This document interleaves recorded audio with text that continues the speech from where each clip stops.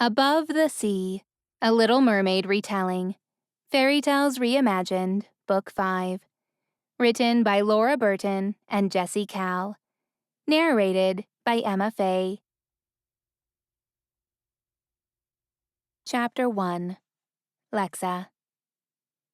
Lexa watched fireworks decorate the sky as she sat on a large rock at the edge of the ocean. Her wet brown hair cascaded over 2 white seashells with gray speckles, the only form of clothing to keep her modesty, as was customary for mermaids. She lowered her eyes to the poultice she mixed in a jar, using a stick, as she had done countless times before. Hackett, a seagull and friend, landed on the rock next to her, hopping in excitement. "The Enchanted Kingdom will have a new queen." His voice entered Lexa's mind telepathically. "I'm just happy someone dethroned the Snow Queen," Lexa replied. "Isn't she your half-sister?" Hackett asked, and Lexa was certain that if the seagull had brows, he would have lifted one. Nonetheless, he cocked his head to the side. Lexa frowned at him in annoyance. With all the thoughts weighing heavy on her mind, the last thing she needed was to be reminded of her wretched half-sister. Leave it to Hackett to always speak without thinking.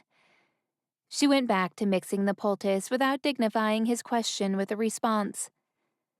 Hackett hopped on her leg and looked up at her.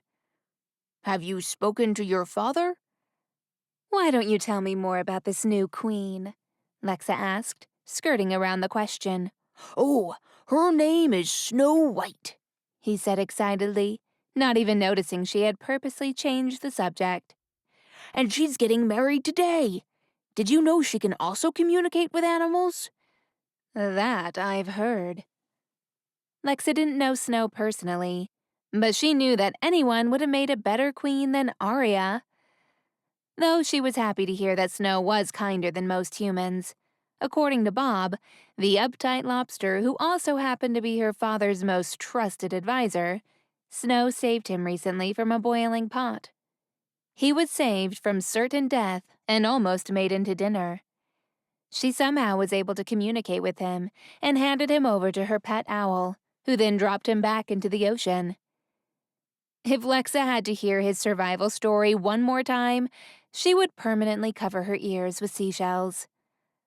Bob already hated the surface and couldn't say enough about how dangerous the humans were.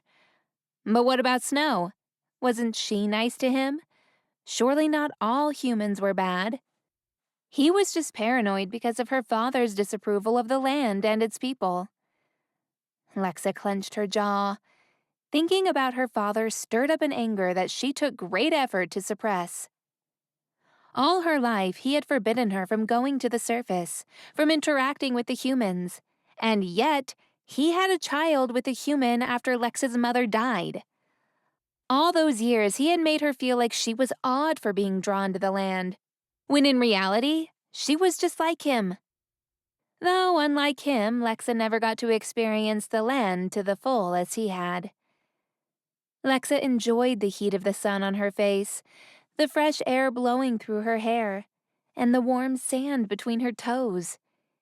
Even though her father knew she would go to the surface from time to time, he had no idea she had the means to generate legs. Thanks to the stone she traded with Arya, Lexa was able to connect with the stone her mother had given her. The 2 stones fit together like yin and yang, and once joined, they gave Lexa the ability to shift into human form, even if only for a short time. It was just enough for her to enjoy the island she found in the middle of the sea. More fireworks of red, white, and green exploded like confetti in the distance, and birds' songs traveled melodically through the swaying trees. The animals were euphoric with the new queen's wedding. The buzz of excitement flowed through the air, and all life in the enchanted forest sang and danced with glee. Lexa had never heard of a human who could communicate with animals, and it was rare for them to honor and praise a human. So whoever Snow was, she had to be special. "Lexa!" The corners of her mouth twitched at the familiar sound of her best friend. His voice was unmistakable. light, charming, and that day he was jovial. She turned to find Jinko, her dolphin, appearing on the surface of the water. He was tangled up in a long string of algae that wrapped around his head and nose, though this did nothing to dampen his happy mood. Lexa tilted her head as she studied him. "Oh, Jinko." She placed the jar aside, then leaped into the water. "What happened?" "I was being very careful," he said as she untangled him. "But then your father found me and asked about you." Lexa gave Jinko a horrified look. "Don't worry," he said. "I had already left your cave. But when I told him I didn't know where you were, I don't think he believed me. We might need to come up with a good story to throw him off our track." Despite the seriousness of the situation, Jinko spoke like they were playing a game, and he merely wanted to talk strategy. "Why should I hide from him?" Lexa grunted, freeing Jinko from the algae. "He lied to me my whole life." Jinko wiggled, then swam around a few times. "He wanted me to tell you that he needed to talk to you. I think he might be ready to tell you the truth." He didn't even try to hide the excitement in his voice. Jinko was an optimist, always thinking the best of people, but his optimism was lost on Lexa, especially when it came to her father. "What truth?" Lexa's brows furrowed. "That he moved on from my mother with a human woman? Or that I'm related to Arya of all people?" Jinko pushed his nose onto Lexa's cheek. "You did save her life once." "I did it for Jack," Lexa clarified. "He saved my life, and I could tell he wasn't going to let me save him unless I saved her too." "What about the handsome pirate?" Jinko asked with googly eyes. "Why did you save his life?" The pirate's name was Reich, and Jinko knew why she had saved his life. He knew that all it took was one look at his dark hair and piercing blue eyes, and her heart was claimed. She could no longer see a life, or even an existence without him in it, even if he was a pirate. Except since he couldn't breathe underwater, that was never going to be a part of her reality. Even if she did save his life after the shipwreck and spent weeks nursing him back to health, they could never have a future together. He couldn't live with her under the sea, and she couldn't have legs for more than a few hours in a day. So the land was not a viable option either. But even if they found a way to beat the odds and conquer the impossible, he was still a pirate. Her father would never allow such a union. Pirates were the most formidable enemies of the mermaids. A life with Reich was nothing but a mere dream, one that was coming to an end sooner rather than later. "Do I have a blowfish in my mouth?" Jinko asked, snapping Lexa from her thoughts.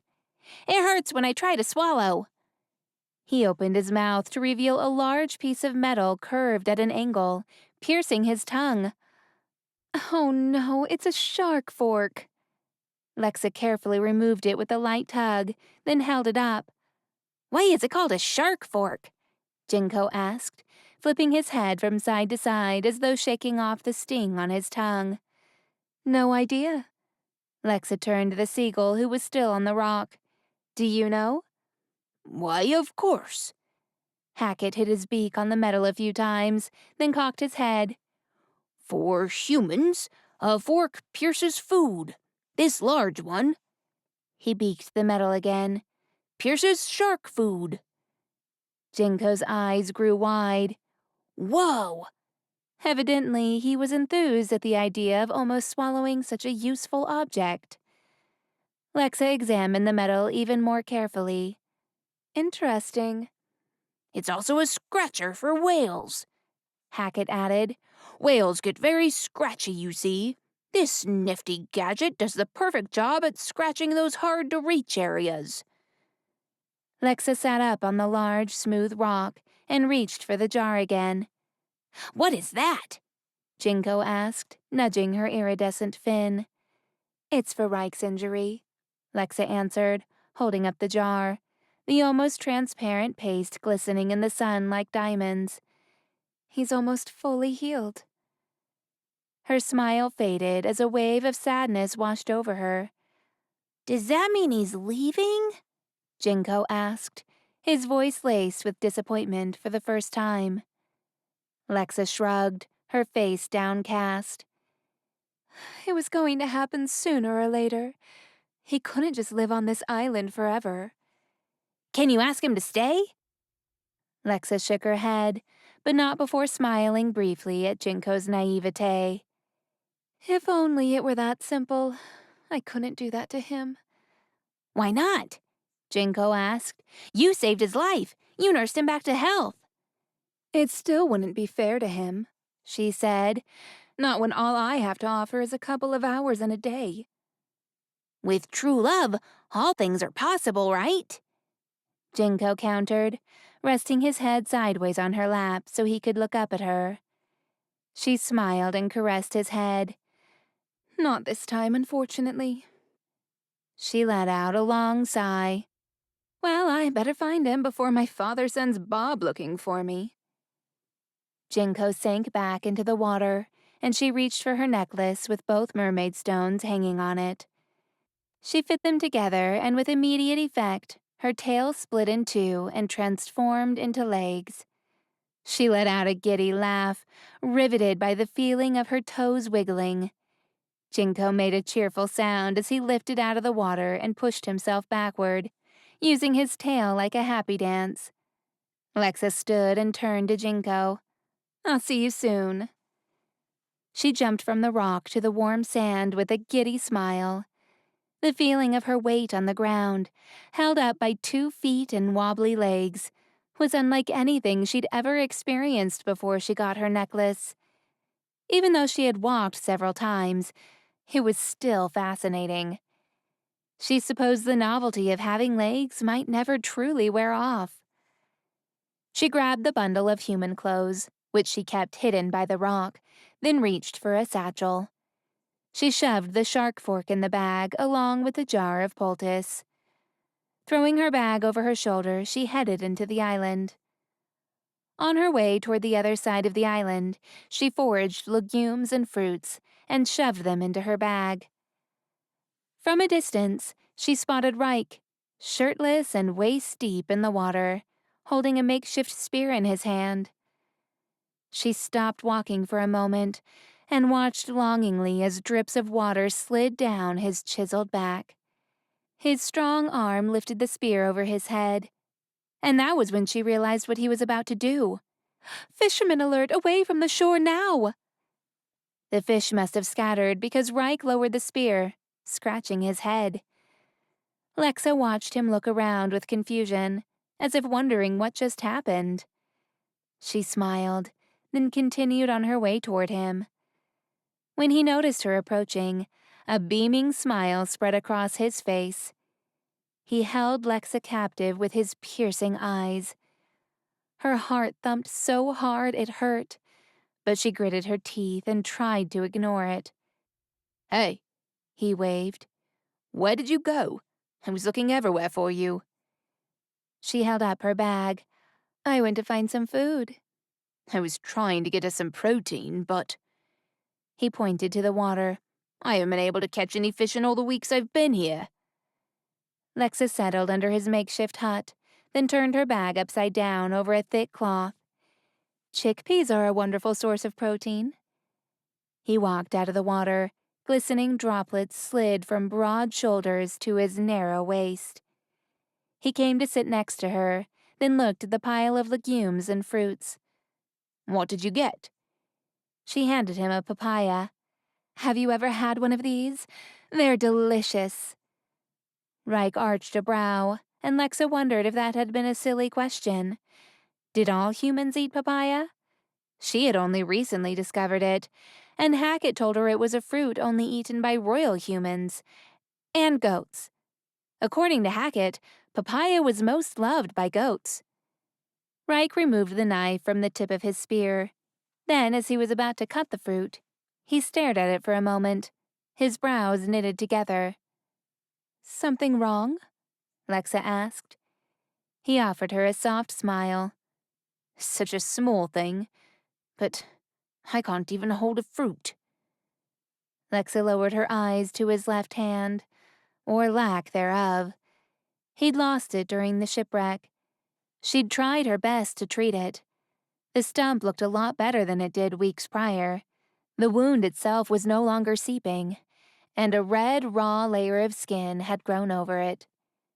She had a feeling the mental healing would take a lot longer than the physical. She frowned. I'm sorry.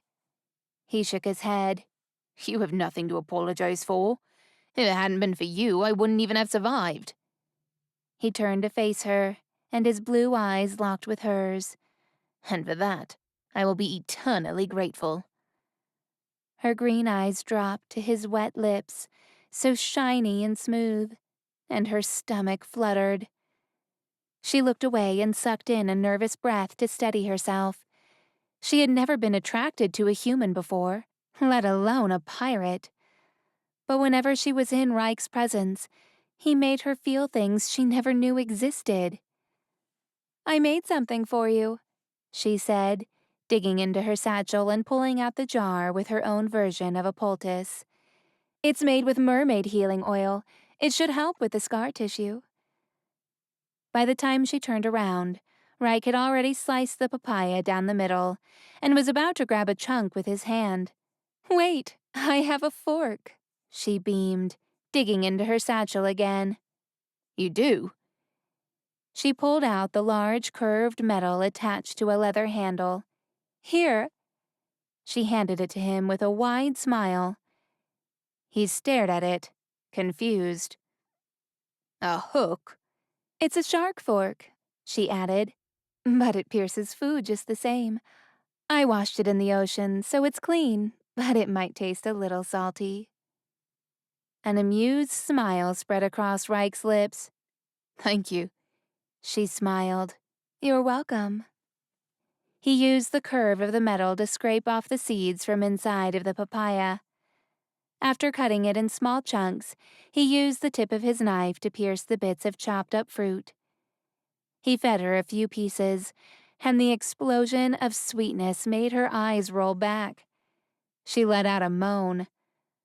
When her eyes opened again, she caught the look of amusement on Reich's face as he watched her.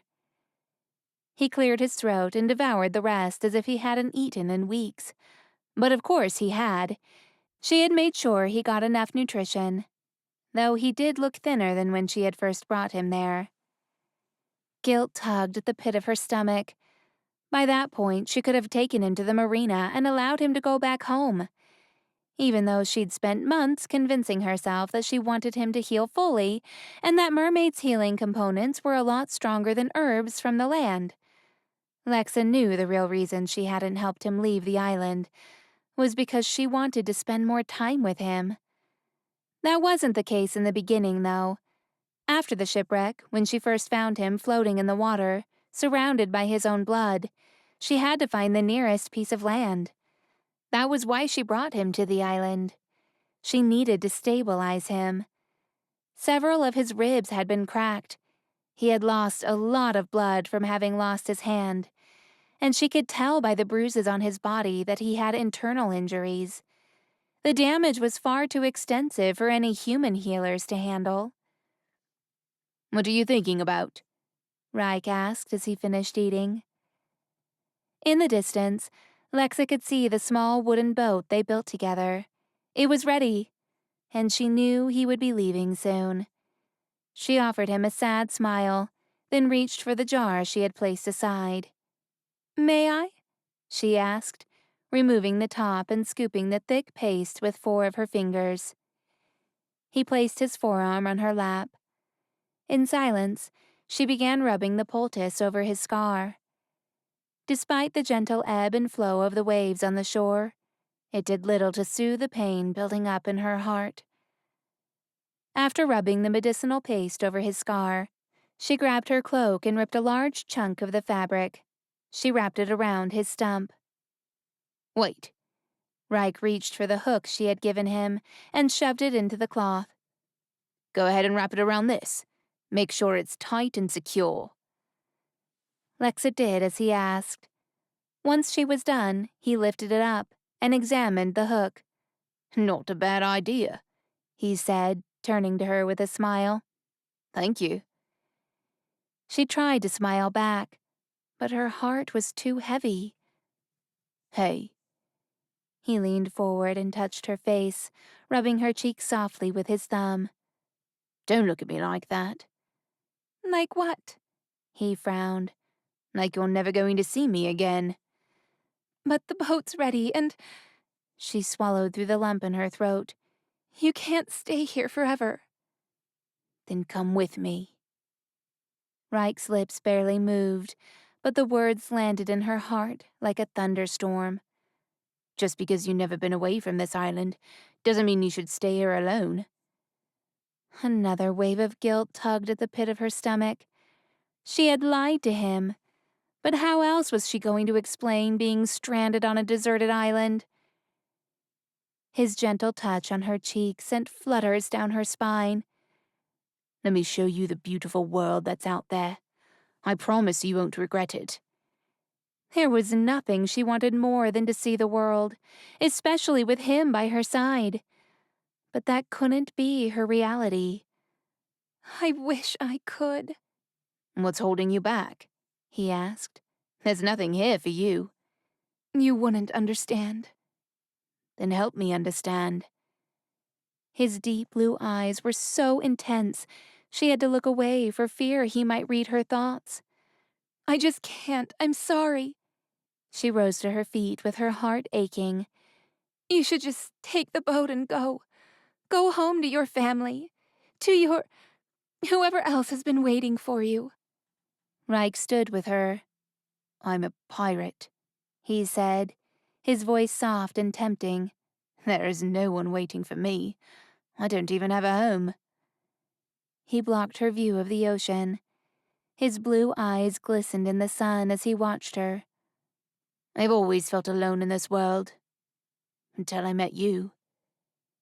She cupped his face, his scruffy stubble prickling against her palms.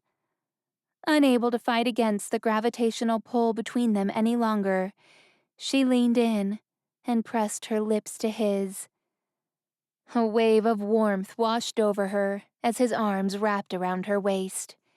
He pressed his body against hers, and she found his tongue. The sweet taste overtook her senses, and she moaned against his mouth. His strong arms tightened around her, and she wanted that moment to never end.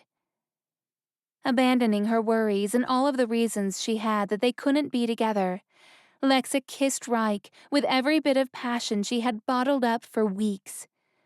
Suddenly, in his arms, she pushed away every thought screaming in her mind, telling her why she couldn't be with him.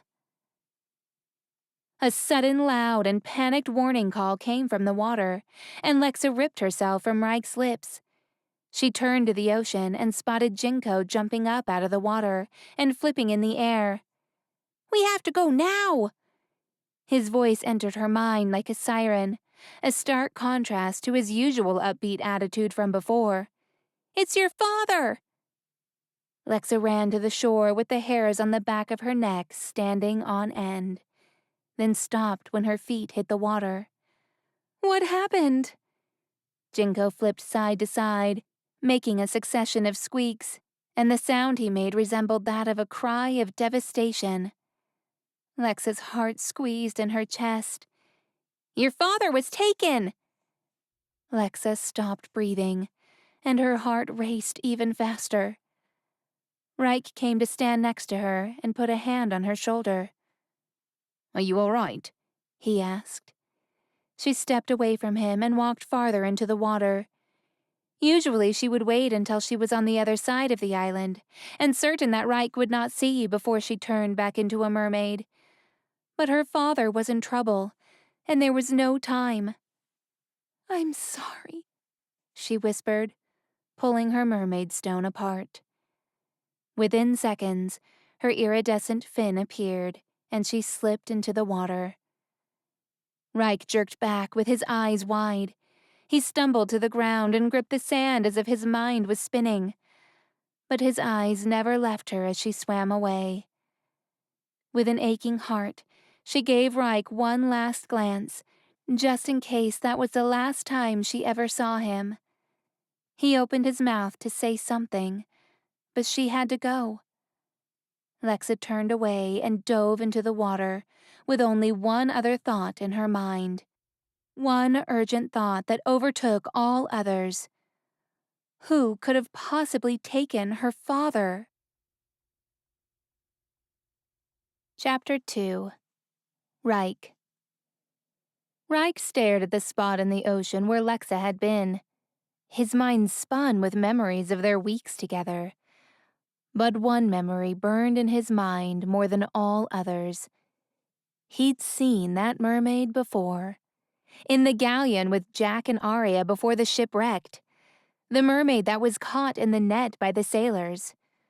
Reich hadn't taken a good look at her face, but the long black hair and shimmering fin had definitely caught his attention. How had he not noticed that the mermaid and the woman who had nursed him back to health were the same person? All the times she'd disappeared for almost a whole day, and he couldn't find her anywhere on the island. He should have thought about the possibility, but she had legs. In all his time as a pirate, he'd grown to learn a lot about mermaids. How their singing was their weapon, how their scales had healing properties, but never had he heard that they could generate legs, which was why the possibility of Lexa being a mermaid never crossed his mind. But she was a mermaid, and she had taken care of him, knowing he was a pirate. Could that have been why she didn't tell him the truth about who she was? Did she think he wouldn't have accepted her? Or perhaps she thought he would have betrayed her. Whatever the case, he needed to talk to her. Reich rushed toward the boat they had spent weeks building together. He pushed it into the water, then hopped inside, allowing the waves to take him deeper toward the open sea. "Lexa!" he yelled, squinting at the vast ocean ahead. "Come back!" He grabbed the paddles and began to row. The wood slid off his metal hook. He lunged to grab it, but it disappeared into the water. He punched the side of the boat with his hook, burying the tip into the wood. "Lexa!" he yelled again, frustration evident in his tone. Why did she have to leave without even giving him a chance to tell her he didn't care that she was a mermaid? He needed her to know that nothing had changed for him. "Lexa, where are you?" he yelled, looking around the vast ocean. "Please come back and talk to me." Something hard hit the boat, and Reich grabbed onto the sides. A rubbery fin broke through the surface of the water, and Reich's heart raced in his chest. For a moment, he thought it was a shark as it swam around the boat. But then the animal lifted its head above the water, and he realized it was a dolphin. He made a sound similar to what Reich had heard on the shore. The same sound that had caught Lex's attention before she disappeared into the ocean. He must have called for her. He knew her. "Hey, mate." Reich reached out to pet the dolphin. His skin was wet and rubbery against Reich's palm. "You called for her, didn't you? Can you bring her back?" The dolphin lifted his head, and while still making the same melodic sound, water spewed from his mouth, splashing Reich on the face. He closed his mouth and pressed his eyes shut. By the time he opened his eyes again, a long string of algae had been wrapped around his boat. The dolphin bit against the algae before swimming away. "Wait," Reich called out. "I need to speak with her. Please bring her back." The boat jerked into motion. Reich grabbed onto the sides to keep himself steady as the boat began to follow the fins slicing through the water. He smiled at the possibility that the dolphin understood his request and was taking him to where Lexa was. It wasn't until Reich started to see the sailor ships from a distance that he realized the dolphin hadn't taken him to Lexa. He'd taken him to the marina. "No," he yelled at the dolphin as the boat slowed. "This is not where I wanted to go." The dolphin released the algae from his mouth and swam around the boat a few times, making the same noise as before. I don't understand what you're saying, he replied, assuming the dolphin was trying to communicate with him. Just take me back to the island, or wait for her there. She'll be back, I know it. The dolphin suddenly disappeared, and Reich lunged to the edge of the boat, peering into the dark water. Wait, don't go, take me back. When the dolphin didn't return, a tightness squeezed in Reich's chest. The animal was gone, and he couldn't help but wonder if he had brought Reich to safety under Lexa's orders. No, she was not going to get rid of him without an explanation. If she really wanted him gone, she was going to have to say it while looking him in the eyes. He knew without a shadow of a doubt that he would find her again, if it was the last thing he did. Chapter 3. Lexa. Lexa's inky black hair whipped backward as she swam faster than she'd ever done before. Nothing could calm her racing heartbeat that banged like war drums in her ears. She kept telling herself that Jinko must have been mistaken. Her father was not missing. He couldn't be. Poseidon, king of the sea and ruler of Atlantis, could not have been taken. He was too strong, too powerful. All the years of their disagreements and every sour word she had said to her father came spiraling back to Lexa's mind, sending her into a whirlwind of anxiety and guilt. She shot through a school of small silverback fish, not stopping when several of them cried out indignantly at being disturbed on their daily stroll through the reef. Lexa didn't have time to warn any sea life to get out of the way. She moved her long, slender fin with so much force, more force than she knew was even possible, that she shot through the water like a glittering firework under the sea. Weak rays of sunlight looked like shooting stars as she raced forward. She swam deeper and the light weakened, giving way to the light blue rays from her home. Atlantis generated its own light. The city was made up of towers of rocks, glowing all colors, from sea foam blue to aerolide yellow. Two strong mermen with giant silver blades stood guard at the steel gates to the city. Upon seeing Lexa, their stern expression softened, and they lowered their weapons. Princess Lexa? One of them bowed, his long golden locks flowing in the water. But Lexa did not stop to speak to them as she swam into the city. Swarms of fish scattered as Lexa approached, but not before she heard them talking in hushed tones. I hear King Poseidon is dead. Fish food.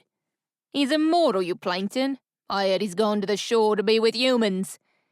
One thing is certain, he is not coming back. Lexa barely paid any attention to all the eyes beaming at her from the sea life all around her.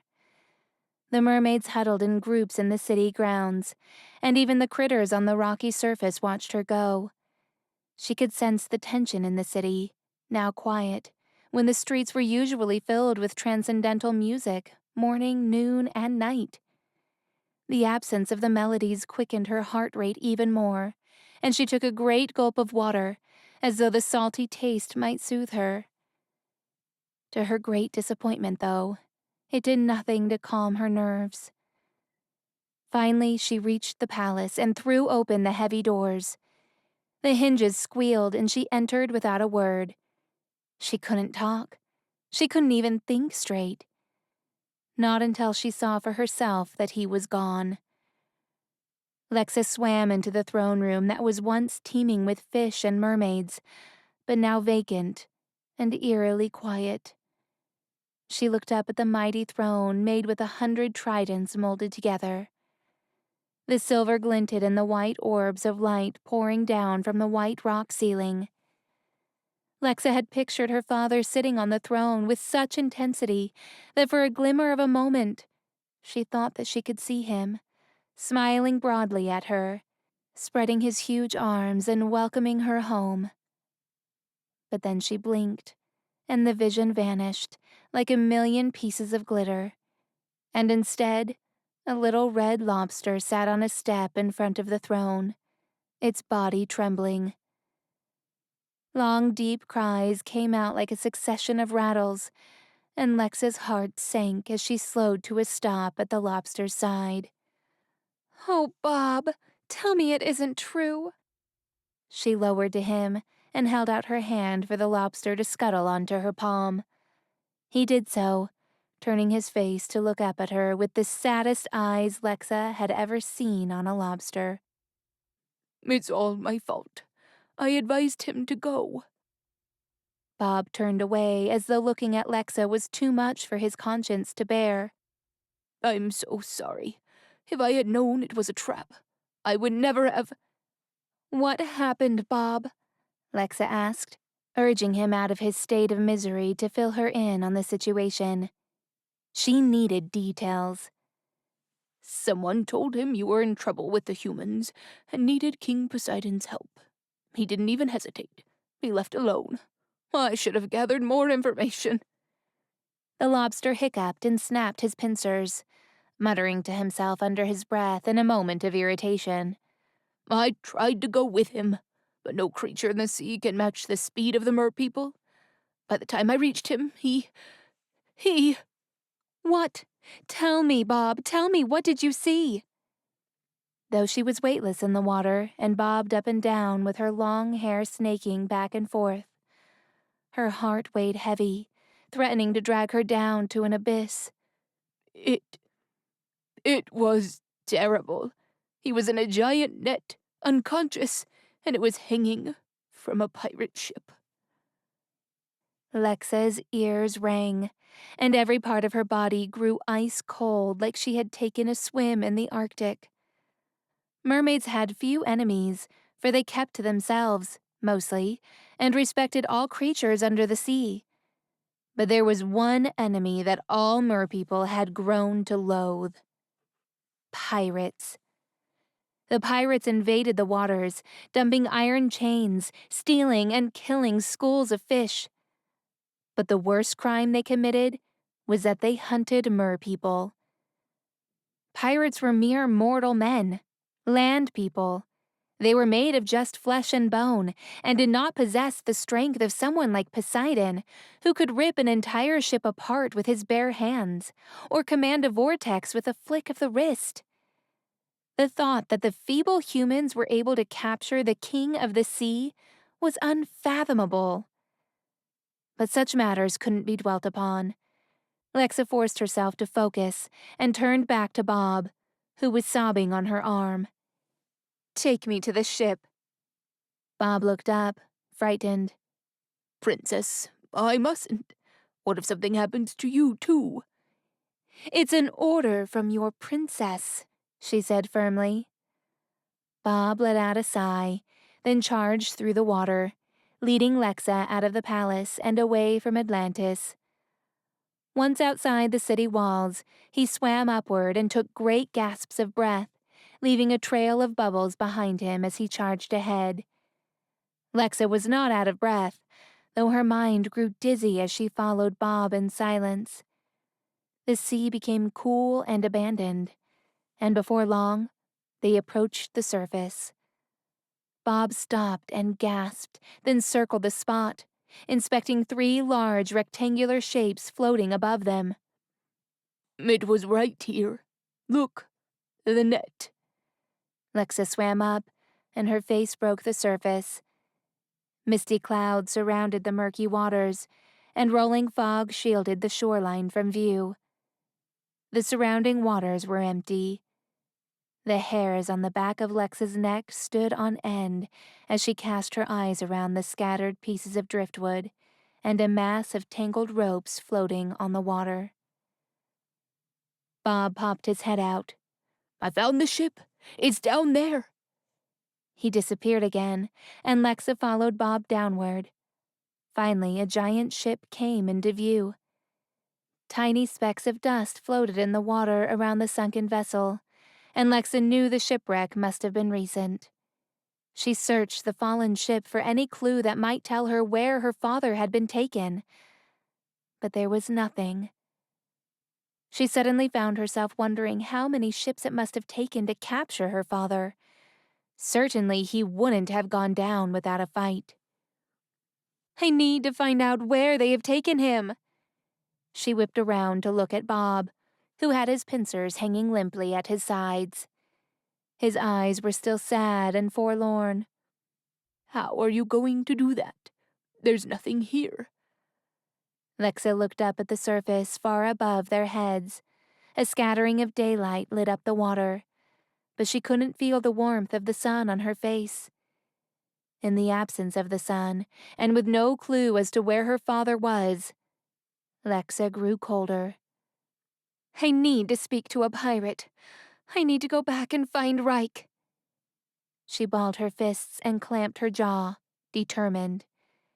She wasn't sure if Reich would even want to talk to her now that he knew who she was, or what she was. But she had no choice. Lexa! A bleating of clicks and high-pitched squeals drew Lexa's attention to look behind her. Jinko soared through the water, zooming toward her with a sense of urgency. What is it now, Jinko? Lexa asked, uneasy by Jinko's nervous cries. Reich is gone! He got on the boat and started to leave, so I helped him to the marina. The marina? Lexa clutched her arms, breathing in the salt water and swallowing hard. If Reich was on the mainland, he could be anywhere by now. She touched her stone necklace and chewed her lip.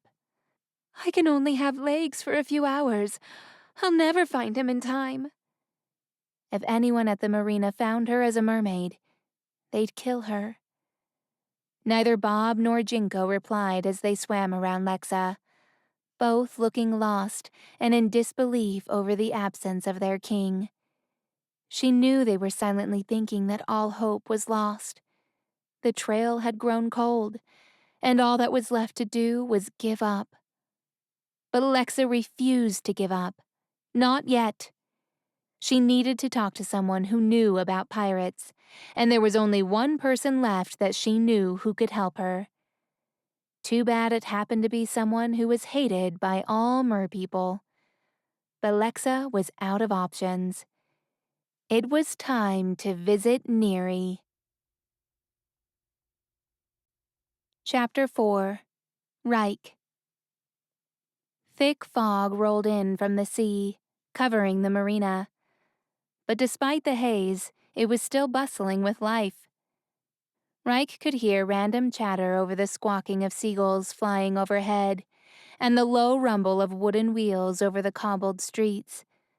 But despite being back around people again, Reich was less than pleased. He gritted his teeth as the small boat floated to an empty dock. He thought about tying the boat to the post, but decided against it. It wasn't like he was going to need it anyway. There was no way he would be able to return to the island on such a small boat and one paddle. He was going to need a ship and a crew. Oi, Reich, you thieving scumbag! A grueling voice came from the end of the pier. Reich stopped. He didn't have to look behind him to know who had called his name. The guttural growl in the man's voice gave it away, and the heavy footsteps on the dock told him the man wasn't alone. Lads. Reich whipped around and flashed them his most charming smile, as he had done so many times in the past. The group of pirates furrowed their brows as they surrounded Reich, balling their fists. What a pleasant surprise! One of the men lunged forward and punched Reich in the face. He fell to the floor with an iron taste of blood filling his mouth. He spit the red liquid onto the wooden deck, but didn't move. Where is it? The man asked, towering over Reich. And don't make me ask again. Reich rolled over on the dock and looked up at the man. It was the last person he wanted to see. One-Eyed Joe. A pirate with a boiling temper, sharp tongue, and even sharper sword that he took great pleasure in sinking into the flesh of his victims. Such victims were the men who owed him money. I was actually on my way to find you." Is that right? The man pinned Reich's knee with his thick leather boot, making Reich grimace in pain. Then I assume you have an explanation as to why my galleon is gone. Reich clenched his jaw, knowing the man's galleon was now at the bottom of the ocean. I needed her for something urgent, but I promise, I will get you an even better one. A bigger one. The man removed his boot, sending relief up Reich's leg. But then he crouched and looked Reich in the face, his breath coming out in clouds of tobacco and rum, stinging the back of Reich's throat with every inhale. You have until the full moon. If I don't have a galleon on this dock. He glanced at Reich's hook, a grim smile spreading across his face. I will rip off your other hand and feed it to the sharks. Do I make myself clear? Reich nodded. Crystal. There was a pause as the man eyed Reich closely. Reich could almost see the cogs turning in the man's brain, as if he were deliberating whether to just end Reich on the spot. But instead, One-Eyed Joe smiled and rose to his feet. Let's go, fellas. The group of men walked away, laughing among themselves. But even after they had left, the smell of hard liquor lingered on the dock. Reich wiped his bloody lip with the back of his hand, then stood, squaring his shoulders. He needed to find a ship quickly, but not to pay off his debt. He wasn't afraid of the loan sharks. The more pressing need was finding Lexa. A small boat would take far too long. If she came back to the island to search for him, he didn't want her to think he had left her behind, perhaps thinking that he got spooked by the fact she was a mermaid. But that couldn't have been further from the truth. Not after all she had done for him, all the nights they sat under the stars, all the time Lexa tended to his injuries, when she softened his heart with her gentle voice and eased his troubles with a simple touch. He couldn't bear to have her think she meant nothing to him. Resolved more than ever, Reich marched down the dock toward the bustling crowd of fishmongers and sailors. He was going to find her, if it was the last thing he did. Chapter 5. Lexa. If there was one place that mermaids hated more than land, it was Neri's cave. Lexa knew that just going there was taking a big risk. She had heard the rumors. Neri had once lived in Atlantis, but was banished. For what reason? There were many. Neri was a rare species of mermaid. Instead of a long, glittering fin, she sported 8 giant tentacles. And while all the other mermaids were known for their enchanting beauty with shimmering skin and slender physiques, Neri was big and strong, with exaggerated features, and had the hottest temper in all the sea. She was downright terrifying, and arguably a powerful ally when she lived among them. Now she dwelt in a solitary cave surrounded by raging waters, and rocks so sharp they'd cut a human's skin clean off on impact. That was just how Neri liked it. She had never been one for company, nor for having friends. But she was ambitious and had made deals with many humans, especially pirates.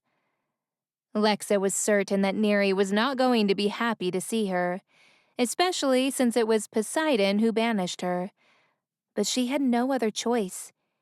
Neri was the only sea creature who most likely had the answers Lexa was looking for. And she was also the only one who could never resist a deal. As Lexa neared the cave, water thrashed about, forming cyclones and algae spinning under the surface. Lexa carefully avoided them as she swam deeper, where no human could possibly go. Neri's cave was an ancient site that once belonged to a human man who professed himself to be a god. The mouth of the cave was said to be the entrance to the underworld, home of Hades. But Lexa knew this was merely a story to keep curious mermaids away. The man had set up traps and hidden passages that would only open if the adventurer could solve his ominous riddles. But Lexa didn't need to go in the human way. Underneath the cave was a tunnel that led right to the heart, with the purest water in the world. After the man died, the cave and its special waters became the possession of Neri. Rumor had it that the man made a deal with her and disappeared soon after. Lexa bit her lip as she pushed through a mass of tangled seaweed blocking the underwater entrance. She hoped that, for once, Neri might not be in a begrudging mood. The passage opened to a vast craggy cavern. The sparkling ceiling of the cave was just visible above the surface of the water, but before she could swim upward, a voice jolted her to a halt. Who dares interrupt my slumber? Lexa spun around and spotted Neri on a huge ledge near the water's surface. 3 of her long tentacles writhed like snakes along the cave walls, as though she was bracing to capture Lexa in one swoop and squeeze the life out of her. "It's me, Lexa, daughter of Poseidon," she shouted, straightening her spine. Though she didn't want to die, she was not going to show Neri a shred of fear. Neri hissed, and another tentacle draped over the ledge, snaking down the wall. How dare you show your face here? Neri slid over the ledge and climbed down to hover near her. All 8 tentacles moved like spider legs as she drew closer. Lexa stiffened, uncomfortable at the close proximity, but resisted the urge to move away. The corners of Neri's bulging lips curved upward, as though she could read Lexa's thoughts, and found the situation amusing. You need my help. The words came out like a delighted purr. The Princess of Atlantis needs my help. What a surprising turn of events. Lexa set her jaw, pushing her pride aside, and thinking about her father. She pictured him hanging in a net like the one she had been trapped in on the pirate ship. She could only imagine what terrible things the pirates planned to do to him. Just because he was immortal didn't mean he couldn't be tortured. "Trust me, I wouldn't be here if I had any other option," she confessed. Neri howled with laughter, as though Lexa had just delivered the perfect punchline to a joke. And what, pray tell, makes you think I'm interested in helping you? "Despite our differences, we have one common enemy," Lexa said, trying to keep her voice steady. "Pirates." Neri's face fell, and her brows furrowed as she stole a glance at one of her tentacles. The scars, Lexa knew, had been the barbaric work of pirates many years ago. I'm not interested. "My father banished you when he could have taken your life," Lexa reminded her. "He was merciful towards you." Merciful? Neri's eyes flashed with anger, and in a snap, she struck a tentacle at Lexa like a whip. It coiled around her body and lifted her up to her eye level. Neri leaned forward, and her huge eyes bored into Lexa's, a low, guttural growl rumbling from the bottom of her throat. Because of him. I was forced to live in isolation, and what happened wasn't even my fault. Your mother was the one who came to me." Lexa's eyes prickled. Neri's words cut her more deeply than she could ever achieve with physical force. "I didn't come to talk about my mother," she said, trying to keep her voice from breaking. "I came because of my father. He's been taken." Neri's face softened, and she looked at Lexa with a hint of surprise. You mean to tell me the mighty Poseidon has been captured by pirates in his own kingdom. The hint of derision in her tone didn't merit a response. Neri lowered Lexa, but didn't loosen her grip. My, oh my. I honestly thought I'd never live to see the day. Is your hatred for my father so strong that you would side with pirates? Lexa asked as if the word pirates was venomous on her tongue. Neri scowled. I would never side with those barbarians. But I am also under no obligation to help your precious family. Now go. She shoved Lexa, releasing the grip around her.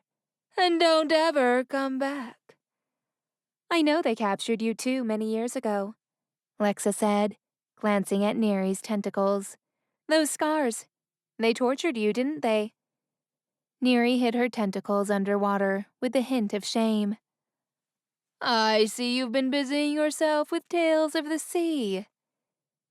If you help me save my father, I will plead on your behalf. You'll be allowed to return to Atlantis, Lexa promised. Neri cocked her head. And who says I want to return? Then I'll plead for anything you desire. Neri narrowed her eyes, then traced her long fingernail over her lips. How exactly do you think I may be of help? Tell me where they took you and how you broke free. That is all, Lexa said. Once he returns, I will give you whatever you wish. The corner of Neri's lips lifted in a cunning smile. Sounds to me like you're trying to make a deal, my dear. Lexa gulped. What if I am? Neri tossed her long mane of hair back like a horse. Then you should have led with that.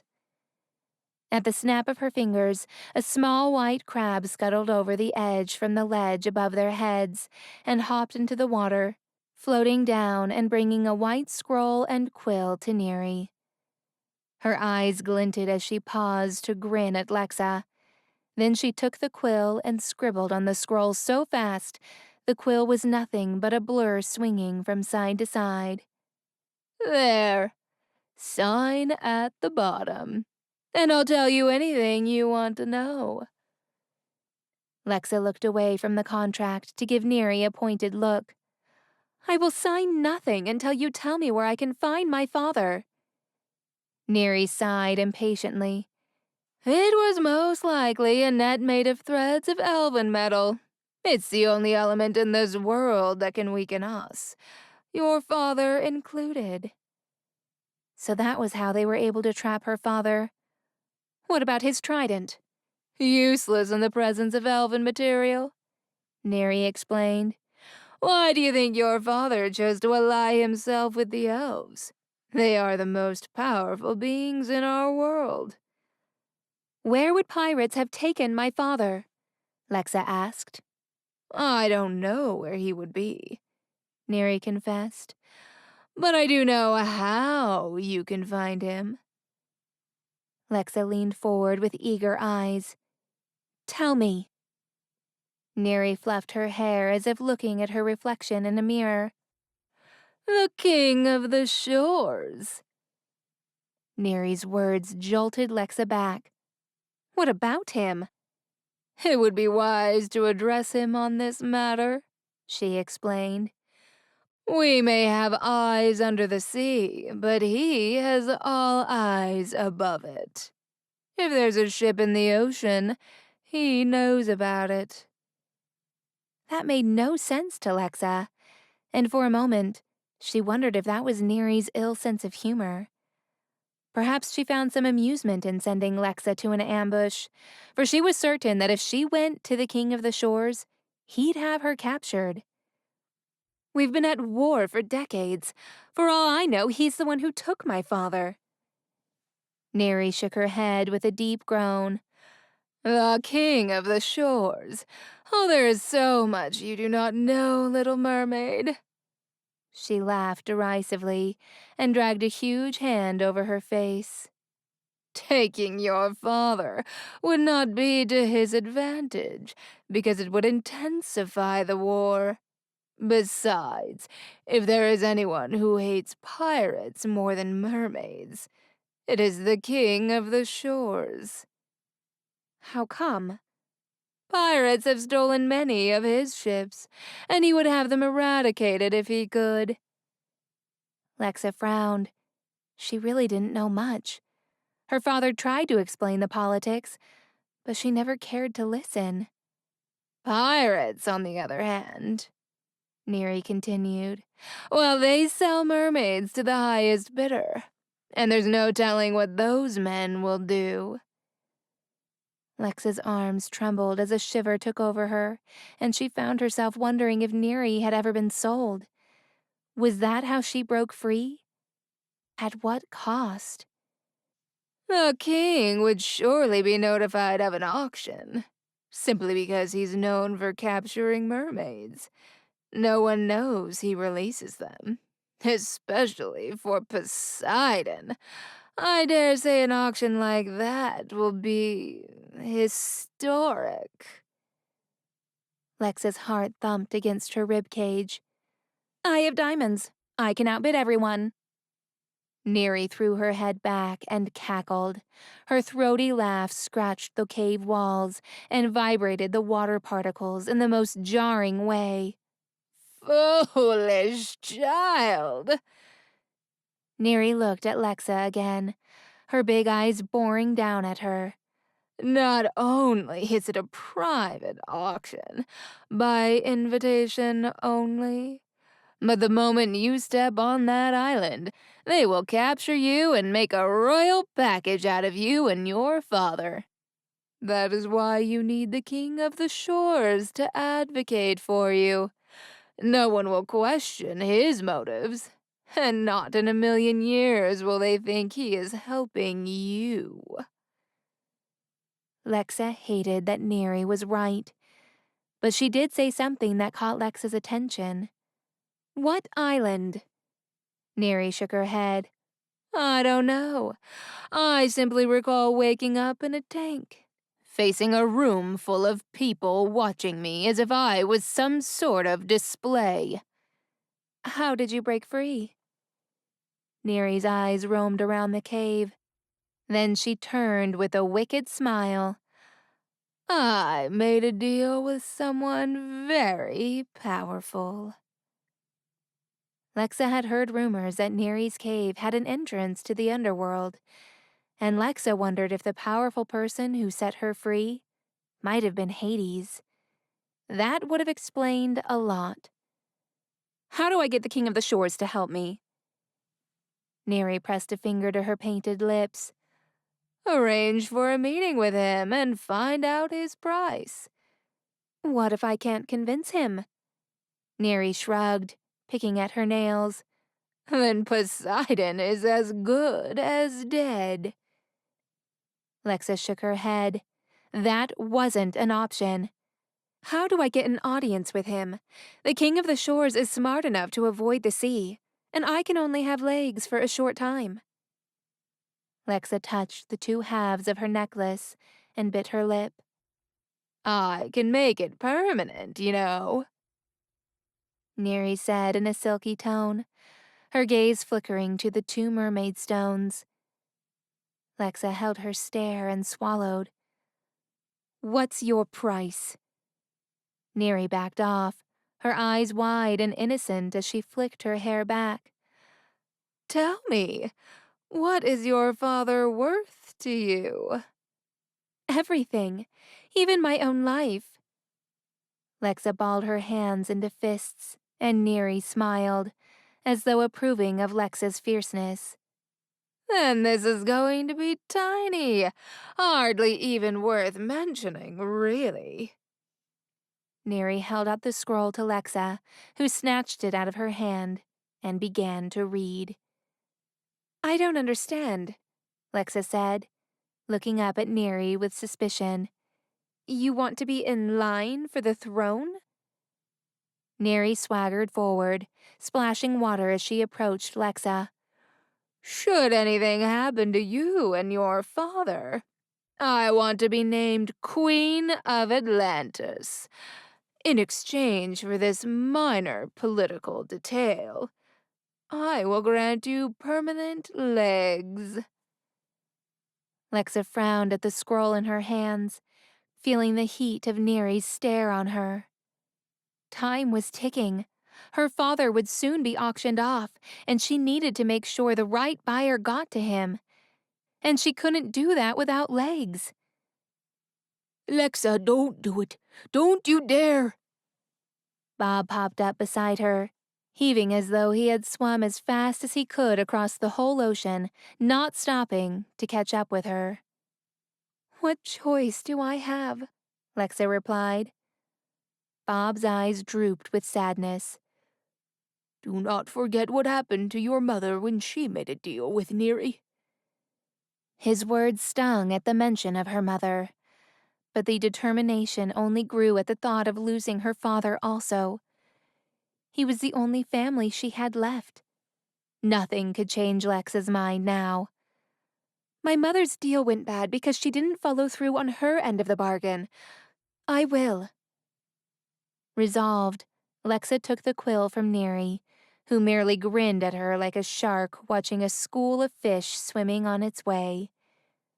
When Lexa signed her name, Neri snatched the scroll back and snapped her fingers again. The white crab returned, this time with a white cotton dress. The crab handed it over to Lexa, who gave Neri a confused look. But she wasn't going to ask what happened to the poor woman to whom the dress belonged.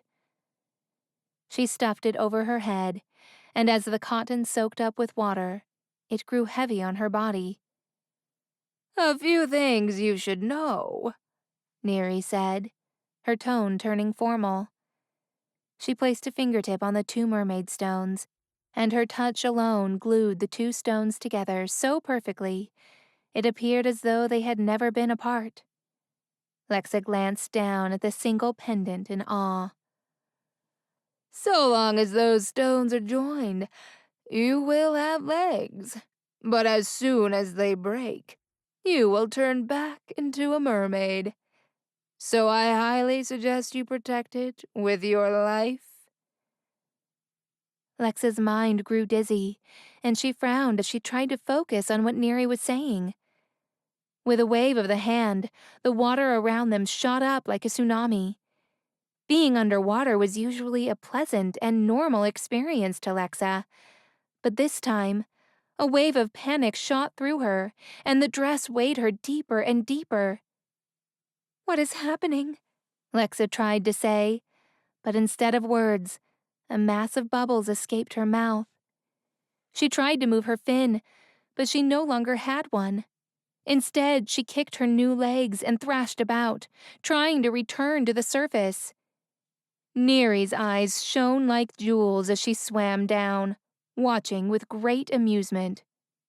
"Did I forget to mention?" Neri's voice entered Lexa's mind telepathically. "So long as those stones are joined, you are human and cannot breathe underwater." Lexa sank deeper into darkness and blinked up at Neri, who gave her a soft wave, watching her sink. "Goodbye, princess. Do not concern yourself with Atlantis. I'll take good care of it." "It was a trick," Bob yelled. "I told you not to do it." Bob's angry voice floated in Lexa's head, but her ears rang, and every part of her body shuddered. She forced her heavy limbs to take her out of the cave, and as far from the treacherous waters as possible. Her body screamed out in pain, her lungs throbbing in a way she had never known before. She kicked and looked up at the weak sunlight pouring down from the surface. For a moment, she thought she saw the outline of a dolphin above her head. But then the sunlight faded, and the water closed in on her until she became consumed in darkness. Is she dead? "I don't think so. Let me check her pulse." Oh my goodness, please don't tell me she's dead. I can't. Please, Bob! Be quiet. I can't hear anything with you clicking and squeaking at me. Lexa coughed up a mouthful of salty water and took greedy gasps of air. Her mind spun with confusion as she tried to recall what had happened to her and why she was on land. She sat up, the sunshine beating down on her so strongly that she was certain the water had begun to sizzle on her arms. She grasped a handful of sand as she steadied her breathing and blinked through the sunlight to see Jinko's head poking out of the water. Then she remembered seeing a dolphin just before she lost consciousness in the sea. It was Jinko. He saved her and took her ashore. Lexa's heart squeezed with gratitude. Thank you. Jinko clicked and jumped into the air, falling into the sea with a splash again. I'm so glad you're okay. Bob scuttled to her side, praising the gods that she was alive. Wait, if I'm fully human now, how can I still hear you both? Lexa asked, and she knew she was fully human, because whenever Lexa used her mermaid stones to generate temporary legs before, she still had the ability to breathe underwater. Now she almost drowned. Maybe that is a gift that has nothing to do with whether you are a mermaid or not. Snow White also has that ability. Lexa smiled at Bob's words. He could not forget Snow White. Perhaps he had a crush. Lexa chuckled as she stood and looked around, straightening out the damp dress over her body. Jinko had taken her to the beach. The palace stood tall and proud in the distance, with silver towers and yellow flags billowing in the breeze. Tall palm trees followed a neat line along the beach, and Lexa watched a little girl with her golden hair in bunches, skipping out from the trees. She paused a few times to bend down and pick up shells from the sand. Lexa could tell by her fine silk dress that the little girl was from the palace. The child stopped, and her head snapped in Lexa's direction. Lexa waved, unsure of what else to do. Are those shells? The little girl asked, pointing to Lexa's chest. The wet dress shaped them in a way that was almost transparent. Yes, they are, Lexa said. The girl cocked her head. Why do you have them there? Lexa smiled. Where I'm from, we don't have dresses. Lily! The voice of a woman came from the sand dunes ahead. A young woman with curly blonde hair came into view. She was dressed in a modest dress that tied at the waist, and her hair was tied back to look like a pony's tail. I'm here, Miss Ella. Lily's sing-song voice was so sweet and gentle. Lexa couldn't help but smile. I was just talking to her about shells. That's nice, but you know we don't speak to strangers, Ella murmured as she approached, motioning for Lily to go and stand behind her. Forgive me. Lexa bowed her head. I'm Lexa, Princess of the Sea. Lily blinked up at Lexa from behind her maid with big, curious eyes of blue. You're a princess? Daughter of Poseidon? Ella asked. But before Lexa could respond, Ella bowed her head. Oh, Princess, my apologies. Lexa touched Ella's shoulders and waited for her to look up again. I have matters to discuss with the King of the Shores. May I arrange to meet with him? That's my uncle, Lily beamed, rushing to take Lexa's hand and pulling her toward the castle in the distance. I can take you to him. Ella stepped aside, allowing Lily to lead the way. Lexa stole one last glance at Jinko, bobbing in the water, and at Bob, who was watching her from the shore. Be careful, princess. Bob's whisper entered her mind, and she gave him a nod. I will. Then she turned back to the girl and followed her into the trees. Chapter 6. Lexa. Lily took Lexa by the hand and hurried through the castle grounds so fast, Lexa hardly had time to take a proper look at the palace before they reached a small wooden door. "If you want to see my uncle, you need to wear the proper clothes," Lily said, opening the door with a squeal. Lexa frowned at her own white cotton dress, wondering what was wrong with it, when two small hands pushed the small of her back. She stumbled forward with a chuckle, shooting the small girl an amused look. "Where are you taking me?" she asked, walking inside. But Lily shushed her, pressing a finger to her lips as she guided her up the stairs. As they rounded the corner, Lily entered a bedroom. "Wendy, this is Lexa, Princess of the Sea," Lily announced as she walked inside. A teenage girl with sun-kissed blonde hair was making the bed. She glanced at Lexa before looking at Lily with great intent. "Go and get one of Mama's finest gowns. She needs to look like royalty if Uncle is going to see her. Will you help her get ready? Will you?" Lily clasped her hands together as though to beg. Wendy looked at Ella as she walked in after them. When Ella nodded, Wendy curtsied to Lily with a bob, then hurried out of the room. Lexa took the opportunity to look around as Lily started singing, skipping across the room to a large wooden house standing beside a black iron grate and a hole in the wall. Lexa walked over and studied it with fascination. "That's a fireplace," Lily said, standing next to Lexa. She beamed and rocked on her heels, apparently happy to be a tour guide. "This is my bedroom. Come and see my dollhouse."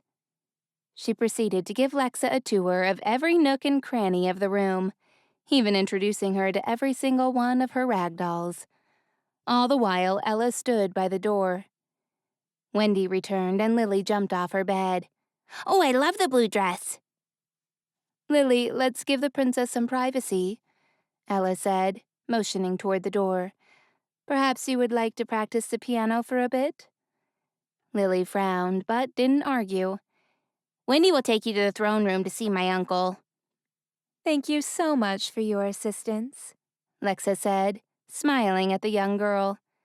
Lily's cheeks prickled like two strawberries as she grinned back.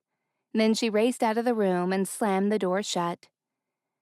Lexa turned back to Wendy and watched her give a shy smile as she held out the dress for Lexa to step into.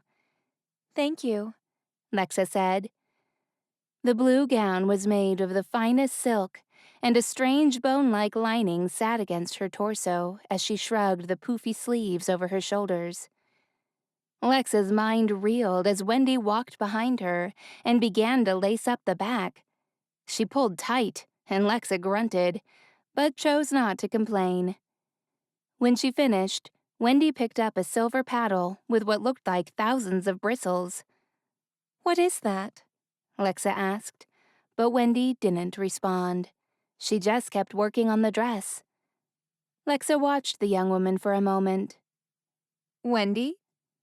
Wendy continued as if she hadn't heard a thing, but then she looked up and caught Lexa watching her. The young woman's eyes widened as if she had missed something, and with reddened cheeks, she lowered her eyes. Lexa touched her hand and then turned to face her. "I just wanted to say this dress is beautiful," Lexa signed with her hands. "Thank you for helping me with it." Wendy's face lit up, and she began to sign back. "How do you know how to sign?" Lexa's heart ached as she thought about it. "My mother taught me." Wendy led Lexa to a plush cushioned chair in front of a mirror and worked through her long hair with the paddle of bristles.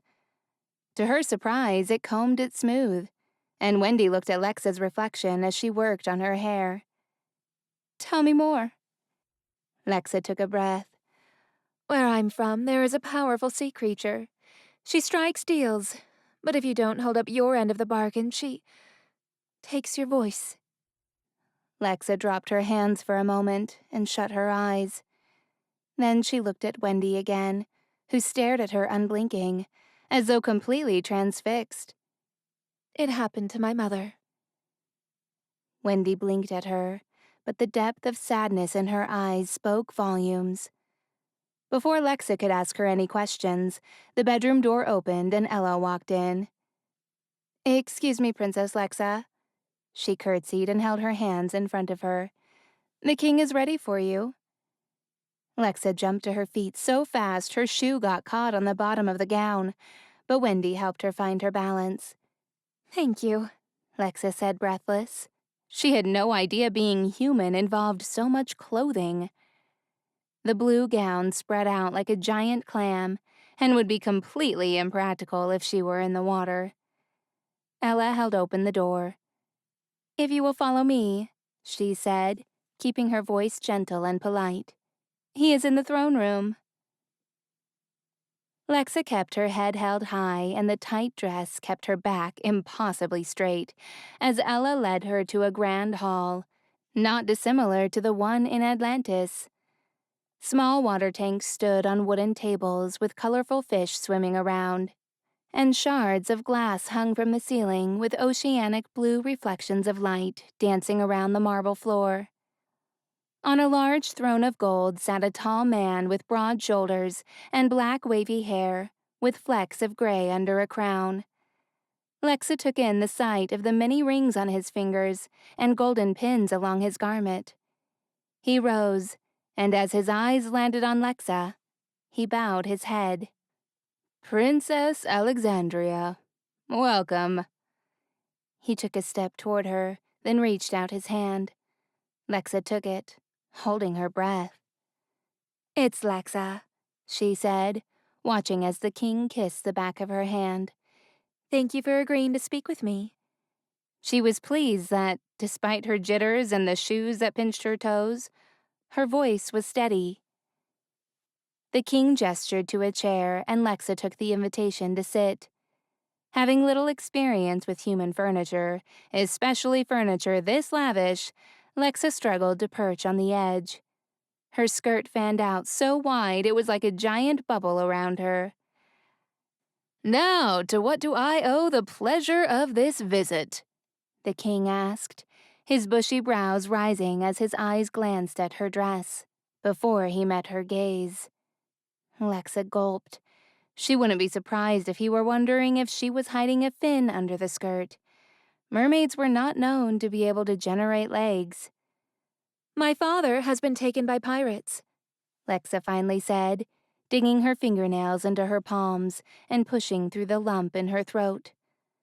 I need your help to get him back. The king stroked his beard pensively. How could I be of assistance to you in this matter? Lexa tilted her head to give him a frank look. I know about the mermaid auctions.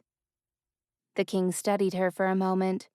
I can see why you would think I participate in those events, but I assure you, princess, I do not buy from pirates, nor do I wish to harm mermaids. Do you know where the auctions are held? She asked. The king shook his head. Oh, I have never been to one. I have heard that the location changes. That being said, I would not advise the Princess of the Sea to go anywhere near that place. Not unless, of course, you want to be added to their list. Lexa straightened her posture. That's why I need your help. Perhaps you can attend the auction for me, and whatever price they want, I'll pay. Of course, you will be rewarded as well. We have many precious stones in Atlantis that you wouldn't dream of finding on land. I'll grant your request, the king said with a note of finality in his tone. But I'm not interested in your stones. Lexa didn't dare breathe, fearing what his request might be instead. I want a peace treaty. Lexa's tense shoulders relaxed. Oh. That wasn't as bad of a request as she had feared.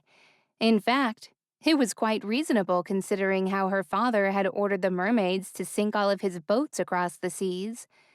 His request shouldn't have come as a surprise to her at all. Where do I sign? She asked. But the king raised a finger. Not just any treaty, however, he added. I need something more permanent. Otherwise, who am I to believe you will hold up your end of the bargain? The king shot Lexa a look of suspicion, and she sucked in a breath, offended by his presumption. What could possibly be more permanent than signing a treaty? She asked. narrowing her eyes. The king locked his eyes on hers. An alliance sealed in the sacred bond of marriage. Lexa swallowed back a gasp as the words landed on her like a tidal wave. You want me to marry you? She asked, panic rising within her. The king sat back and chortled. Good heavens, no. I want you to marry my son, the prince. He rose and clasped his hands behind his back as he took a gentle stroll to a nearby painting. Lexa presumed it was of his son, because the man looked far too young to resemble the king. As you may know, my men need to cross the sea safely to deliver my shipments. But the mermaids present a certain challenge. He went on, but Lexa was no longer listening. She was still reeling at his words. She hadn't imagined that the king would want a marriage alliance. The thought paralyzed her. But the king continued, unaware of the beads of sweat forming on her forehead. I'm losing too many men, he continued. Too many ships. I simply cannot afford to fight the mermaids any longer. But at the same time, I cannot trust them. So I will help you get your father back. But in return, you must agree to marry my son and forge an unbreakable alliance between our kingdoms. Lexa kept quiet as the thoughts swirled in her mind.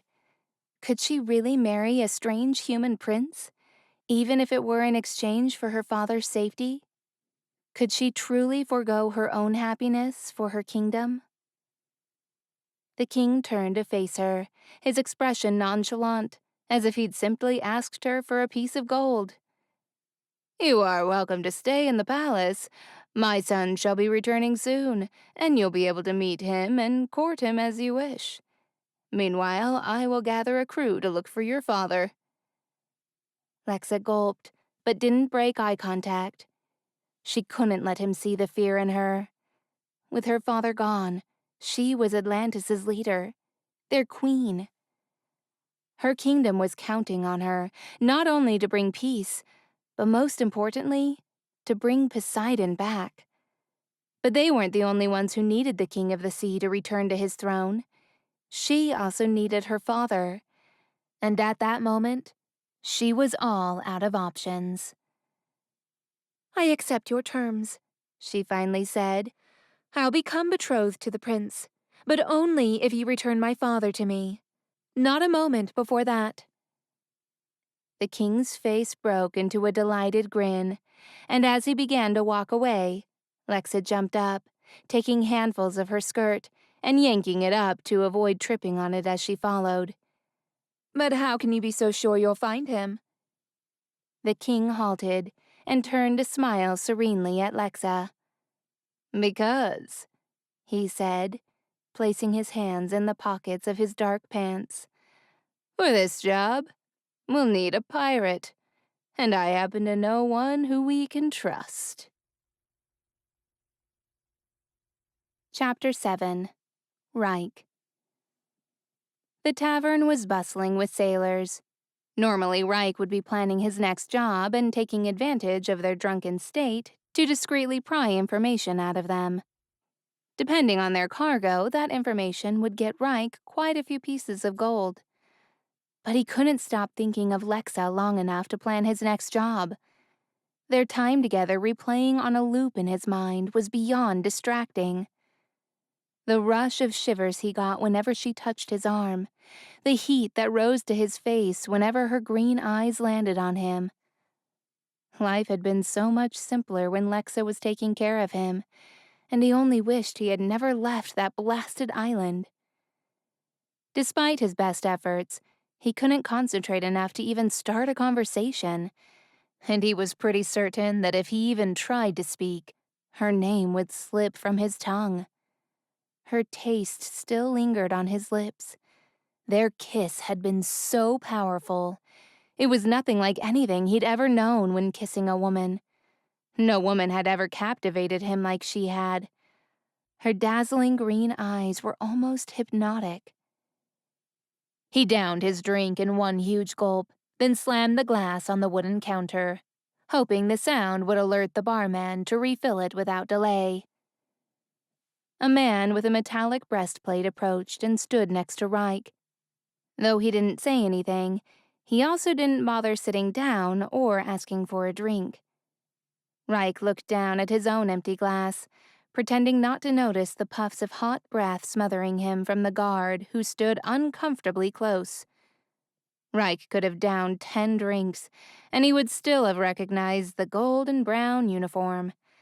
The man was a guard for the King of the Shores, and the king only sent out his guards when he needed someone brought to him. When another guard came to stand at Reich's other side, he had no doubt in his mind that they were there for him. If he didn't think of an escape quickly, he would end up dragged aboard their ship and across the ocean, and Reich was in no mood to be taken. He glanced discreetly over his shoulder. 2 more guards stood by the front door with their hands on the hilt of their swords. "The King of the Shores wishes an audience with you," one of the guards said. Reich kept his eyes on the empty glass, as if completely oblivious that the guard had been speaking to him. "Reich. The name." Reich slammed his arm down with a thump, the curve of the metal glinting in the tavern lights. "Is Hook. Now where's my drink?" He slurred his words to make the guards believe he was drunk. If nothing else, at least it would temporarily lower their defenses. The 2 guards looked at each other. Perhaps the hook threw them off, making them reconsider if Reich really was the man they were looking for. Why is his glass still empty? Reich yelled like an irrational drunk. The barman came and filled the glass, unfazed. Surely Reich wasn't the first, nor would he be the last person to demand a refill. Reich grabbed his drink and stood. "Good day, gentlemen." Turning to one of the guards, he placed his hook on his shoulder. The guard squirmed as the sharp steel dug into the mesh of his uniform. "Hey, sorry, mate." He released the hook from the guard's uniform, then flashed him a drunken smile. "Cheers." He jerked the glass in the air, spilling the drink on a drunk, burly man walking by. The man growled as he towered over Reich and glared at him with menace. "Oi, my apologies, mate." Reich looked up at the man, who was the size of a full-grown bear. And when he raised his balled fists, it was the size of Reich's head. "Never mind. He probably hit like a loss anyway." The man roared like an ogre, then swung his fist. Reich ducked, causing the blow to hit the guard behind him. When the guard fell to the floor, Reich pushed the other guard into a group of drunken sailors to his left. Their drinks spilled over the table, and they jumped to their feet with their brows furrowed. Before long, the entire tavern broke into a fight. The guards by the door tried pushing their way through, but the chaos slowed them down. Reich jumped over the counter and ran toward the back door. He couldn't stop himself from laughing as he weaved through the narrow halls toward the exit. But as soon as he stepped outside, he was forced to a halt. 6 guards stood in the alley with their swords drawn, blocking his path. "You are coming with us," one of the guards said firmly. Reich flashed them a challenging smile, then drew his sword. "Not without a fight." Reich opened his eyes and blinked up at the arches of gold in the ceiling. Paintings of cherubs and mermaids were looking down on him, and he inhaled deeply as his sleepy brain started to put the pieces together. He sat up and squinted into the golden rays of sunshine beaming through the eggshell white drapes, and sighed. He was at the castle. He pushed the silk sheets off his legs and climbed out of bed, arching his back as he stood. In catching a glimpse of himself in a mirror across the room, he noticed he'd been stripped down to his undergarments. Did they really think that taking his clothes would stop him from running away? It never stopped him before. But then he saw his clothes lying neatly on a bergère chair in the corner. He grabbed his shirt, noticing how crisp it was, and smelled it. All traces of his sweat had been erased by the scent of fresh lavender soap. How long had he been unconscious? Long enough for someone to wash, dry, and hand-press his clothes, he supposed. He touched the back of his head, and pain shot through his skull. Cowardly gods. Real men stand face to face with their opponents, not strike them from behind. A knock came from the door, and Reich hurried to get dressed. Once he shrugged on his long leather coat, he pulled the door open. No one was there.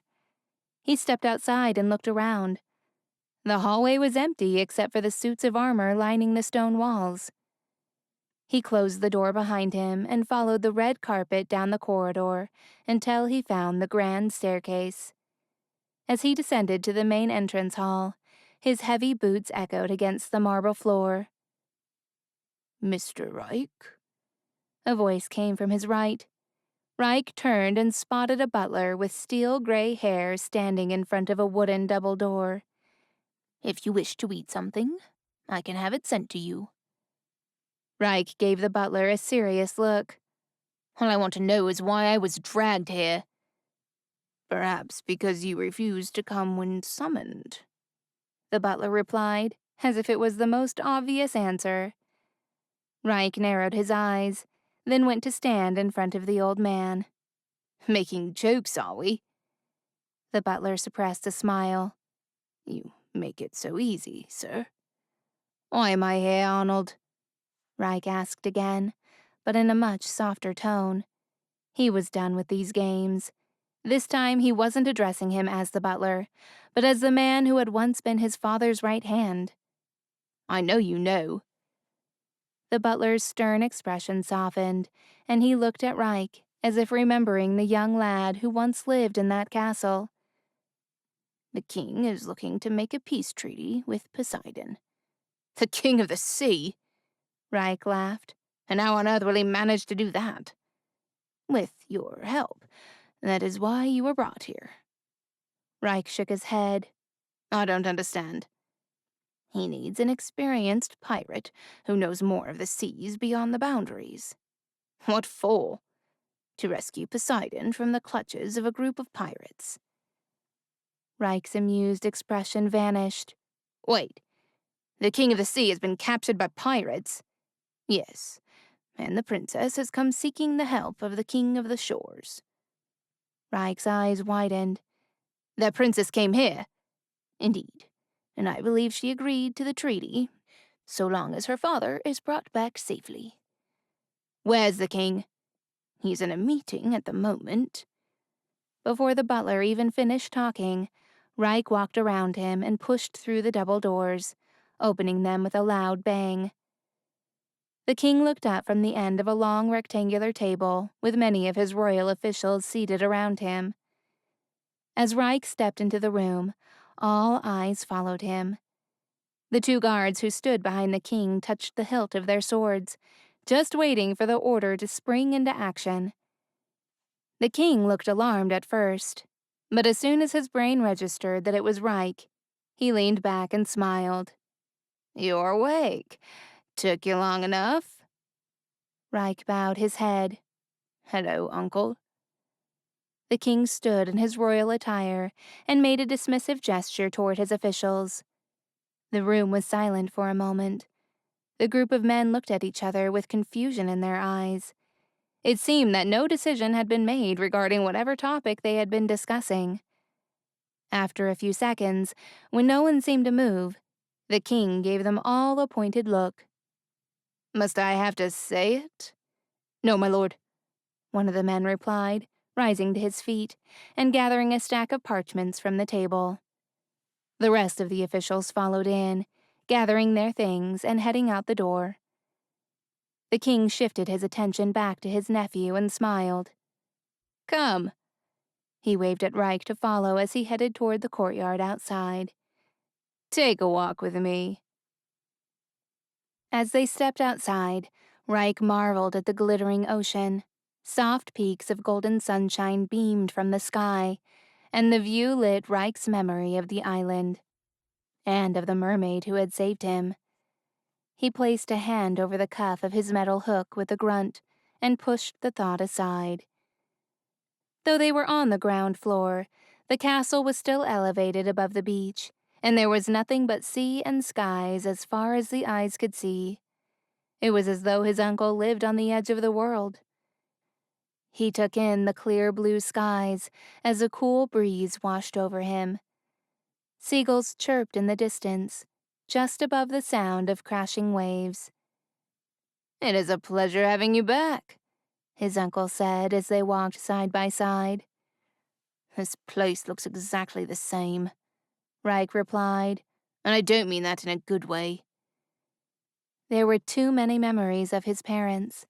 His father teaching him to fight with the sword just off the shore. His mother drinking tea under the palm tree near the rocks. The ghosts of his past haunted him on those seemingly beautiful shores, and being back hurt too much. He couldn't wait to leave all of that behind yet again. "Reich, it's Hook now." He turned away from his uncle and gazed out to the ocean. "Changing your name isn't going to change your past," his uncle said in a soft tone. "Or your future." Reich clenched his jaw. "My future is out there, as far away from this place as possible." "She misses you." Reich's chest tightened, as if his uncle had reached in and grabbed his heart with his bare hands. "She's better off here with you. She's safe here." "I agree," the king said, turning toward the beach. "But so are you. You see, I don't mind that you want to go off on your own and follow a different path. All I ask is that you come around once in a while. Don't abandon her." Reich swung around, concerned. "Is that what she thinks I did? She thinks I abandoned her?" "Your sister is almost 10. She's starting to ask about you. Why you don't come around. Why you don't visit with her. And although she's believed my excuses thus far, that won't always be the case, son." Reich was not his son, but he knew the sentiment came from a good place. When his parents died, his uncle took him and his sister as his own. The prince had grown to be more like his brother than his cousin. Reich owed his uncle everything, but he couldn't live off the royal family for the rest of his life. His father had taught him to be his own person, to follow his own path, and he wasn't quite done trying. "So why am I here?" Reich asked, turning to face his uncle once again. "Something about a peace treaty?" The king chuckled as he shook his head. "Seems the walls have ears in this castle. And mouths," Reich teased. The king nodded. "It's true. We've been offered a peace treaty with the Princess of the Sea, but only if we manage her father's safe return." Reich rubbed the back of his neck. "Where was he taken?" The king pressed his lips into a tight line. "That's what I need you to find out. All we know at the moment is that he was taken by pirates." "So what exactly do you need from me?" Reich asked. "Which group of pirates do you think would be bold enough to snatch Poseidon and get away with it? And where would they take him?" Reich paced back and forth, tapping a finger to his lips. "A capture like this would require a ship with elven metal," Reich explained. "Not only around the ship, but especially on the strings of the net. No regular rope could ever have detained someone so powerful as Poseidon." The king narrowed his eyes. "Do you know who has a ship like that?" "The barbarians," Reich said. "They are the only group that has never failed a job. I have worked on a few with them. In fact, that's how I won my ship." The king turned toward the ocean. "Where is your ship?" "At the bottom of the ocean. But that is not the point." Reich waved it off. "The point is, the barbarians always lure their prey from farther west. Something about the storms in that region that only their ship can handle. That's how they win. Every time." The king stared at his nephew with eyes unblinking. Fascinating. What? How intelligent you are. I'm thoroughly impressed. Reich smiled. Thank you. Does that mean you accept? The king asked. Will you join us in bringing peace between our kingdoms? Yes, I will lead your men to the captors of Poseidon. Reich replied. But not for peace or the kingdoms. After all, that wasn't his responsibility. All he wanted was to find Lexa again. He wasn't entirely sure of the rules of the sea, but it seemed like a good place to start. What else is on your mind? Reich looked at his uncle. Can this princess be trusted? Even though Reich would trust Lexa with his life, he didn't feel that way about every mermaid in the sea. They were treacherous creatures, especially the sirens, with their cruel intentions and weaponized songs. As for the princess, he knew nothing of her other than that Poseidon kept her under lock and key, or whatever it was that mermaids used underwater.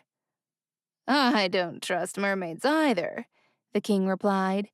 That's why I have arranged a guarantee. Reich cocked his head. A sort of guarantee. A peace treaty that cannot be broken. The king explained, a sly smile tugging on the corner of his lips. A marriage alliance. Reich's brows shot up. Who's to be married? Why, Tristan, of course. Reich wasn't entirely sure whether to feel happy or sad for his cousin. He had always been a hopeless romantic, a sincere believer in true love. Reich, on the other hand, was always the cynical one. But after meeting Lexa, he'd come to realize his cousin had been right all along. True love really was the strongest antidote for a broken heart. How does Tristan feel about this arrangement? Reich asked. He is not yet aware of it, the king confessed. But he will be coming home tonight from the northern realm. We are going to have a ball in his honor, and the princess will be given the chance to meet him. Wait, the princess is here in the castle? The king nodded. I have invited her to stay for as long as her father is missing. I would like to speak with her, Reich said, trying not to appear too eager. Surely the princess would know how he could find Lexa. Perhaps she could even summon her to the shore so Reich could see her again. He needed to tell her that their circumstances, him being a pirate and her being a mermaid, were no obstacle for what they felt for one another. Oh, what he would do to hear the sweet sound of her voice just once more. I'm afraid your personal matter with the princess will have to wait until tonight, the king said, putting a hand on Reich's shoulder. I want her to be comfortable and feel at home, and you're known to upset women more often than not. His uncle wasn't wrong, but Reich knew how to behave when he had to. Perhaps he will do the honor of standing by your cousin tonight, the king requested. I'm sure he will appreciate having you here, supporting this arrangement. And if he doesn't? Reich asked. Want this arrangement, I mean.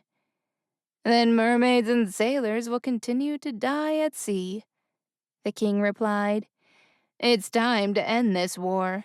And what better way than with true love, right? That would only be true if the prince of the shores and the princess of the sea fell madly in love. Though the odds of that happening that very night were slim to none. But maybe that was just the cynical part of Reich's brain overtaking his thoughts. If anyone had the power and faith to defeat the odds, it was his cousin, the ever-hopeless romantic prince. So you will stay? The king asked, his hand still resting on Reich's shoulder. Yes, I'll stay, Reich replied. But since I am working for you, I will need advanced payment for my job. His uncle laughed. Name your price, and it is yours. I need a ship. He left out the part about that being a payment for One-Eyed Joe. The king took Reich's hand in a firm handshake. Consider it done. Reich! A little voice called out to him, and Reich smiled. He swung around with his arms ready to catch his sister in mid-air. She jumped, and he caught her in his arms, careful to keep the hook away from her. I can't believe it, you're home! Lily cheered. I'm so happy I could burst. Reich gave her a tight hug. I will always come back for you, Lily. Always. Lily giggled. Then suddenly her brown eyes zeroed in on his hand. What's that? Reich lifted his hook with a shrug. I got too tired of reaching for my weapon, so I turned my hand into one. Her face beamed. How splendid! Reich chuckled at her innocence, then put her down. She yanked on the collar of his jacket and lowered her voice to whisper in his ear. We have a princess in the castle. Yes, we do. Reich tapped the tip of her nose. I'm looking at her now. Not me, silly. She slapped his arm. I found her in the ocean and brought her to the castle. She's so beautiful. Mermaids usually were as beautiful as they were dangerous. He made a mental note to ask his sister's maids to keep away from the mermaid. At least until Reich was able to speak with her and assess the danger. Will you play with me? I've set up afternoon tea with Mr. Fluffy and Viscount Snuggles. His sister begged, tugging on his long leather coat. All right, little missy. Reich ran his hand through his sister's soft curls. But only one cup, okay? His sister squealed, then hurried inside the castle. As Reich watched her with her golden locks bouncing, he was left with only one thought in his mind. If the mermaid was as beautiful as his sister had described, the prince was in for a treat that night. Chapter 8. Lexa. Lexa stood in the room she was to stay in while the king searched for her father, however long that might take. There was excited chatter in the halls of the castle as maids and servants rushed past her door, their arms laden with odd-looking human objects. If Lexa had not been standing on a plush stool surrounded by maids working on her gown, she would have snuck out to take a closer look. The human world held her in wonderment as she looked around at all of the things so foreign to her. Ella, who seemed to have been the head maid, knelt down and studied Lexa's dress with deep concentration while holding a pin between her teeth. The king had assigned Lexa a group of handmaidens to take care of her every need during her stay at the castle, and the first job was to get her ready for the royal ball. But not just any ball. Lexa's heart hammered in her chest.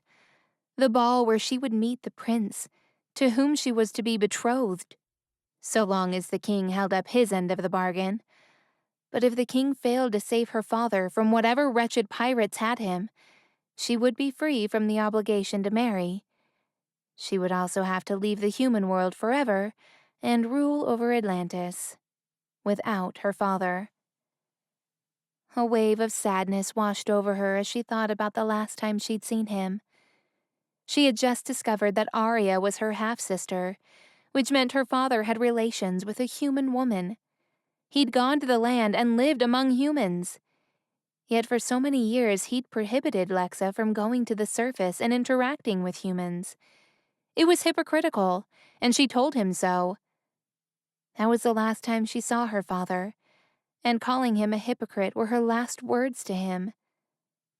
Every glance in his direction sent a wave of dread over her, so avoiding him seemed like a pleasant idea at the time. But if regrets could kill, she would already have turned into sea foam. Now all of that seemed so petty and insignificant.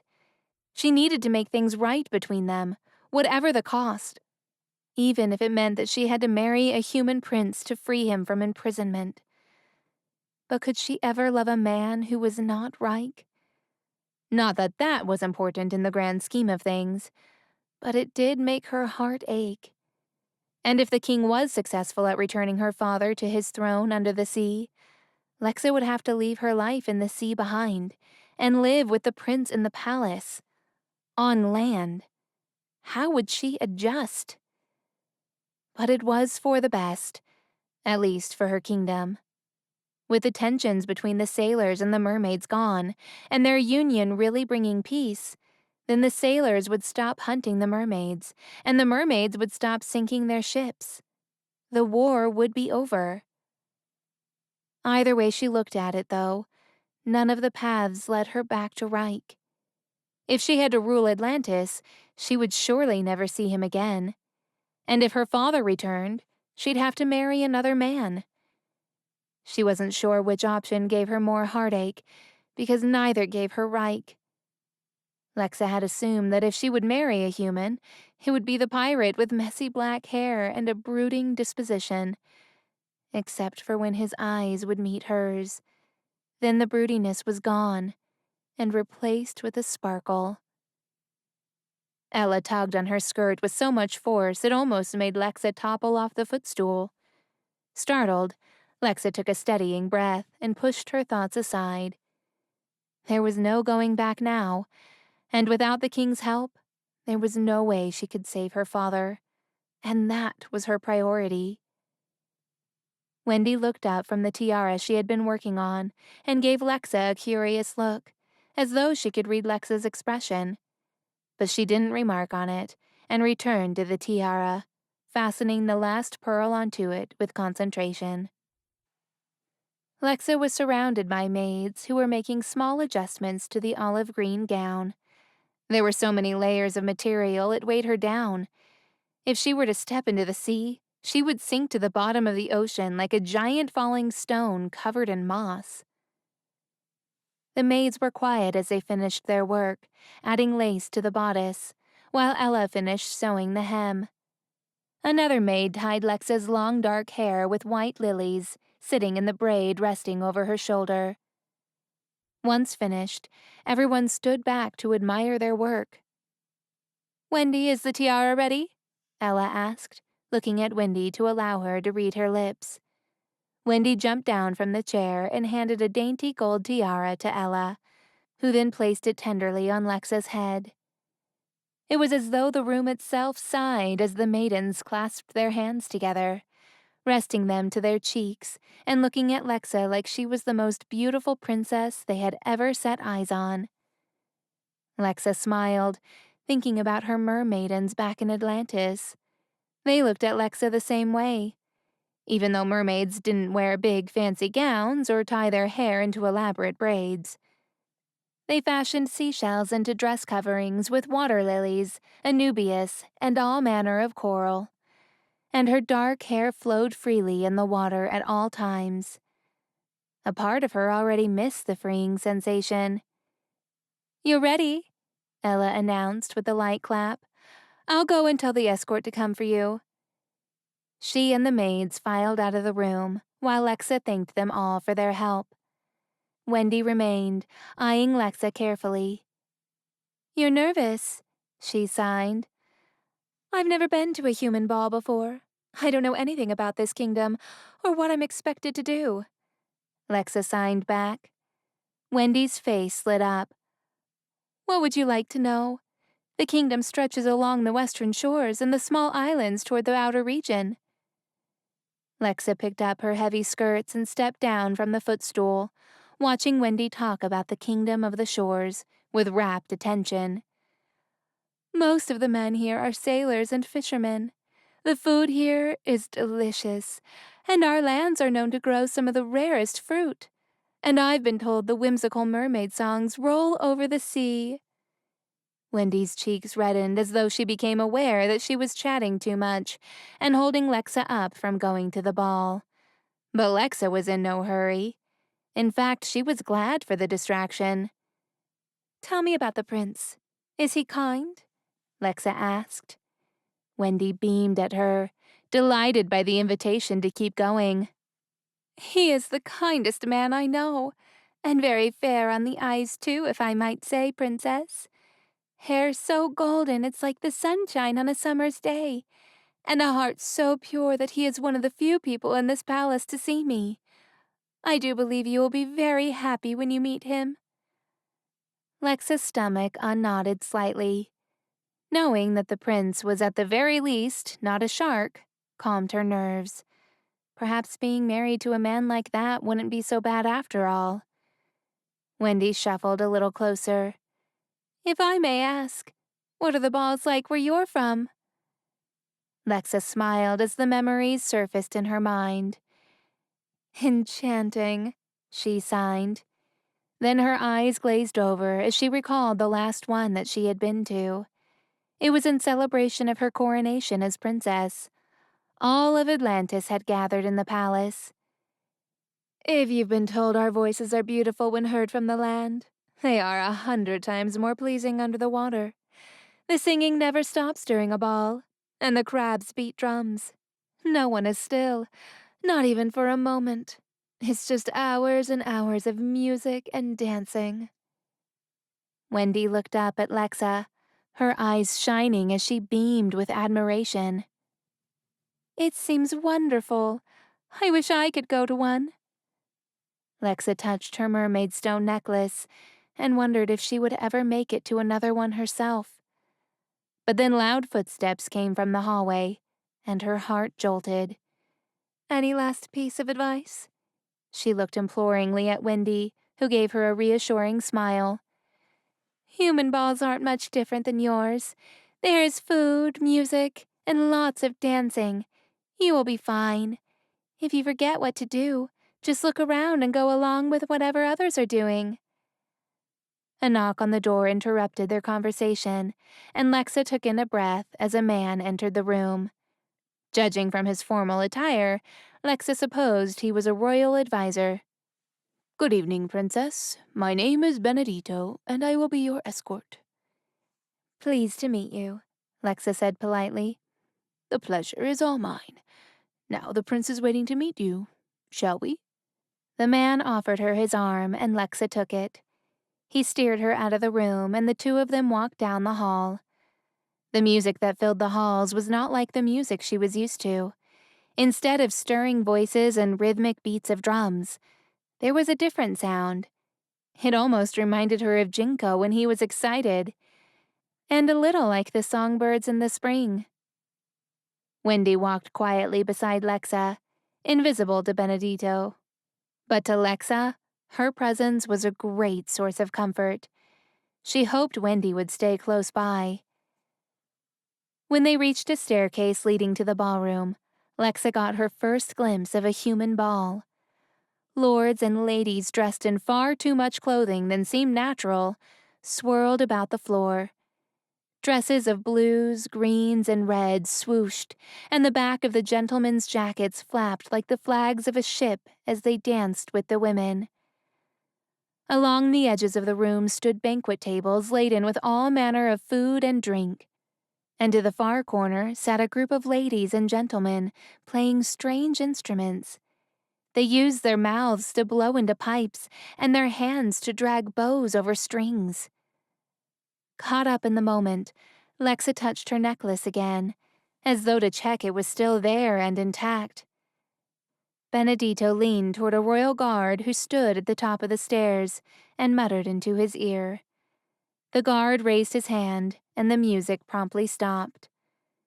The sudden silence prompted the dancing to cease, and Lexa scanned the sea of faces. She signed discreetly to Wendy. Which one is the prince? With the light blonde hair in the center. He's next to his cousin. Wendy discreetly motioned to two men standing in the center of the room. Neither one had a dancing partner. The one with black hair had his back to Lexa, and he seemed to be conversing with someone, while the other stood sideways, listening to the conversation. His hair was indeed the same shade as the sun on a summer's day. Princess Alexandria, the guard announced with a booming voice. A wave of hushed whispers crossed the room, and the blonde turned to look at Lexa. He flashed her a polite smile, but it didn't reach his eyes. Did he not think her to be pretty enough? Or was he just as nervous as she was? She picked up her skirts and descended the steps with as much care as possible. But then the dark-haired man next to the prince turned, and Lexa was blinded for a moment at the silver hook where his left hand should have been. Then their eyes locked. Lexa's heart thumped wildly in her chest, so that all she could hear was the beating in her ears. Reich's smile dropped as if he'd seen a ghost, but his eyes did not leave hers. Lexa stopped breathing, unable to place a foot in front of the other. It's him. Lexa's knees weakened, and she wobbled so much the king must have noticed, because he climbed the stairs and reached for her. Lexa turned and thanked Benedito as she let go of his arm. He bowed and stepped aside. The king guided her down the last few steps. Wendy followed, keeping her distance. Lexa swallowed nervously and focused on her breathing as the king walked her through the crowd of guests until they reached the prince. His smile widened, his teeth gleaming like pearls. Lexa could tell it was forced, and it made her slightly uncomfortable. Princess Alexandria, it is my honor to be your acquaintance, he said with a slight bow, then kissed her hand. Lexa looked around for Reich, but he was gone. She forced a smile of her own to hide her disappointment, then took the prince's arm. Please call me Lexa. The prince bowed his head. As you wish. The two of them floated around the hall, the prince greeting everyone like an old friend. Lexa kept quiet, uninterested in having a conversation with anyone, her mind set on finding Reich and wondering where he disappeared to. Was he even real, or was he a figment of her imagination? After what seemed like hours on her feet, all the guests were seated at the long tables and the floor cleared. Lexa took another sweeping look for any sign of Reich. Her heart leaped at the glint of a fork, mistaking it for his hook. And every dark-haired man gave her pause, but none of them were him. The room darkened, and a hush fell on the people as stirring music began to fill the room. A group of women danced in the middle of the hall, performing flips and waving ribbons in the air in streams of pink and yellow.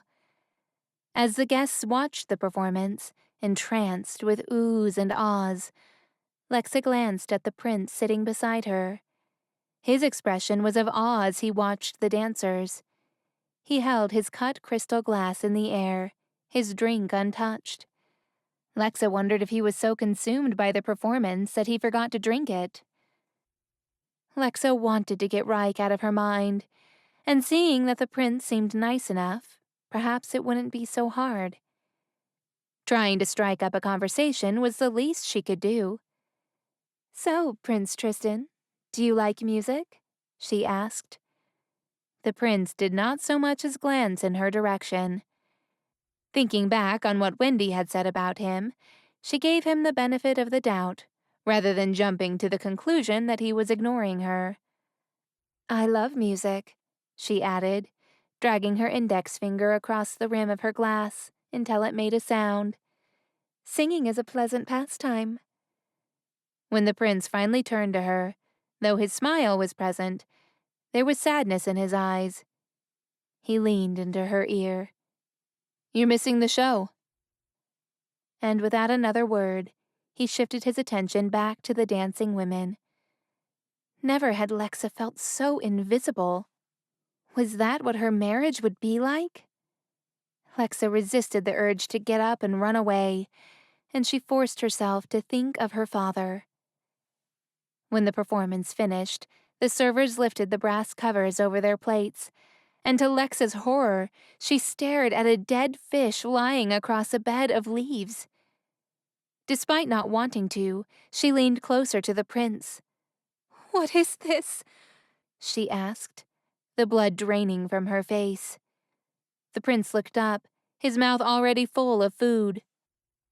Is something wrong? Lexa picked up a napkin and held it to her nose to stop the cooked fish smell from nauseating her. "Do you not know where I am from?" she asked, her voice muffled. The prince looked at her puzzled, then at her plate. then back at her again. "You don't like fish?" he asked, incredulous. Lexa's stomach jolted, and she jumped to her feet. "Excuse me." She dashed out of the hall and ran out into the fresh open air. Tall trees stood like gentle giants waving in the evening breeze, and Lexa took deep breaths to calm down as she walked farther into the garden. Wendy had told Lexa the prince met her with kindness and felt seen, but Lexa only saw indifference in the man's eyes. How could she agree to enter a marriage with someone who was merely doing his duty? It was not that she expected the prince to love her, but she thought at least the two could have become friends. No doubt in marrying him, she would be left so empty. If only Jinko were there, or Bob, she wouldn't be so alone. Furious and confused, Lexa looked up at the gleaming stars and silently called out to the gods to keep her father safe.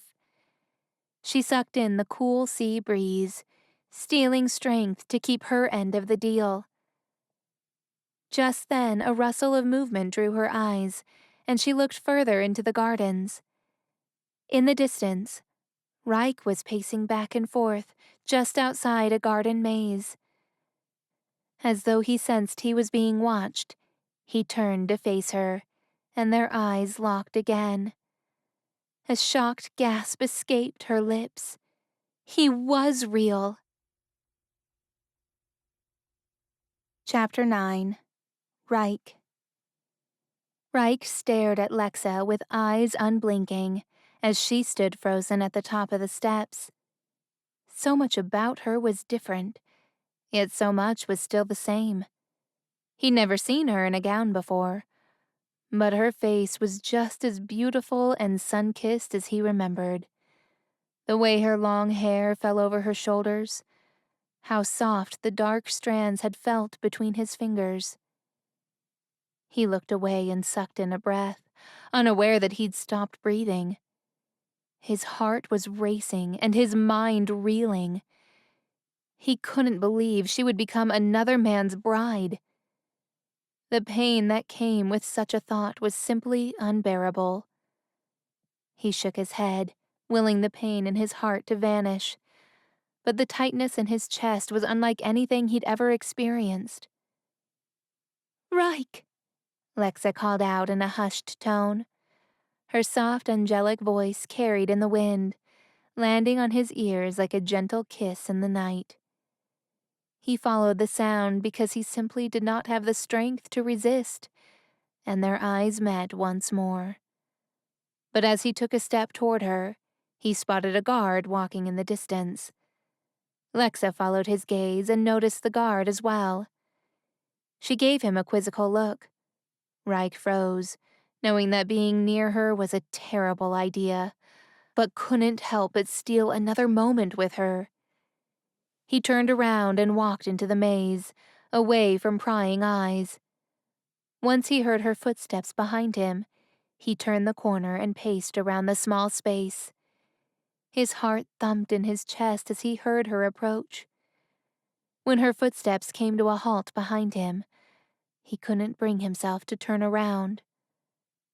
"Reich," she whispered. Her soft tone was like a gentle caress, and Reich longed to take her in his arms. But instead he clenched his jaw, willing himself to stay put. "Please, say something," she breathed. He clasped his hook behind his back and turned around slowly. Even with only the light of the moon illuminating her face, her beauty was just as striking. There was so much he wanted to say, but he didn't even know where to begin. It took all of his strength just to keep himself from reaching for her. "Why didn't you tell me who you were?" he asked, his voice low but firm in the enclosed space. Her eyes shone like two moons, full of concern, and did he see a hint of regret? She stepped toward him, her gown glistening in the moonlight as it brushed his pants. "I was afraid you wouldn't look at me the same way." Reich stiffened. So you left without even giving me a chance? The night of the shipwreck with Jack and Arya, she whispered. You looked straight at me aboard that ship, but yet you didn't even see me. If you had, you would have remembered that the mermaid you helped save that night was me. Reich winced, her words as sharp as a dagger in his conscience. As much as he didn't want to admit it, she wasn't wrong. He had seen a mermaid tangled in the net, but he was so focused on helping Jack, then Arya got stabbed, and the ship began to sink. Everything had happened so fast. Lexa took another step toward him, and every nerve on his body set fire as the heat of her body radiated inches from him. He longed to reach for her waist and pull her close, but her frown stopped him. I never meant to lie to you, she added. I kept waiting for you to remember, but you hit your head and could recall very little of that night. Then after a while, it just felt like I let it go too long. I was afraid you would be upset, and I couldn't risk you pushing me away. Not when you needed me to tend to your injuries. You wouldn't have been able to survive on your own, and I couldn't let you die. It was the least I could do for you having saved me. He narrowed his eyes, a sickly sensation swirling in his midriff. So saving my life was just returning a favor? She stared at him incredulously. Is that what you think? That after everything that happened between us on that island, that I was merely returning a favor? He didn't believe that, not for a second. But maybe he should. It would have made losing her a lot more bearable. Reich, the only reason I left was because my father went missing, she explained. There was not a call I could ignore. I'm not upset that you left. I'm angry that you didn't give me a chance to. He pressed his lips together, then turned away from her. Even though the words were at the tip of his tongue, he held them at bay. He knew that the moment he poured out his feelings, he would surely collapse to his knees and be at her mercy. She touched his arm, and a jolt of electricity shot through the fabric of his jacket. It took every ounce of self-control not to reach for her hand. A chance to what? She asked. He balled his fist. Nothing. Reich. Her voice was soft and gentle. Please, look at me. He thought of a million reasons why he shouldn't, but then she whispered his name a second time, and he could no longer resist the gravitational pull toward her. He turned slowly. Talk to me, she begged. What for? He held her gaze. Nothing I say will change anything. You don't know that. You're engaged to be married. Not yet, I'm not. But you will be. His voice softened as the pain grew deeper. As soon as I return with your father. She opened her mouth, but no words came out. He could see it in her eyes that she knew it was true. They both did. A heavy silence washed over them, and all they could hear were the waves crashing in the distance.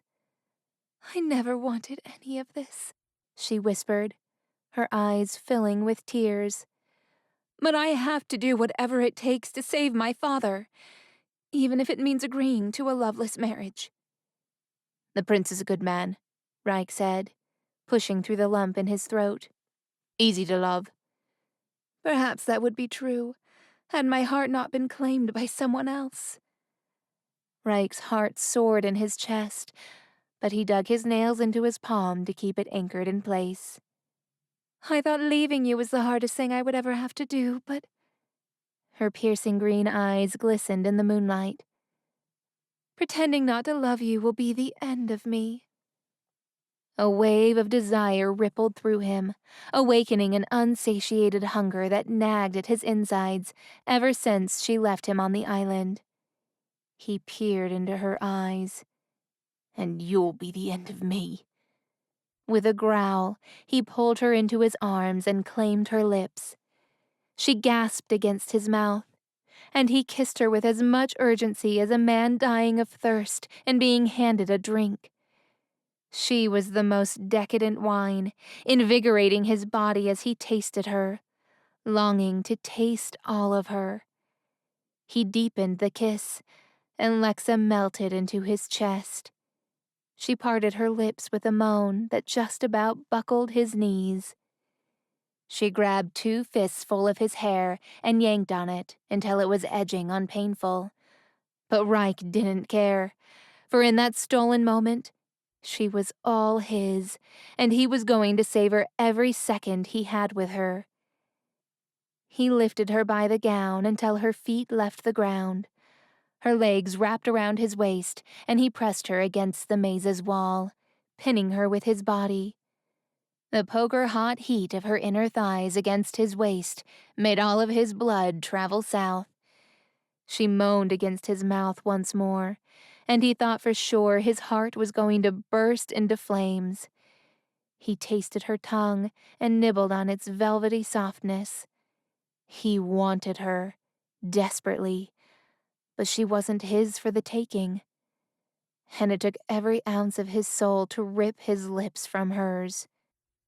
"We can't," he panted, his body fighting against every syllable. "Not like this." "I want you, Reich," she whispered between ragged breaths. Her voice dripped with desire and lust. "Even if just this once." "I don't," he said breathlessly. She opened her eyes with alarm, only to be met with his serious expression. "Oh, I see." He lowered her to the ground, and she smoothed down her dress with trembling hands. When he noticed she was avoiding his eyes, he lifted her chin. "Lexa." "It's all right." She moved away from his touch. "My apologies. I completely misread the signals." "You didn't misread anything." He drew closer and caressed her face. "What I meant was, I don't want you just this once. I want you every night for the rest of my life. For as long as I breathe, I want you to be in my arms." "Oh." A beaming smile spread across her face. "Well, that does sound much better." He chuckled as he combed her silky hair with his fingers until he reached the nape of her neck. "You're so beautiful." He leaned in for another kiss, but Lexa stiffened, giving him pause. "I want nothing more than to spend the rest of my days with you, but—" She frowned. "It can never be anything more than a dream." Reich bit the inside of his cheek and thought. "Maybe not." Her eyes widened in surprise. "What do you mean?" "I will talk to my uncle," Reich said, giving her a reassuring smile. "If it's a peace treaty that he seeks, there are other ways to attain it without you having to marry my cousin." "Oh, Reich." Lexa threw her arms around his neck and pressed her lips to his for a long, savoring moment. When she pulled back, her mouth must have had some sort of gravitational pull, because he leaned in and claimed them again. When her tongue found his and she moaned into his mouth, a wave of pleasure rippled through his body. He pulled back, his desire warring against his instincts. "Soon enough," he said between breaths as he rested his forehead to hers. "I will be all yours, my love." She sucked in a steadying breath, then nodded. Her expression flushed. Reich stepped back, giving her enough space to adjust her dress, trying and failing to smooth out the wrinkles. "You should go first," he said, trying to steady his own breathing.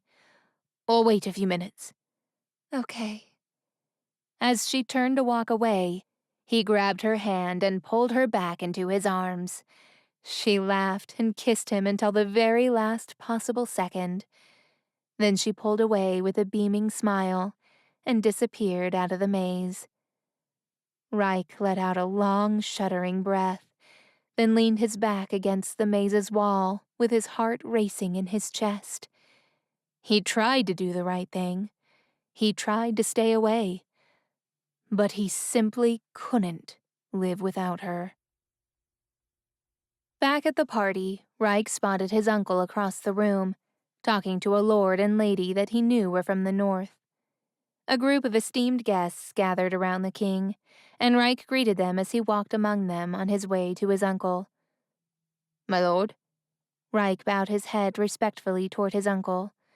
May I have a word in private?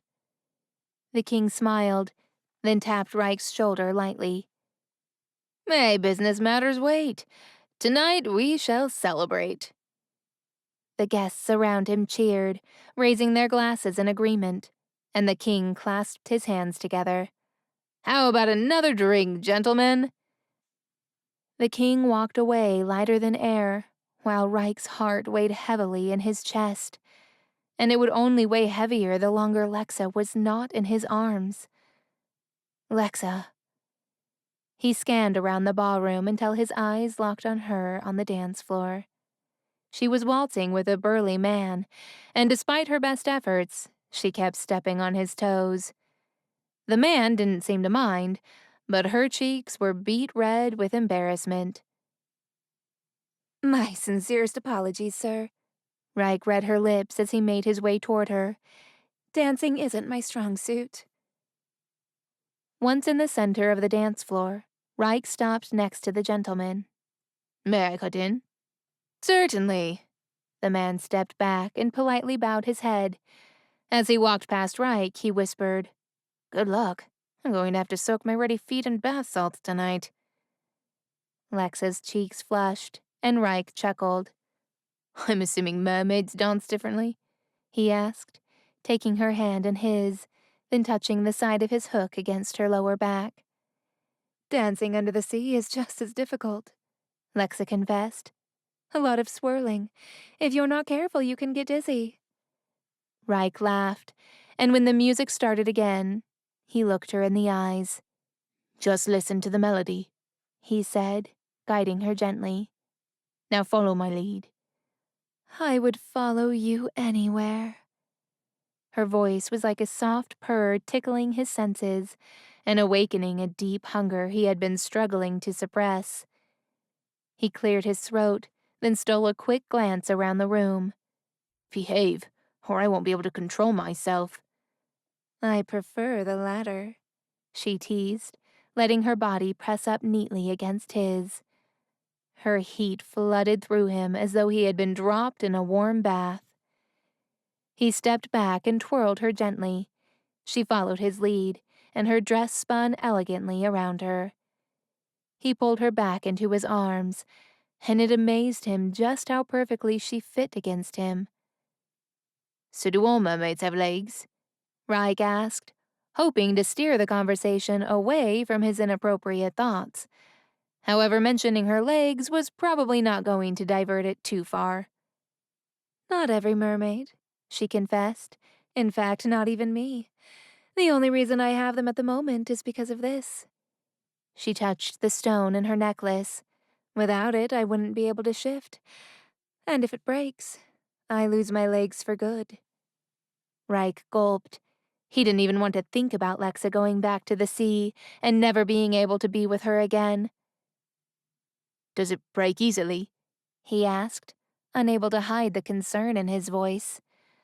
Mermaid stones are robust, she explained, but they're not indestructible, so I should still be careful. From the corner of his eye, Reich caught his uncle walking out of the ballroom with a group of royal officials. He must have been headed for his study to smoke cigars. Even though the king was clear he'd wanted to wait until the morning to discuss business matters, Reich couldn't wait a minute longer. He needed to talk to him so that he could take Lexa with him. Tonight. My uncle seems to be in a pleasant mood, Reich noted. I'll go try to speak with him once more. Lexa nodded. I'll be here, wishing you the best of luck. He stepped back, then bowed and kissed her hand. Thank you for the lovely dance. She curtsied, then met his eyes with darkened desire. The pleasure was all mine. Reich stepped away to avoid pulling her back into his arms, then hurried after his uncle. He walked into his study just as he was reaching for the box of cigars. Uncle, I have a pressing matter to discuss with you that simply cannot wait." "Oh, and what, pray tell, could be so pressing that it cannot wait?" the king asked, taking a cigar from the box, then passing the box around until each of the men took one. The smell of vanilla filled the air. "The princess no longer wishes to marry the prince." The king removed the cigar from his lips, and his expression turned sour. "Everyone out." The group of men walked out of the study, leaving Reich to deal with the angry man. "Guard," the king called out, and a guard entered the study. "bring me the princess." "Let the princess be," Reich cut in, bringing the guard to a halt. "I have already spoken to her.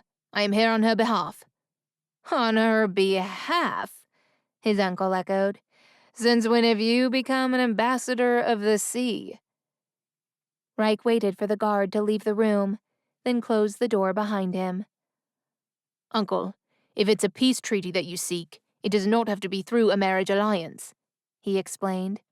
"There are other ways." "Other ways aren't guaranteed," the king replied with a scoff. He took a long drag of his cigar and blew out a puff of smoke. Reich paced the room, his nerves on edge. "But it can be. The princess herself said that she would be willing to sign a treaty document that cannot be broken." "A princess doesn't have the authority to make such a treaty." "But her father does," Reich insisted. "and if we bring him back alive, she has given her word that her father will abide by her agreement." The king stared at Reich for a long moment, prompting Reich to stop in his tracks and hold his discerning gaze.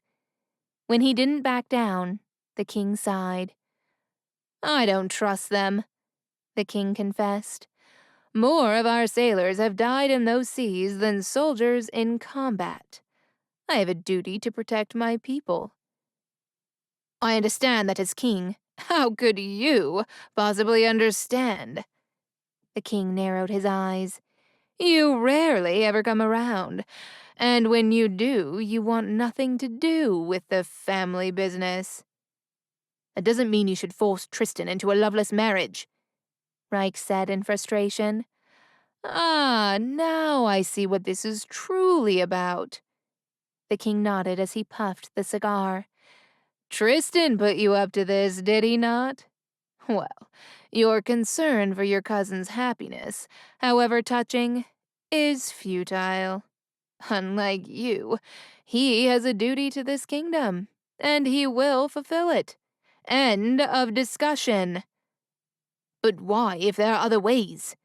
Reich pressed. "Don't you think I have tried other ways to form this alliance?" the king asked. "I have been trying to attain a peace treaty for years, but Poseidon makes peace with no one, except the elves, that is." "This time will be different." "Yes, it will," the king agreed, bringing the cigar back to his lips. "Because this time his daughter will be part of our family." Reich squared his shoulders. "I'm sorry, Uncle, but I will not lead this rescue mission under that agreement." "As you wish," his uncle replied, waving his cigar in the air. "As of this moment, you are relieved of your duty." Reich shook his head as if he'd just been slapped. "What?" "I have plenty of experienced sailors that are more than capable of handling themselves out there. If you're only going to cause trouble, you're not welcome here. You can go back to whatever gin joint you came from. You're no longer needed." Reich stepped forward. "Uncle, please reconsider. We are done here." The king's thunderous voice bounced off the bookshelves. "Now go, and close the door on your way out." Reich walked out of the study in a complete daze. Never had he imagined that by trying to help Lexa, he would have done more harm than good. Now the only way to save Lexa from that dreadful agreement was to find and rescue Poseidon before his uncle did. Chapter 10. Lexa. Later that night, Lexa lay in bed, staring up at the elaborate pictures of the sea and beaches painted on the ceiling of her room. She touched her lips. They tingled with the memory of Reich's kisses. She kicked her legs with a squeal, ignoring the soreness from dancing all night. Sneaking around with Reich in the gardens gave her a thrill that not even a tsunami wave could have achieved. It ignited a fire she never knew existed inside of her. Now the flame was alight. It had awakened a desire that could not be tamed. She wondered how long it would be before she could see Reich again, and if the king would agree to a different arrangement. Could they really be together? That morning she thought there was no way she could end up with the man she truly loved, or find her father without agreeing to a loveless marriage. But now Reich had given her hope that not only would she get her father back, but she would be able to be with her one true love. She bit her lip and wriggled further under the covers with another squeal. She could still taste him on her tongue, and she wrapped her arms around herself in a bid to erase the hollow feeling of missing him. A knock on the door had her sitting up in bed with her heart racing. The maids had already left for the night and weren't supposed to return until sunrise. She held her breath, straining her ears, but couldn't hear anything. She wondered if perhaps she had imagined the sound. Nonetheless, she swung her legs out of bed and tiptoed barefoot across the moonlit room to the closed door. Lexa. A hushed voice spoke through the door. Reich. Lexa sucked in a breath, her hand hovering over the brass door handle. She caught her reflection in the mirror and glanced at her sheer nightgown, leaving very little to the imagination, and her long hair tied loosely, hanging over her shoulder. Are you awake? Lexa pulled her hair free and dragged her fingers through it.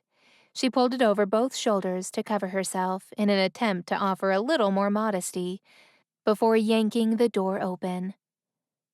Before she could register what was happening, Reich jumped into the room and shut the door behind him, pressing his back against it. She watched him for a moment. The dim light of the moon cast shadows over his face. Then his eyes met hers before traveling down her body. The heat of his stare lit up all sorts of areas inside her. She licked her dry lips in anticipation. Reich shook his head as though to erase a forbidden thought. I'm leaving. Leaving? Her eyes followed him as he walked farther into the room. Where are you going? He halted with his back to her and dragged a hand over his chin. I'm going to save your father, but I have to leave tonight, and I'll do it demanding nothing in return. He turned around, his eyes shining in the bright moonlight. You shouldn't be forced into a marriage just so you can get your father back. I'll come with you, Lexa said, stepping forward. But she stopped when Reich shook his head. No, it's too dangerous. I've already assembled a crew I can trust. You stay here where I know you'll be safe. I don't want you to go alone. It's too dangerous for you too, she insisted. But Reich took her face in his hand and caressed her cheek with his thumb, his eyes lingering on her. There isn't a risk I wouldn't take for you, he said, his deep voice making her insides vibrate. And no danger I wouldn't face. Lexa bit her lip and found Reich's collar. She gripped the cotton material and pulled him to her. Without resistance, Reich greedily captured her mouth in a kiss and slid his tongue over her bottom lip in a way that made Lexa weak at the knees. It took a moment for Lexa to realize he'd slowly been backing her up, and she sucked in a breath when her back hit the wall. She welcomed the pressure of his body against hers, and the contact prompted an agonized groan to rip from Reich's throat. In one swift motion, he picked her up, and she hitched up her nightdress to allow her legs to wrap around him. Heat radiated throughout Lexa's body, and her back arched as Reich left a trail of rough kisses down her neck. His stubble grazed her skin in such a tantalizing way, she longed for him to kiss her everywhere, all night long. After a few more kisses, his thigh pressed between hers as he braced her against the wall. Moaning, she threw back her head and bared her neck for his mouth as she draped her hands over his shoulders. Reich tore his lips from her collarbone to look deeply into her eyes. She held his gaze, smoothing down his hair over his ear while his chest kept her pinned to the wall. A deep longing stirred inside of her, and a bubble of emotion rose to her chest. "Please don't leave me here," she begged. "I cannot part from you again. I cannot bear it." Reich carried her across the room, and in the blink of an eye, she was lying on the bed with him on top of her. She sucked in a breath, and he caught her gasp with his mouth. He kissed her until her worries scattered. She arched her back, tangling her legs in the sheets as he moved above her. He kissed her roughly and with rising passion as her nightgown came undone and her hair sprayed over the bed.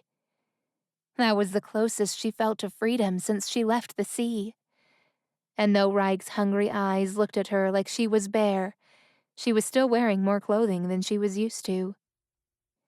His hand slid up her thigh, caressing her bare skin, and she could feel the rough edges of his calluses.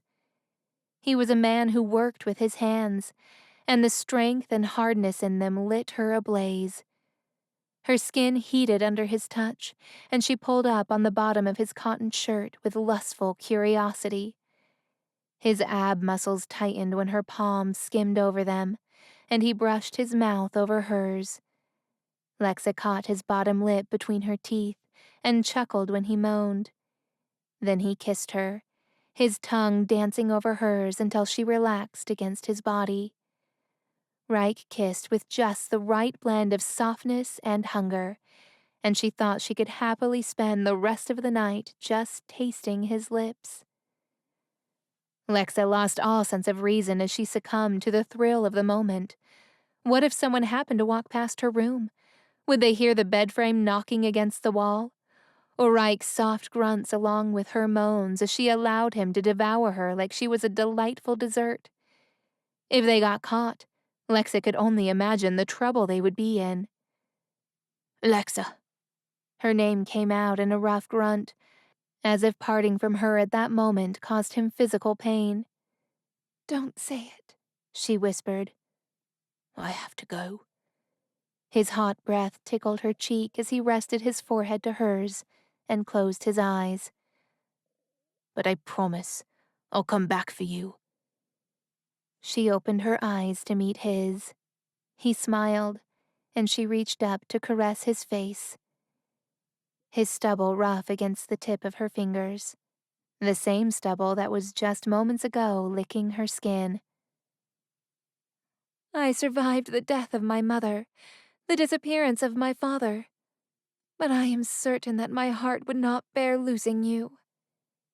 He pressed his lips to her forehead, then pulled back with a sigh. "Assure your heart, my dear," he said, peering into her eyes. "I will return, and when I do, I will never leave your side again." He left a final peck on her forehead, then jumped from the bed. He gave her a wink, then reached for the door and closed it behind him. When her breathing returned to normal, Lexa became aware of just how dry her mouth was. Living on the land made her extra thirsty, and she already had all the water Wendy left by her bed. She grabbed a shawl and covered herself, then ventured out of the room in search of the kitchen. As she walked along the dark, vacant halls, Lexa couldn't stop grinning, thinking about Reich returning with her father, who would be so grateful he'd waived the law that mermaids and men couldn't breed, and the king of the shores and the king of the sea would agree to coexist in peace. Then Lexa and Reich would marry, and everyone would live happily ever after. Reich being a pirate was only a minor detail her father would need to overlook. Just as she was thinking about her happy ending, a strip of golden light beneath the door caught her attention. As she approached it, a low murmur grew louder. She tiptoed to the closed door, recognizing the voices to belong to the king and the prince. Father, I can't go through with this. I don't want an arranged marriage. I want to marry for love. My son, you must look at the big picture here. Once you are united with the princess of the sea, we will be able to rule over both the land and the sea. But father, do I not deserve to be happy? After the wedding, we'll ship her off to one of the castles further north. Then you will be free to court whomever you wish. And with the princess gone, it will make it far easier for our men to hunt mermaids. Wait, what are you saying? You want to keep hunting the mermaids? The prince asked, the shock in his voice clear as a bell. Lexa held her breath and leaned closer to the door so as not to miss a single word. The king gave a deep laugh. The mermaids trust their princess. Lexa thinks we'll form a peace treaty and the mermaids will believe it. But in actual fact, this marriage will enable us to hunt and sell more mermaids than ever. Lexa is the key to all of this, and she'll never see it coming. Lexa stumbled back, the king's words hitting her like a thunderclap. She turned on her heels and staggered down the hall, her mind reeling. She could not stay at that castle a moment longer. It wasn't safe for her there. She hurried back into her room with her heart racing, then pressed her back against the closed door. A strong longing to return to the sea overcame her, but she couldn't without her fin. She took in a deep breath, willing her mind to think. Where else could she go? Or better yet, what would Atlantis expect from their queen? Chapter 11. Reich. Reich leaned over the galleon's railing and watched as the tip of the sun peeked over the horizon.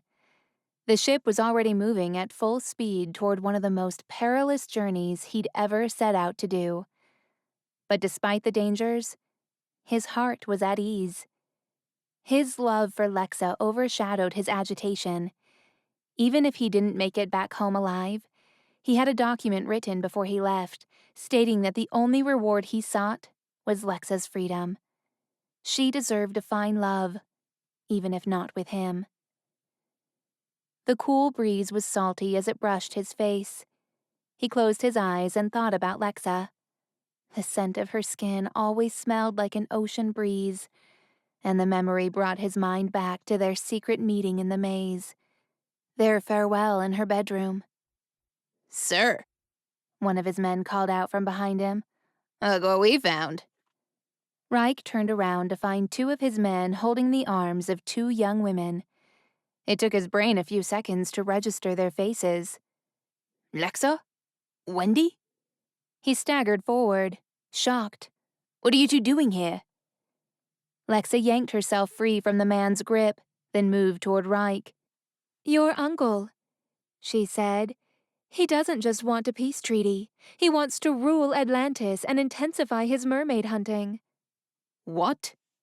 Reich shook his head. How did you come upon such information? Lexa pulled Reich to the front of the ship where they could be alone, then lowered her voice. I overheard him talking to your cousin last night, she went on. He wants to use my title as princess to gain my people's trust, then ship me off to the northern kingdom. Reich ran a hand through his black hair, his mind spinning. How could his uncle be capable of such a wicked scheme? Though what shocked him most was that his cousin was going along with it. Lexa was right in not staying in the castle, but it was still too dangerous for her on the ship. What about returning to sea? Reich suggested. You will be safer in Atlantis. I can't. In order to shift back into my mermaid form, I would have to break this. She touched her necklace. If I do that, I'll lose my legs and... Her gaze softened as she touched his face. I'm not ready to leave this world yet. He kissed her hand. He wasn't ready to lose her either, but taking her with him made him nervous. He had no idea what enemies he would come across, or what dangers he would face, and keeping her safe was all that mattered to him. He shook his head, clearing his thoughts, then pulled her into his arms and kissed her forehead. We'll figure something out. Now let's get you something to eat. You must be famished. Reich had Lexa's back against his chest as they looked out to the ocean, her long black hair flowing in the wind. She sucked in a deep breath as if the ocean was somehow comforting her. A share for your thoughts, Reich whispered, his voice gentle in her ear. Lexa's chuckle was weak, then she sighed. The last time I spoke with my father, we argued. I called him a hypocrite. Reich couldn't even imagine the guilt and regret that must have been festering inside her precious heart. He wrapped an arm around her and she reached for him. Why not think about what you will say to him when you see him again? She let out a long breath. He grieved my mother's death by escaping to the Chanted Forest and having a child with a human woman. What exactly do you say to that? Reich shook his head as if he hadn't heard her correctly. He opened his mouth to say something, but found no words. She was right. What could one say to that? He nuzzled her hair, pressing his lips to the top of her head. I'm sorry to hear about your mother. He could feel her body relax against his chest, and being able to soothe her, even in a small way, made him feel good. She lost her voice, Lexa said, leaning her head back against his shoulder. When a mermaid loses their voice, they die quicker. It's a form of terminal illness in our world. Which is ironic, because mermaid scales have some of the most powerful healing properties known to men. How did she lose her voice? Reich asked. He could feel Lexa's shoulder tense against him. She made a deal with a sea creature named Neri. What kind of deal? Lexa shook her head. I don't know. She never told me, and neither did my father. Suddenly Lexa swung around with her eyes wide. That's it. That's what I'll ask when I see him again. Then her eyes darkened just a little. Right after I tell him that his daughter, the Princess of the Sea, has fallen head over heels over a pirate. Reich winced, despite the playful gleam having returned to her eyes. If your father doesn't kill me for falling for you, I'm certain he will kill me for bringing you along. She laughed and threw her arms around Reich's neck. The way I see it, if I save my father, I will owe nothing to the King of the Shores. So I had to come, for the sake of my own freedom. That was a valid point, but the thought of Lexa running head-on into danger made his stomach churn. These pirates aren't like the others. And? She narrowed her eyes, unafraid. I may have legs, but don't forget, I'm a mermaid. I'm a pirate's worst nightmare. And a ravishing one at that. He couldn't help but think. Forgetting all about the topic at hand, a mischievous smile spread across his face. To one particular pirate, though, I would say you're quite a dream. He pulled her into his arms, and she suppressed a smile. I'm trying to be serious here, you know.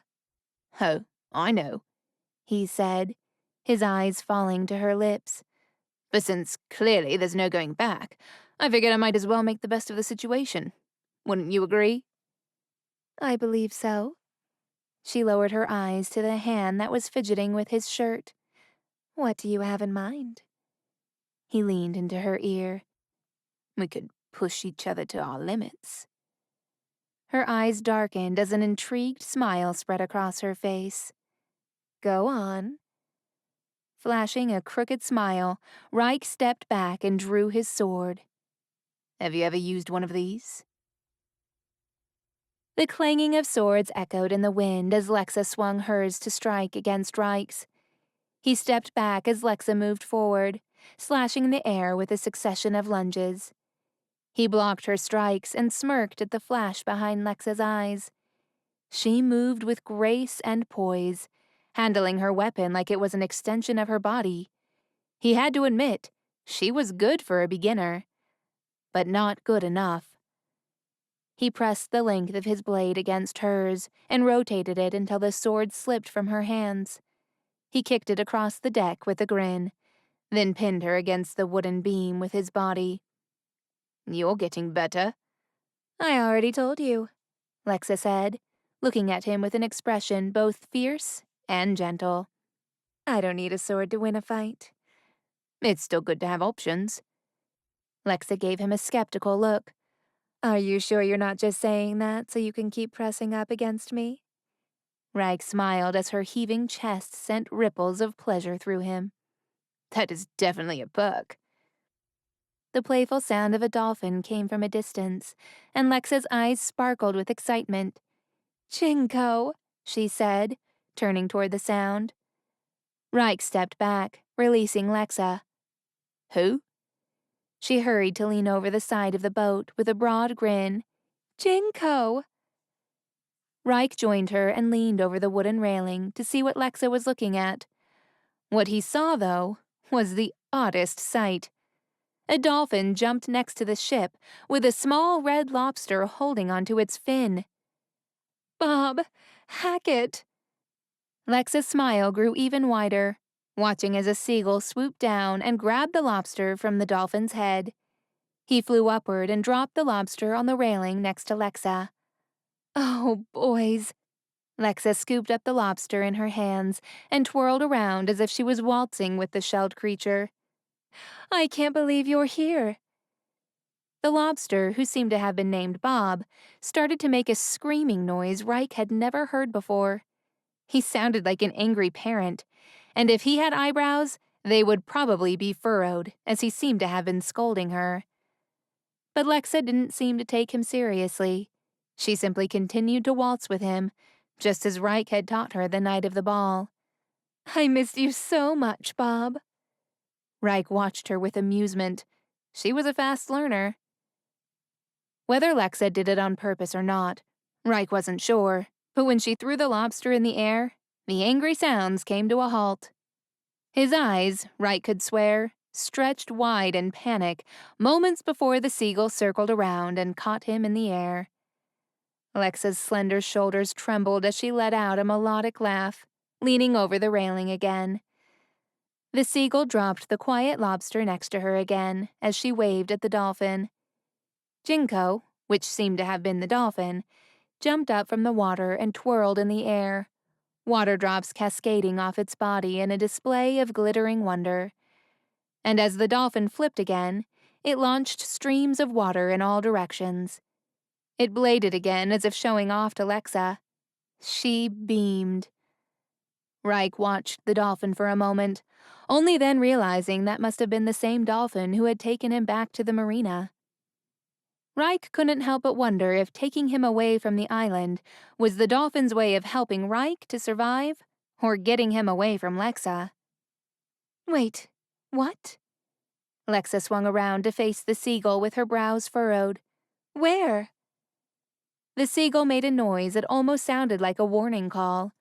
Though Reich had no idea what was happening, Lexa seemed concerned. "What's wrong?" Reich asked, drawing closer to her. She turned to Reich, alarmed. "Sir!" one of his men yelled from the top of the lookout post. Reich turned to the bow of the ship just as it headed straight into a cloud of thick fog. Everyone fell silent as they sailed through swirling cold mist so dense Reich could hardly see 2 feet in front of him. As though they entered a bubble, the sounds of faraway birds and rushing waters faded. Then, an eerie silence made the hairs on the back of Reich's neck stand on end. As they emerged on the other side, a large galleon appeared bobbing in the water ahead of them, and before anyone could take another breath, an ear-splintering boom filled the air, followed by the succession of gunfire. "Pirates!" Reich bellowed. All of his men were jolted to action. They scrambled to retrieve their weapons and load their pistols. The crew hurriedly got into position at the port side of the ship and aimed their pistols, ready to fire. Reich ran through a shower of bullets, then climbed the ladder and grabbed the helm. He gritted his teeth and yanked on it with all his strength, turning it as far as it would go.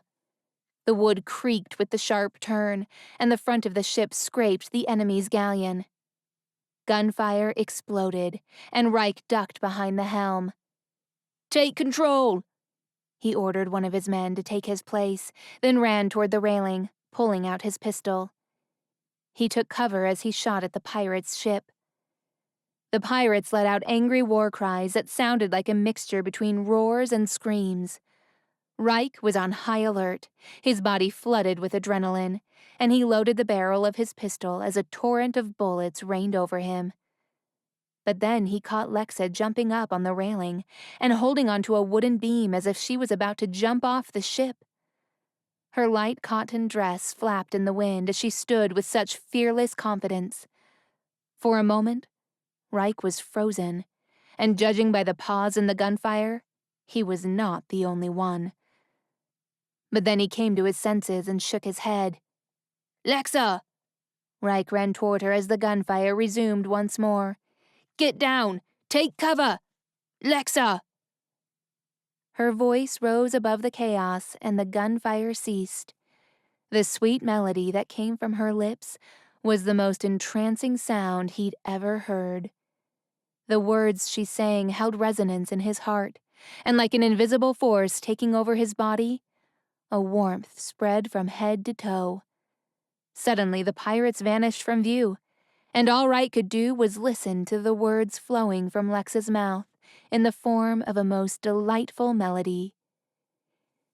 Still and quiet always, fill our hearts with wonder, never knowing pain or sorrow. Reich fell to his knees on the deck, staring at Lexa in amazement as her voice rose louder, sending gentle vibrations into the air, as if she were singing to the heavens. She met his eyes briefly before directing her voice at the enemy's ship, and Reich regained his senses. He staggered forward and peeked over the railing. The pirates on the galleon slowly, one by one, began coming out of hiding to watch Lexa perform just for them. They stared at her in a daze, but then they jumped in the water as if sacrificing themselves. When the ships drew near, she walked across a wooden plank, still singing, her beautiful voice carried in the wind. Reich followed after her as she jumped onto the enemy's galleon. As she stood in the center of their ship, every male in the crew stared at her in a daze. Reich jumped onto the enemy's ship and watched as she stopped in front of the captain. One look at her, and the captain's eyes went blank. His stare was empty, as if hypnotized. "I need your help," Lexa spoke in a gentle tone. "What can we do for you?" the captain asked without hesitation. "Tell me about Poseidon," she demanded.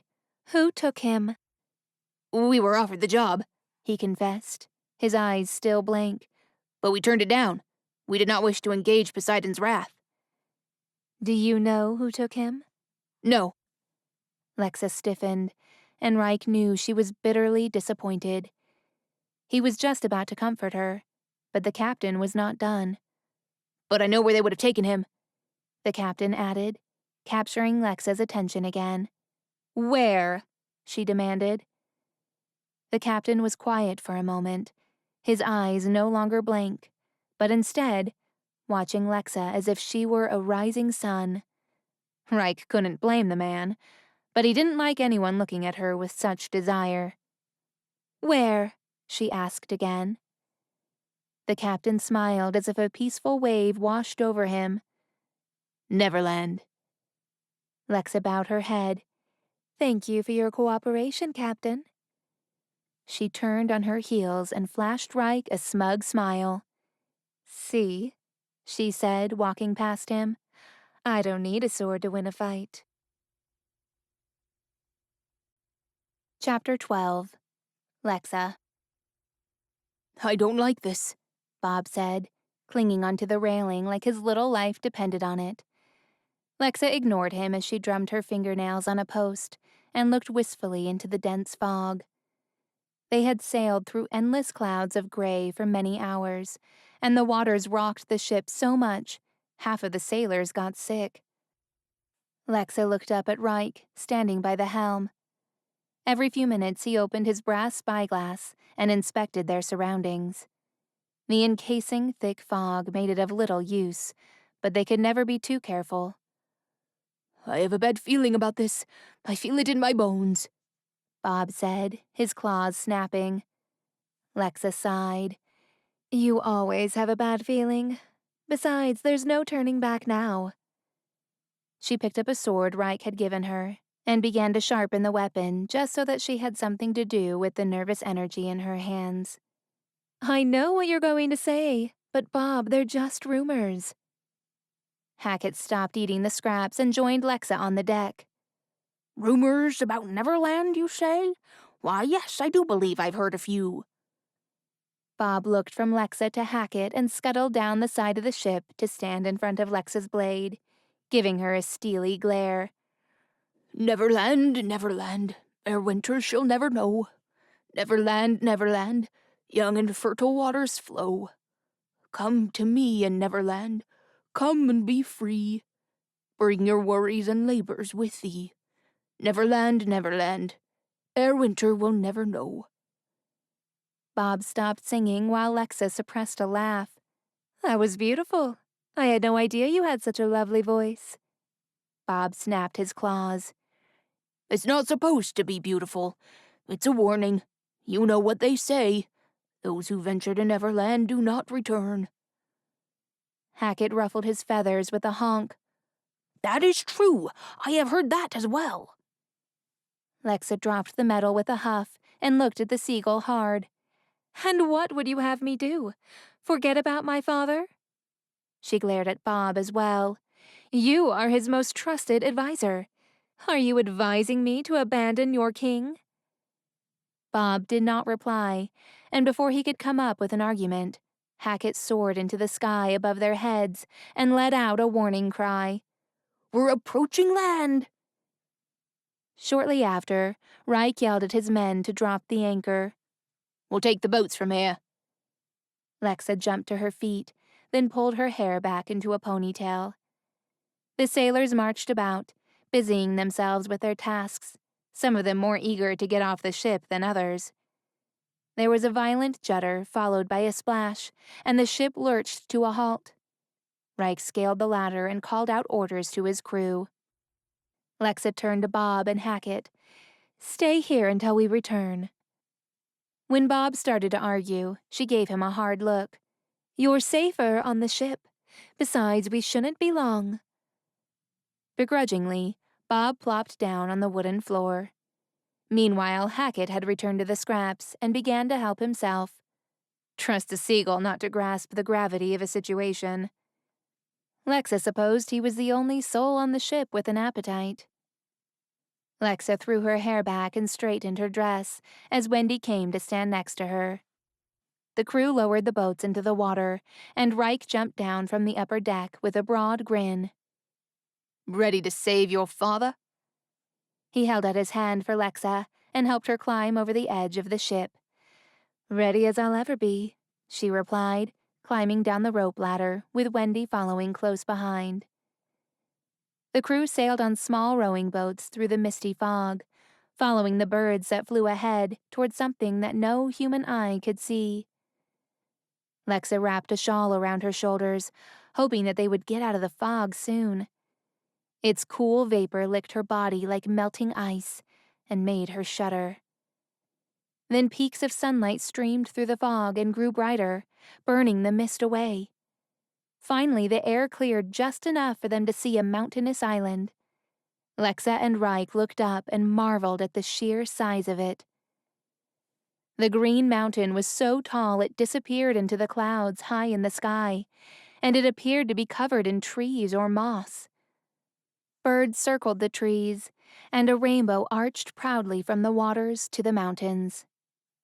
Oh, call me foolhardy, but I never thought I'd live to see the fabled Neverland with my own eyes, Reich said, lowering his voice to a murmur. They docked their boats on the sandy shores of Neverland, and Lexa helped Wendy out as she looked up, her eyes wide and shining with admiration. Be on your guard. We don't know who or what we'll be up against here. Reich warned them as they walked toward the edge of a forest. The salty sea breeze brushed Lexa's back, and the scent of pine cones had her feeling oddly relaxed. Suddenly, Wendy grabbed her arm and pointed. Tracks! They were dragging something heavy, in a net. Lexa eyed the grooves in the sand. They were headed straight for the woodland. Wendy's right. Look at those markings. Reich followed her line of sight and gave a firm nod. Guns at the ready, men. I have no tolerance for whatever beast has stolen Poseidon. They walked through the thick woodland for hours until their flasks had long been emptied, and the searing sunshine beamed through the leaves of the trees above. A collection of sweat gathered on Lexa's temples, and her tongue was dry. It seemed like it had been days since her last drink. We're walking round in circles, one of the men complained. Wendy shook her head, then pointed up a small trail. This way. Lexa wasn't sure how Wendy knew where to go, but she trusted her more than the disgruntled sailors who now complained about their aches and pains and questioned their direction. Reich frowned, his brows knitted together as he considered their next move. He chose to follow Wendy. They trudged along a winding path up the mountainous island, and Lexa's legs grew heavier by the second. Soon the crew stopped complaining and grew eerily quiet. Meanwhile, a symphony of birdsong filled the air, and the sunshine sparkled like glitter on the dirt paths. The sound of rushing water caught Lexa's attention. She was not the only one to notice, because soon the whole group began to veer off the path, following the sound. Reich hacked through an overgrown bush and paved the way for the rest of them to file out into a clearing that led to a waterfall. Lexa dropped to her knees and scooped crystal-clear water in her hands. She slurped it up without even caring how unladylike it must have looked to the others. But no one commented. Everyone took haste to quench their dying thirst. And before long, everyone was on their feet with beaming smiles and eyes sparkling again. At first, Lexa was rejuvenated and glowing. But then her vision grew blurred, and the world shifted sideways as she staggered forward. Reich asked her a question, but his voice sounded like a distant bell instead of actual words. I don't feel... Lexa's tongue flopped helplessly in her mouth, and she collapsed to her knees. The others also fell on the ground, and one by one, all of them were lying down. Lexa's cheek pressed against the dirt as she panted, wondering why she was so dizzy and lethargic. Then an impossibly strong wave of sleepiness washed over her, and before she knew it, she was out. When Lexa woke up, she blinked into the sunlight and rubbed her eyes. Startled, she looked at her hands. They were softer than she'd ever known. What in the blazing stars happened to my beard? One of the sailors said. Lexa looked at a young man who had the gruff voice of a 50-year-old. He rubbed his baby-smooth chin and frowned. As everyone else woke up, Lexa looked around and gasped. She was lying among a group of teens who strangely resembled Reich's crew. A young man with dark, messy hair and a hook for his right hand stood over her. When her eyes took focus, she realized it was a younger version of Reich, as if he had reversed the aging process by a few years. Not a worry line in sight.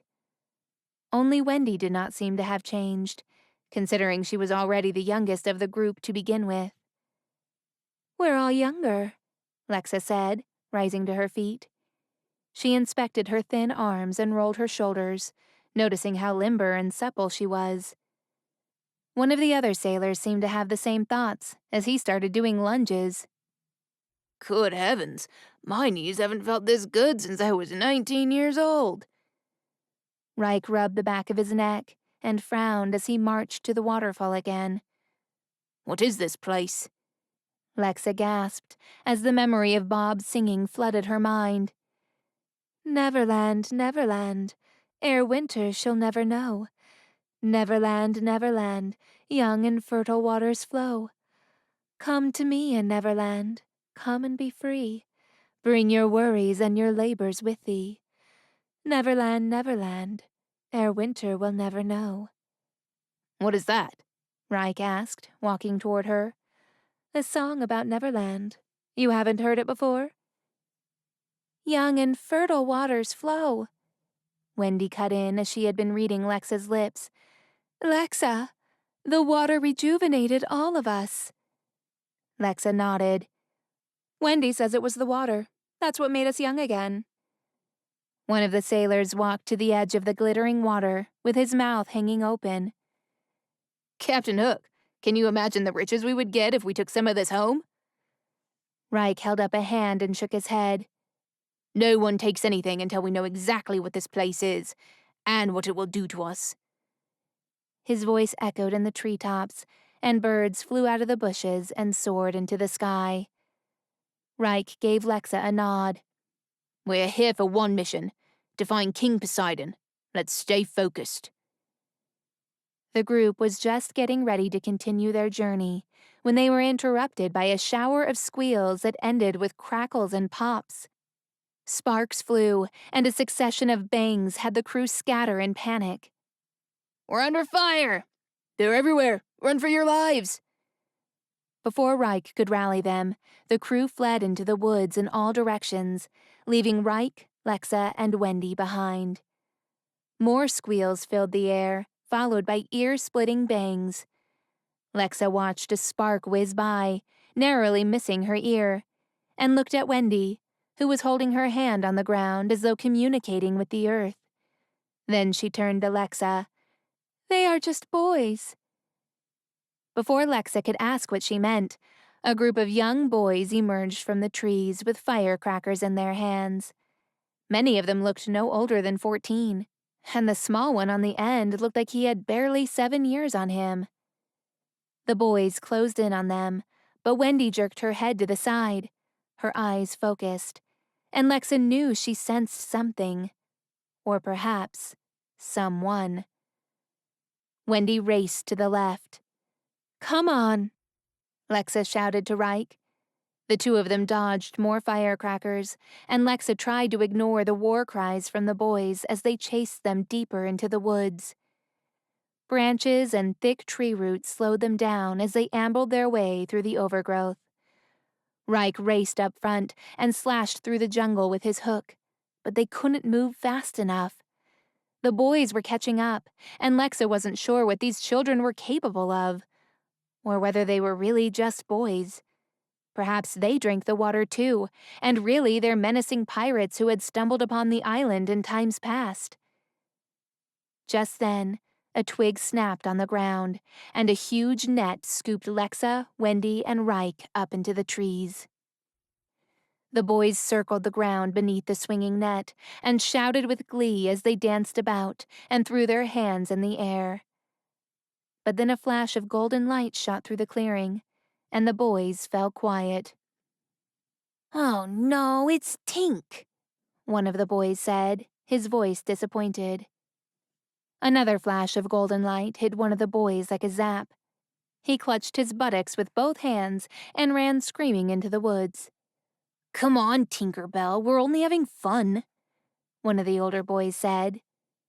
Lexa watched a trail of light darting all around the boys and zapping each one until they all promptly ran in different directions.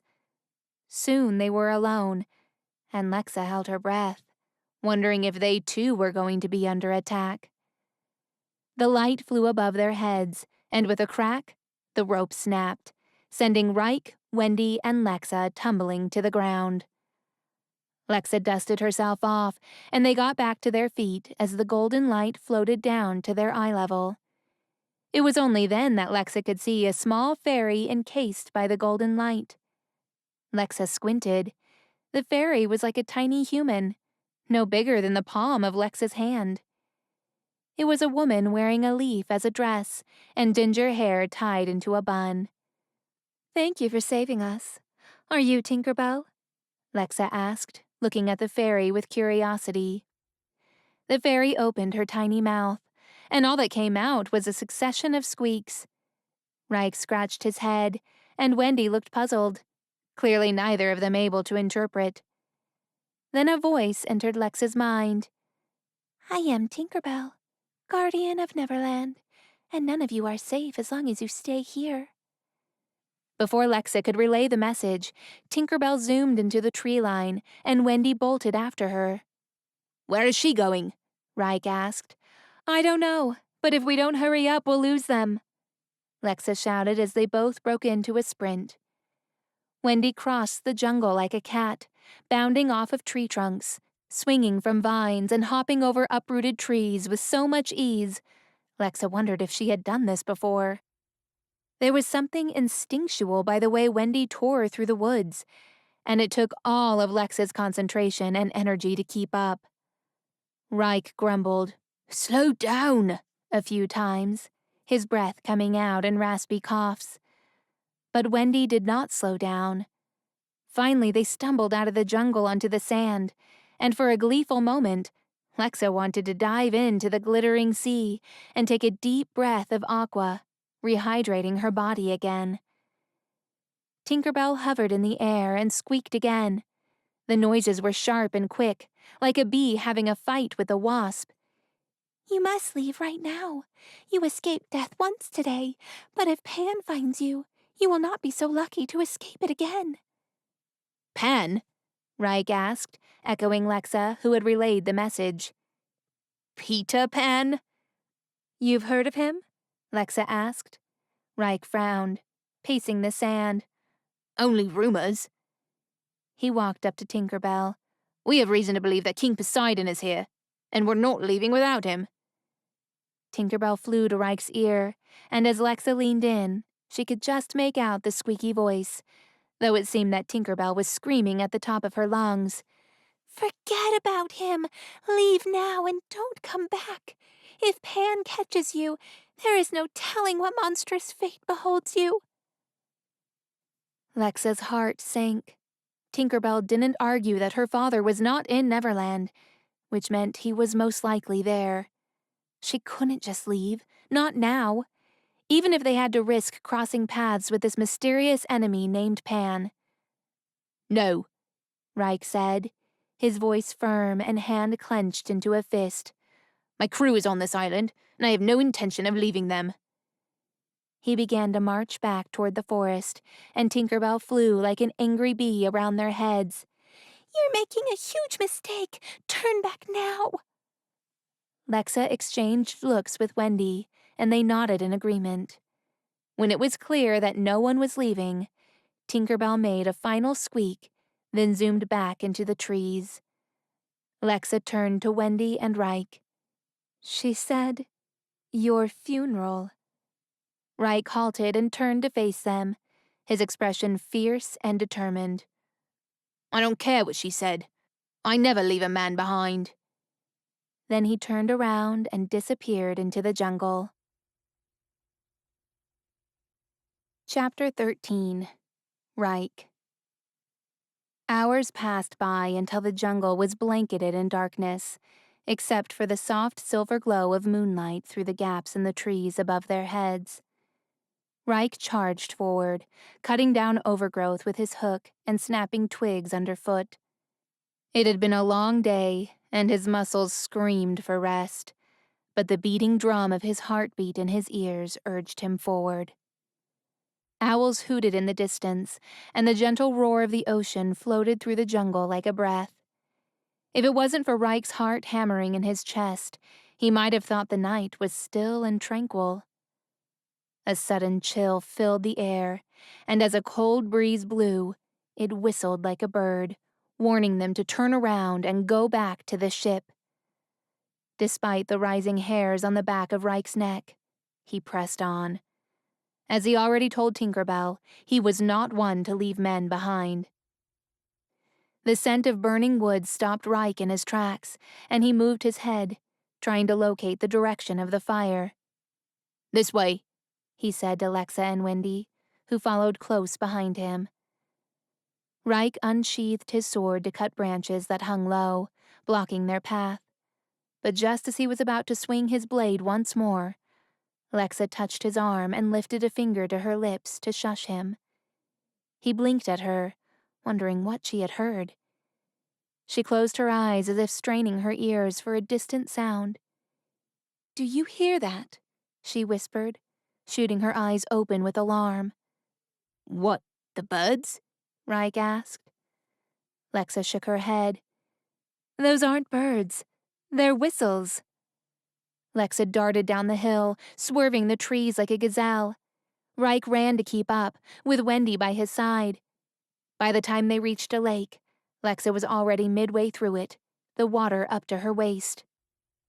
He wanted to call out to her, to tell her to turn around. Reich knew nothing about that island or those waters, but the whistling had grown louder and the burning smell stronger. They were close, and Reich was afraid he would be heard. Wendy hopped onto a rock near the edge and wobbled. Reich offered her his arm and she took it. He stepped into the water and his boots sank into the muddy ground, getting soaked within seconds. Despite not liking the sensation, he pushed forward. Now there were no trees above them. The moon was bright, and the reflected stars looked like they were floating just above the surface of the murky water. He descended the slippery slope underwater until his lower body was completely covered. When the ground finally leveled, water was up to his waist. He looked at Lexa ahead of him, and the water was just below the chest. As he followed her, his boots slid across slimy leaves, and it took every ounce of focus to keep his balance and support Wendy. He took another step forward, but a tug on his arm had him looking back with confusion.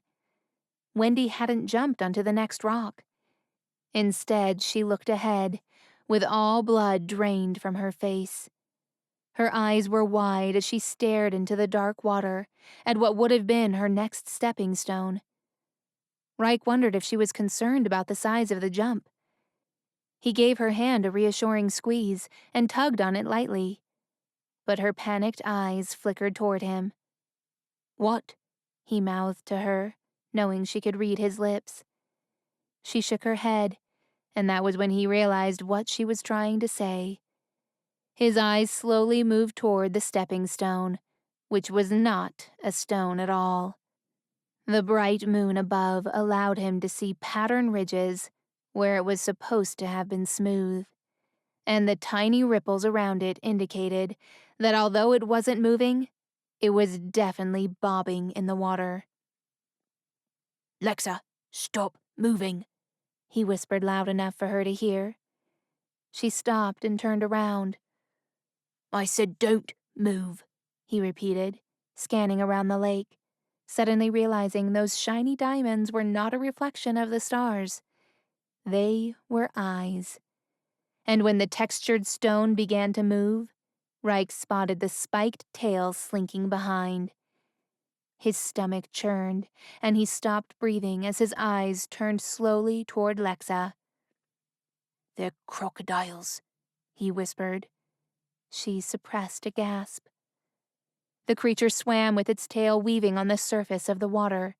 He turned around, and Reich spotted his eyes turning in Lexa's direction. "You speak to animals, don't you?" Reich asked. Lexa nodded. "Do they know we're here?" "Yes." "What are they saying?" Lexa was silent for a moment. "You don't want to know." Reich watched the creature swim slowly toward Lexa. "I'm guessing they're not friendly then." Lexa shook her head. "Not at all, and they hate mermaids for some reason." "What do they want?" Though by the fear in Lexa's eyes, he knew the answer. "Dinner." The creature darted toward Lexa. Reich jumped forward and buried his hook into the crocodile's tail before he could reach her. The animal growled in pain, snapped its lethal jaws, then bared its razor-sharp teeth toward Reich. The reptile yanked its tail free, then whipped it around. It hit Wendy's leg and threw her off balance, sending her into the water with a yelp. Reich grabbed onto her and pulled her toward him. She gasped, spitting out the dirty water from her mouth. The glittering eyes of the predator zeroed in on Reich. He pushed Wendy behind him and pulled out his knife. As he was about to swing, a mermaid fin broke through the surface of the water, its iridescent scales glowing in the moonlight. The lake began glowing blue as sapphire, and when Reich looked down, he spotted the glow coming from the plants below. The creature dove underwater, and Wendy dug her fingers into Reich's arm, pinching his skin. But there was too much adrenaline charging through his body to feel any pain. He gripped the knife, ready to strike, his heart racing in his chest. The fin pushed Reich and Wendy back, then slapped the crocodile in the face. It backed away from the blue glow as if it were deadly. And when Reich looked around, the rest of the hungry eyes had disappeared. The mermaid swam back and bobbed in front of them. Her scales glowed the same electric blue as the plants below. Her red curls swirled over her shoulders. Wendy let out a long breath of relief, but Reich kept his grip on his knife, his shoulders still tense. Though Lexa loved him, all other mermaids still hated pirates. He wouldn't be surprised if she grabbed him by his coat and drowned him right there. Remy? Lexa swam back, pushing herself through the murky water. Is that you? The mermaid swung around toward Lexa with wide eyes, then nodded. Lexa pulled her friend into a hug. What are you doing here? The mermaid opened her mouth to speak, but no sound came out. Lexa's brows furrowed. What happened to your voice? When the mermaid began to sign, a high-pitched screech blared like a siren all over the island. The mermaid doubled over in pain and covered her ears. Reich and Lexa did the same. To Reich, the sound was so ear-splitting, he was sure his eardrums were going to burst. Lexa pulled him underwater, muffling the siren. It eased the tension, but he could only hold his breath for so long. His lungs began to throb. He could still sense the vibrations of the screech on the glowing ground under his feet. Just as his lungs were depleted of air, the mermaid signed to Lexa one last time, then swam away. Once she disappeared, the blaring screech came to a halt. Reich stood, his face breaking the surface of the water with a giant gulp of air. "What was that?" Reich asked, though it was hard to even hear his own voice over the ringing in his ears. Lexa shrugged, then turned to Wendy to make sure she was okay. When she stared at Reich and Lexa with a puzzled look, as though she had no idea what had just happened, Lexa rested a hand on Wendy's shoulder with a sigh of relief. Thankfully, she wasn't affected by the torturous noise. Reich rubbed his ears as he followed Lexa out of the water. Gradually, his hearing returned, and he could hear the whistling a lot louder than before. They were getting closer. The smell of fire was also stronger as they continued on their way. As they made their way into the forest and up the hill, Reich stripped off his leather coat and dropped it on the ground. It was extra heavy now that it was wet, and being unable to run as fast as he could was a disadvantage that could cost him his life. "So what happened to that mermaid's voice?" Reich asked, picking up his pace to walk next to Lexa. I don't know, she replied. She didn't get to say. "What did she say?" A puzzled crease formed between Lexa's brows. Something about not singing. "What does that even mean?" I don't know, Lexa shrugged. She left before I could ask. Once they reached the top of the hill, Lexa crouched behind a thick bush, pulling Reich with her. Wendy followed. There they are, Lexa whispered. Reich used his hook to pull down a thick branch that was obscuring his vision. A group of wild boys whistled as they danced around a bonfire. They were the same ones they had run into earlier, joined by even more of them. Look, over there, Lexa whispered, pointing to the trees beyond the dancing group. 4 of Reich's crewmen wrestled against thick ropes that tied them to tree trunks. Their struggle only stirred the boys to behave wilder and more excited. So what's the plan? Lexa asked in a low tone. "We'll sneak up from behind and cut my men free," Reich suggested. But then what? Even with your crew released, we'll still be outnumbered. Reich scanned the campsite. There must have been about 10 wild boys dancing around the fire. And that wasn't even counting the boys swinging on hammocks above the trees, whistling. Lexa was right. Even if he did release his men, they would still be outnumbered. Wendy gasped, and Reich's eyes darted back to the wild boys. Another young man with ginger hair arrived, but instead of joining the wild boys dancing, he swaggered in front of Reich's men. "What have we got here?" the young man asked, and the wild boys got even wilder, celebrating the young man's arrival. What was so special about him? Reich couldn't tell. "Do you know who that is?" Reich asked Wendy, and she watched his lips very carefully in the dark. Wendy nodded, then she turned to Lexa and signed. Lexa's eyes widened.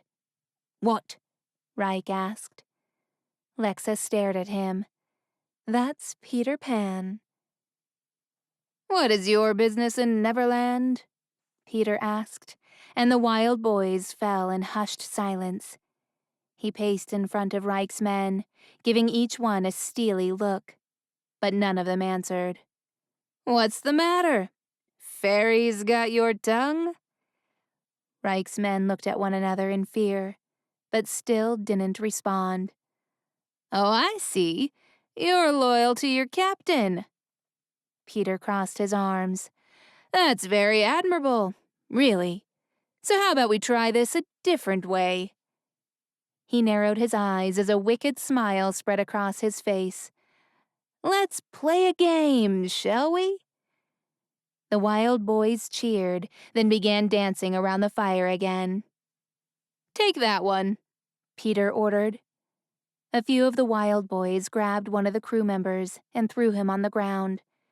They encircled him, and after tying a rope to his feet, they tossed the rope over the thick tree branch above. "Hang him up," Peter commanded, and 3 wild boys grabbed onto the rope and pulled. Reich's man grunted as he turned upside down, hung by his feet. And when he realized his head was above the burning bonfire, he panted with eyes wide and fearful. Reich jolted forward, but Lexa grabbed his shirt and pulled him back down. He ran a finger over his hook as if sharpening it. Lexa dug her nails into Reich's arm while suppressing a gasp. "Look!" Reich followed her gaze and spotted Wendy hiding behind one of the trees, cutting the rope and freeing the rest of the men. Reich touched his sheath. When had she taken his knife? And how did she get there so fast? "I'm going to ask one more time," Peter said, pulling out his own blade from his sheath and looking up at the man hanging upside down. "What brought you all to Neverland?" "Poseidon," the man said, his eyes shooting to the growing flames mere inches below. "Who is looking for him?" Peter asked, flipping his knife between his fingers. When the man hesitated, Peter signaled to one of the wild boys, and he lowered the sailor closer to the fire until it singed his hair. The man began to weep. "His daughter, that's all I know, I swear. Please." Peter's eyes widened in surprise. Then he looked around the clearing. Reich grabbed Lexa, pulling her down and out of sight. Pan shifted his attention back to the sailor. "Poseidon's daughter is here?" "Yes." "Well, that wasn't part of the plan, but it sure is a pleasant surprise," Peter said, smiling at the hanging man. "Thank you for your help." He grabbed his knife and tossed it with a simple flick of the wrist. The blade sliced through the air and struck the rope. It snapped, and the wild boys cheered, anticipating the man to set ablaze. Reich leaped forward and jumped over the fire, ramming his chest against the sailor, tackling him to the ground. The wild boys fell silent and stared at Reich as he rolled off his crewmate and checked if he was all right. He turned to see Peter looking toward the trees where the rest of the crew members had been tied. There was nothing but piles of broken rope on the ground. Wendy was also nowhere in sight. "Get them!" Peter commanded. The wild boys' battle cries filled the air as they took up their weapons. Reich jumped to his feet, and his man rose with him. They were surrounded with makeshift spears and knives pointed at them. Reich pulled out his own sword. He might have been outnumbered, but he was not going down without a fight. The wild boys screamed into the night as if sounding a warning call. Perhaps a warning to the forest that they were about to end a life. Peter stood across the fire with shadows dancing on his face. He watched Reich with lethal eyes, as if the situation was somehow entertaining for him to watch. Then a soft hum carried in the wind, and the wild boys fell silent. They dropped their weapons. Another gentle hum followed, and they looked at one another, as if they were familiar with the sound. One of them smiled as if it was pleasant to his ears. Then the humming turned into the sweetest melody, and when it grew louder, Reich recognized it. He spun around just as Lexa stepped into view. Her dark hair flowed back in the breeze, and her piercing green eyes glowed with the reflection of the flames. "Lexa, no!" But she had already begun singing. Her voice rose above the chaos, and the wild boys dropped their weapons. Reich fell to his knees, losing himself in the sweet melody that came from her lips. The sound lured him into a captivating bliss, and a warmth spread through his body, until her eyes came into focus, glowing greener than usual, and locked with his. His senses returned even though she was still singing, and it was as if she had loosened her hold on him, releasing him from the trance. She turned to the wild boys once more. Their mouths hung open while their eyes were glazed over. Peter, on the other hand, smiled, as if he was looking at a mountain of gold. He didn't have to say it. Reich could tell by the sparkle in his eyes that he knew Lexa was the princess of the sea. And the way he eyed her like a forbidden treasure gave Reich the urge to tear the smug smile off his face with his hook. But most importantly, why wasn't Lexa's hypnosis working on him?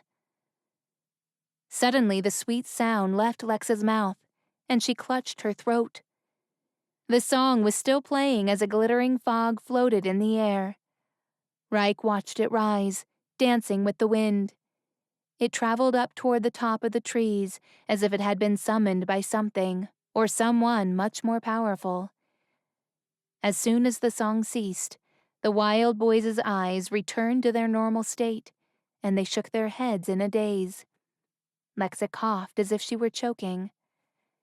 Reich turned to Pan with a deadly glare. "What have you done to her?" Lexa continued to choke. Reich charged at Pan, but before he could get to him, Pan's feet left the ground, and he rose into the air like he was weightless. Reich slashed the air, only catching the bottom of Pan's shirt. "Get back down here, you coward, and fight me like a man," Reich barked. Pan ignored Reich's insults, and instead kept his eyes fixed on Lexa, who stood across the camp with her eyes fluttering closed, looking like she was about to faint. When a wicked smile spread across Pan's face, Reich darted toward Lexa. Pan flew toward her and snatched her before she hit the ground. He swooped her up with him. Reich tried to grab her, growling with fury, but only his fingertips brushed her leg before Pan flew her away, cackling with maniacal laughter. "No!" Reich yelled, watching Pan fly into the starry night with Lexa in his claws.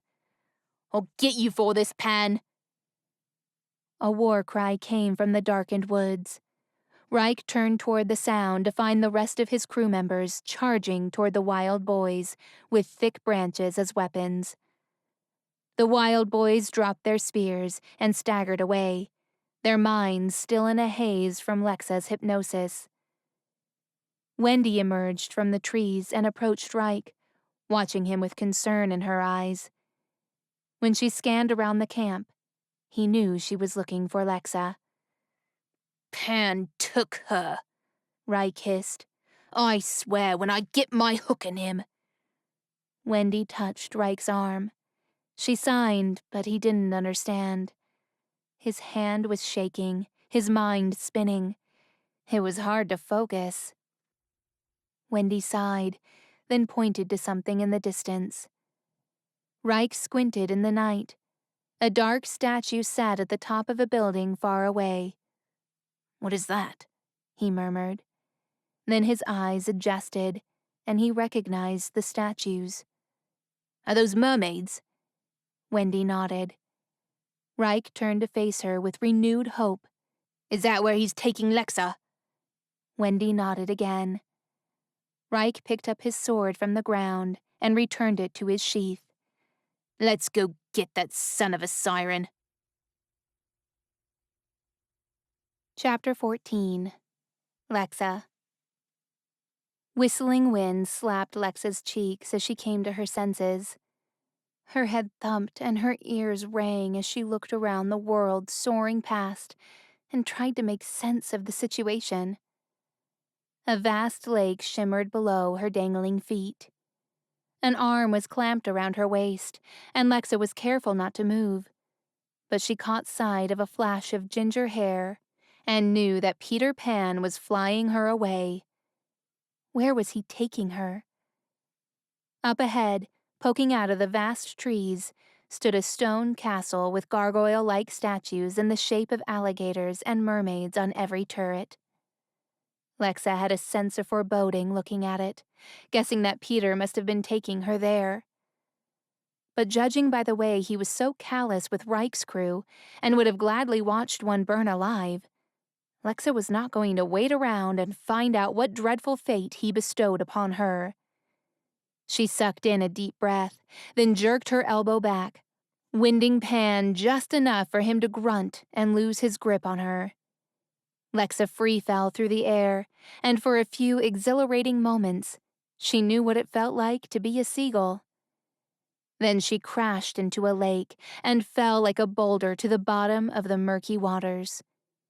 Lexa's pores soaked in the water, like her body was taking a deep breath, reinvigorated. She swam effortlessly toward a bank, and a school of fish rushed past her, covering her in bubbles. Swim away, death lies ahead, a fish warned, his cries fading as they disappeared deeper into the lake. Lexa waited for the bubbles to clear, and it took several moments for her to realize she wasn't breathing. Her chest screamed, a painful reminder that she was no longer a mermaid. In response, her legs kicked, and she burst through the surface of the water with a greedy gasp. There was little time to check if Peter had followed her, or to see where the current was taking her. Her lungs ached. The rushing sound of a waterfall flooded Lexa's senses, and before she could think straight, she got caught in a riptide and shot through the water and over the edge until she fell, seemingly forever. Once she made contact with another body of water, her world spun.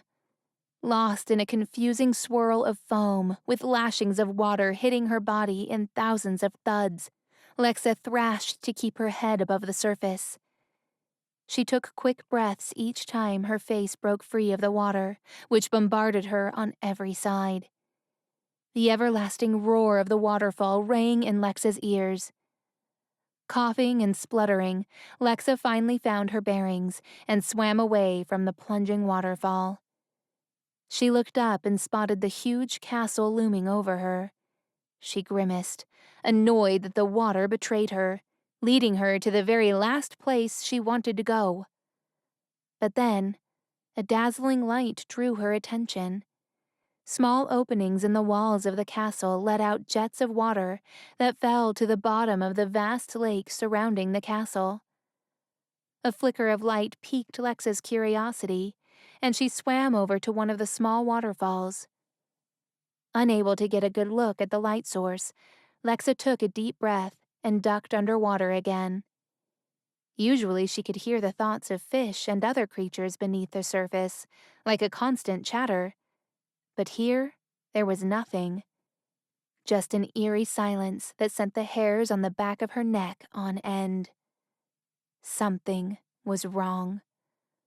The light grew stronger and a gravitational pull beckoned Lexa to swim toward it. Discovering a narrow opening into the castle, she picked up her pace. Without hesitation, she squeezed through and stole enough courage to press forward, even though all her senses were on high alert. She swam through a bed of dumbosies, glowing blue and lighting up the water as it often did when in contact with mermaid scales. When her lungs couldn't take a moment longer without oxygen, she poked her head up until her nose found fresh air, and she inhaled deeply. Looking around, she found herself in a hall with golden arches in the ceiling and blue light dancing along the stone walls. Flowers in full bloom shone like moonlight in shades of midnight blue. Lexa found the water's edge and pulled herself out, panting from all the exertion. Her head pounded like a bell, and her stomach knotted. She squeezed the skirt of her dress, then found her feet as she came to a shaky stand. The air was heavy and oddly still, and as Lexa breathed, she became acutely aware that she was the only source of any sound, which only intensified her alarm. "What is this place?" she whispered to herself as she tiptoed around the hall. On the far side were what appeared to be a line of paintings, but as she drew closer to them, she held a hand over her mouth to stifle a gasp. In swirls of dusty pink and navy blue were mermaids floating in water tanks, embedded in the stone walls. They hung like picture frames in some sort of twisted display. If she had not been so horrified by the fact that these mermaids were being held captive, Lexa would have thought that they were beautiful, like pieces of artwork. A pair of sanguine eyes stared at her imploringly, and Lexa dashed toward the mermaid. She touched her palm up to the glass and opened her mouth to speak, but no sound came out. She was still mute. "What happened to you?" Lexa asked telepathically. The mermaid touched her slender hand to her throat and shook her head, a mass of blonde hair swooshing across her face. "Your voice is gone too?" Lexa asked. She nodded, then pressed her forehead to the glass. "My voice was stolen as soon as I began to sing. It happened to all of us here." Lexa clutched her throat, the flashback hitting her like an unexpected wave. She had been singing when her voice left her like a waltzing fog through the air, until she could no longer make a sound. And without her voice, she was almost powerless. She turned back to the mermaid. "Who did this to you?" The mermaid looked to Lexa's right and pointed to an iron door. Unsettled, Lexa looked at it and held her breath. But the urge to find answers was stronger than her sense of fear. Whoever she was dealing with was ruthless and knew how to disarm a mermaid, but she needed to know for sure. She marched to the iron door and pushed it open with a heavy squeak. The door swung forward, opening out to a huge hall. More mermaid tanks lined the walls, and the floor shimmered and sparkled like glitter. Lexa looked up to see the ceiling was made entirely of glass, and glowing blue water covered the ceiling from wall to wall. To the far end was a raised platform with a collection of instruments and a large open space in the center of the hall. Lexa walked farther into the room, supposing this was where they had the mermaid auctions. A sea of sad eyes followed her every move, and the eerie silence was only broken by her uneven breaths, along with the tapping of her feet, hitting the stone floors as she crossed the room. Seeing so many mermaids floating in the tanks had her chest aching. Who was capable of such cruelty? A young male mermaid caught her eye. He must have been in his late teens, with soft golden hair flowing around his broad shoulders. He looked stronger than the others, and his eyes shone like sapphires. He looked familiar, but Lexa wasn't sure where she'd seen him before. Then it struck Lexa. The water on the island had made her young again. What if it did the same thing to... Father! The thought shrieked in her head. She hurried forward and clutched the glass in a desperate attempt to tear it apart and free her father from this cell. What are you doing here? Don't tell me they took you too, Lexa's father said, pressing his head to the glass. Lexa shut her eyes and did the same as the two of them had a silent conversation. When I learned of your disappearance, I had to find you. Your mother appeared to me in what seemed like a dream. She told me you were in trouble, that you had been captured, but it was a trap. Pirates were waiting for me with spears made of elven metal. I couldn't move. They paralyzed me. Then I woke up in this place with Peter Pan taking my crown and using my trident to steal my voice, as he has done to the rest of our merpeople here. Lexa's breath hitched as she listened to her father recount the events. Long have we battled pirates who have been hunting our merpeople, but none have I found capable of this. Lexa slammed her fist against the glass. Daddy, I am so sorry. You are here because of me. Sweetheart, you need to go. Save yourself. Lead Atlantis. Be the queen I taught you to be. I am not leaving without you. There is no escaping this place, and the auction will take place in the morning. Without my trident, I am powerless. He raised his hands, revealing 2 brass shackles on both of his wrists. He didn't have to say it. Lexa knew they were made of elven metal. You need to go before Pan finds out who you are. He already knows. Lexa touched her throat, and her father's brows furrowed. He took your voice too? That's okay. I didn't come alone. I have friends helping me, and together we will get you out of here. There is no time. Not for you, anyway. Your legs won't last much longer. You must go. Lexa frowned. My legs are permanent, Father. Her father's eyes widened in concern. Please don't say so. Lexa's shoulder hunched in shame. I made a deal with Neri. Lexa's father jumped back as though her words sent an electric current straight to his heart. Lexa blinked several times and looked at him apologetically as he rubbed his chest. I had no choice. What deal did you make? Lexa's father looked at her legs briefly before shaking his head again. Lexa hesitated, but only for a moment. Neri will be queen of Atlantis in the event that neither of us returns. He frowned. Oh, Lexa, what have you done?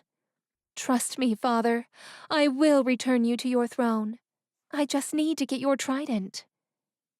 Before you go, I need you to promise me something, her father said, placing his hand on the glass. When Lexa hesitated, he gave her a stern look. Promise me, Lexa. Lexa placed her palm against the glass over her father's hand. Anything. No matter what happens to me, once you get your voice back, you will not sing the forbidden song. Lexa's eyes widened. But Father... Promise. His thunderous tone shuddered in her mind. The forbidden song was rarely ever mentioned among mermaids. Lexa had only ever heard of one mermaid who had sung the words. It was to save the life of another, and she paid it with her own life. Life for a life. But it was forbidden because it opened the gates to the underworld, which was ruled by a ruthless king named Hades. Promise me, Lexa, her father demanded. Lexa let out a defeated breath. I promise. When she said nothing else, her father looked at her feet again. How was Neri able to give you permanent legs without a trident? With this necklace. Here, Lexa touched the place where her necklace rested on her collarbone and frowned when she felt nothing there. She gasped and looked wildly around her, wondering when her necklace had fallen off. "Looking for this, I presume?" Lexa jumped and swiveled on the spot to see Peter Pan standing in the open doorway, her necklace wrapped around his fist. The stone pendant dangled in the air. "Give that back, you thieving piece of scum!" Lexa wanted to yell, but no sound came out. She clutched her neck, her throat burning as though she was spitting blades. "Easy. You don't want to strain your vocal cords now, do you?" Peter said, giving her a wickedly lopsided grin. Lexa wanted nothing more than to punch that foolish smile off his face. But as she took a step forward, Peter raised his hand as though he was about to smash it on the floor. Lexa froze, hardly daring to breathe as she watched him with panic. If he smashed the stone, she would lose her legs, and there would be nowhere else to go except into one of those tanks.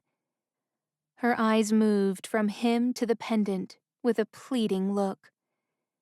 Peter cocked his head to the side, and his cheeks flushed with color, like Lexa had told a marvelous joke. "I can't have you join my collection looking like that. What use is a mermaid with legs?" Lexa stopped breathing as she watched Peter Pan swing his arm back. But just as he was about to thrust the stone to the ground, a shuffle of feet made him freeze in his tracks. Wendy rushed in, her hands frantically moving, signing. Lexa could hardly keep up. "Peter, please don't do this. It's me, Wendy, darling." Peter blinked, his expression blank, but slowly he signed back. "Wendy?" There was a stillness as the two of them merely looked at each other. Lexa dropped her hands and exhaled as she watched them for a silent moment. Wendy stepped forward, her eyes glistening with tears. "Peter, it's me. Come back to me." Peter stayed frozen, but he blinked several times, and his fingers twitched. "Wendy!" He stared at Wendy like he was looking at a ghost, and maybe to him, she was. Who knew what had happened in their past? Wendy took another step closer, and the air between them grew warm. Peter's face grew pink, and he shook his head, like he was clearing his mind. "Wendy!" He held out his arms, his eyes brimming with tears. "My Wendy, darling!" Wendy burst into tears and threw herself into his embrace. Lexa watched, stunned, as he held her tight. He patted her hair, squeezed her arms as she latched onto his neck.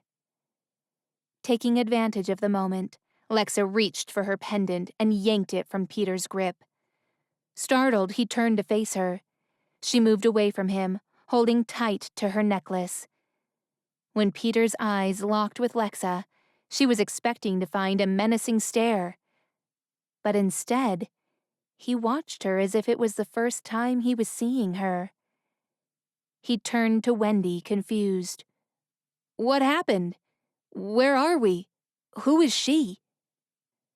Wendy looked thoughtful for a moment, then turned to Lexa. "He was being hypnotized." "Hypnotized?" Peter repeated, looking at Wendy like she had sprouted two heads. Lexa's head still throbbed with pain as she squinted at Peter, not knowing what to think. "Are you seriously telling me that you have no memory of kidnapping me, or my father for that matter?" Peter frowned at Lexa, now looking at her like she was crazy. "What? No. Why would I do that? I don't even know who you are." Wendy paced the room, drumming her fingertips on her chin. Meanwhile, Peter raked a hand through his red hair and huffed. "You're not lying," Lexa said as she watched Peter, who had changed completely from the cold-hearted villain to a lost boy in a matter of moments. That also explained why he wasn't affected by her trance earlier. But how was it that seeing Wendy just now broke him free from the hypnosis? And who would be using Peter Pan to run that twisted mermaid auction? And why would they have attacked Lexa and Reich's crew? Reich! Lexa turned to Wendy with a horrified expression. Reich, where's Reich? He's fine, Wendy assured her. He was behind me. I just ran faster. We need to go find him and get my father's trident, Lexa said, fastening her pendant around her neck, then turning to Peter. Do you know who has Poseidon's trident? Peter answered the question with a mere glance at Wendy. No sign, no lip reading, just a glance. And the answer had Wendy's eyes stretched wide. Who? Lexa urged. Wendy looked at Lexa, her expression pale and afraid. Tinker Bell! Chapter 15.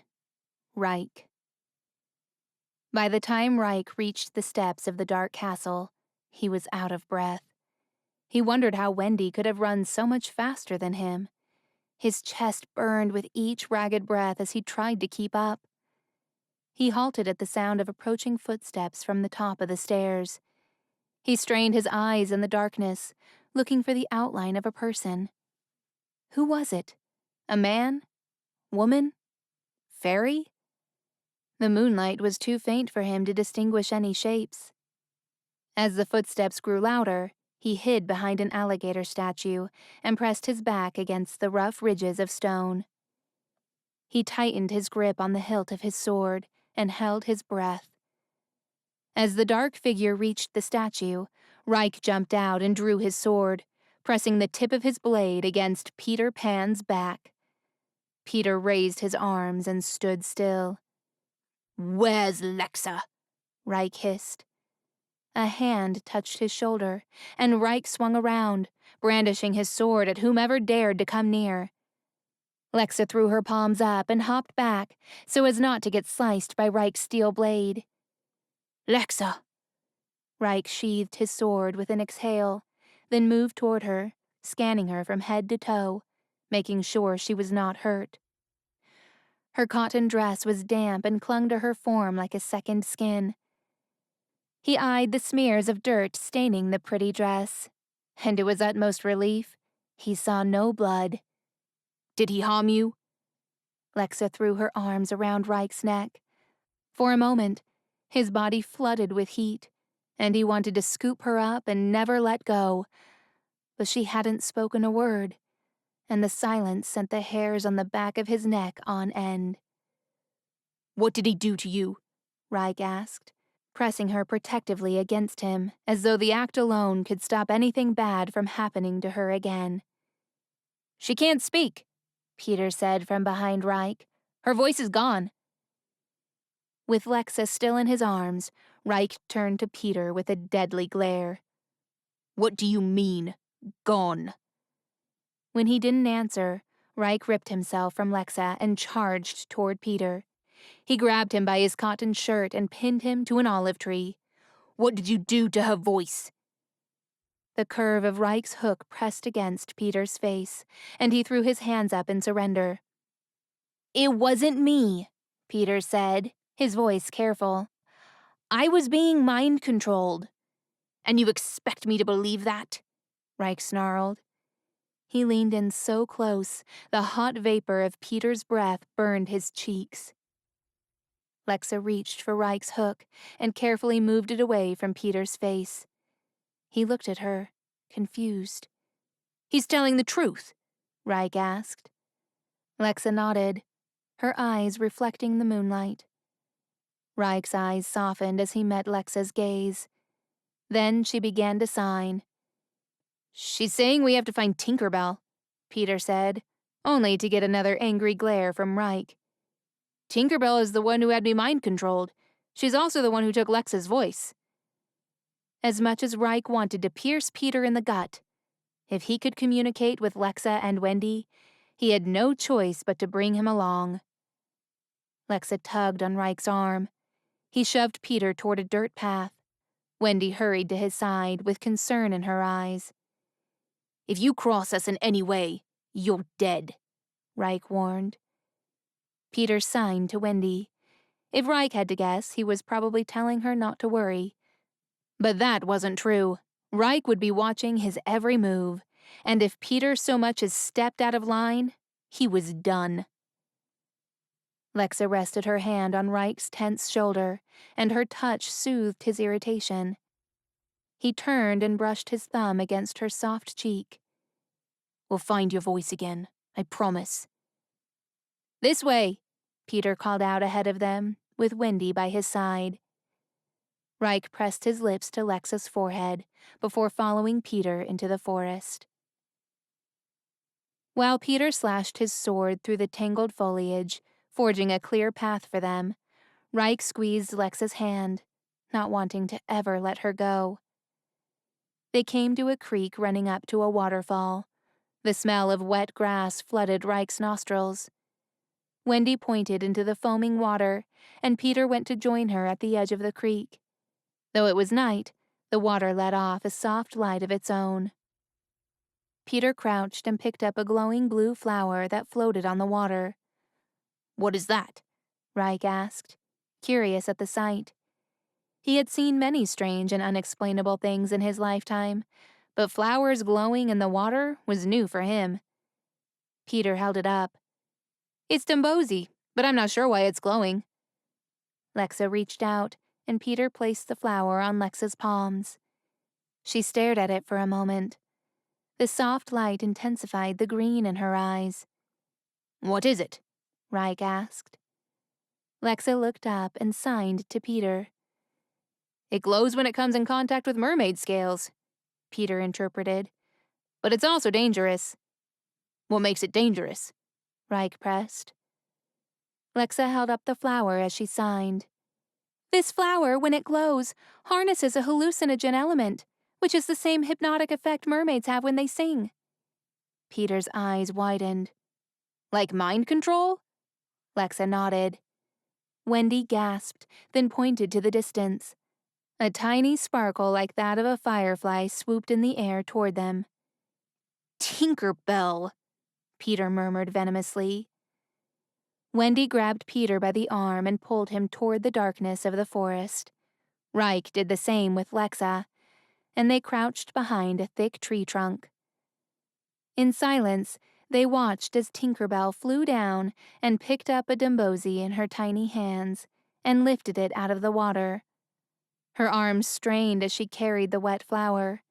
It was 3 times bigger than her, so she ripped off a petal in the air and flew away with it.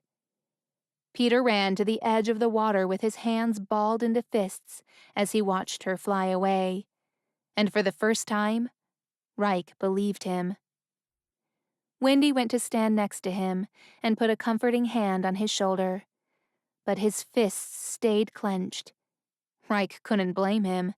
The thought of being manipulated into burning someone alive wasn't something Reich would let easily go either. "She'll pay for what she did to me," Peter hissed, more for himself than anyone else. Lexa touched Reich's face, and the tips of her fingers brushed his stubble. The faint moonlight illuminated her face. She had dark rings under her eyes and a sheen of sweat across her dainty brow. But her big, shiny eyes blinked at him in the most tantalizing way. He picked up a lock of her hair, smooth as silk, and smiled. She was still as beautiful as he'd ever seen. She brushed her finger over his chin, and it burned. He winced with a hiss, and she pulled away to reveal a bloodstain on her skin. Her brows furrowed, and he took her hand and brought it down to his side, where he intertwined his fingers with hers. "It's just a scratch," he assured her. "I'm okay." He caressed her face and brushed his thumb against her soft cheek. "I wish you could tell me how you're feeling." She grabbed his hand and brought it to her chest. Her heartbeat was so fast, he could feel it against his palm. "Are you scared?" She shook her head. "Tired?" She shook her head again, then placed her own hand over Reich's heart. When her eyes met his, her gaze was so soft, and a warmth spread through his body. That was when Reich understood what she was trying to tell him. You love me? A smile spread across her face, and she nodded. His hand slid to the nape of her neck and pressed his lips to hers. The touch was soft, like velvet, and she tasted sweet as nectar. When her tongue found his mind spun on its axis. He wrapped his other arm around her waist, careful to avoid cutting her with his hook, and pulled her body up against him. I love you too, he spoke against her lips, and though nothing else was said, so much was implied. He was going to get her off that island, and as soon as he did, he was going to marry her and not wait a moment longer. He couldn't see a future any other way, not any worth living without her. He knew that he was irrevocably and hopelessly in love with her, and whatever happened next, Lexa's safety was all that mattered. A melody from Peter's flute filled the air, and Reich pulled back, turning toward the sound. A second later, the wild boys came into view with their weapons in hand. They stopped by the water's edge across the creek, and Reich rose to his feet. He stepped in front of Lexa and put a protective arm in front of her.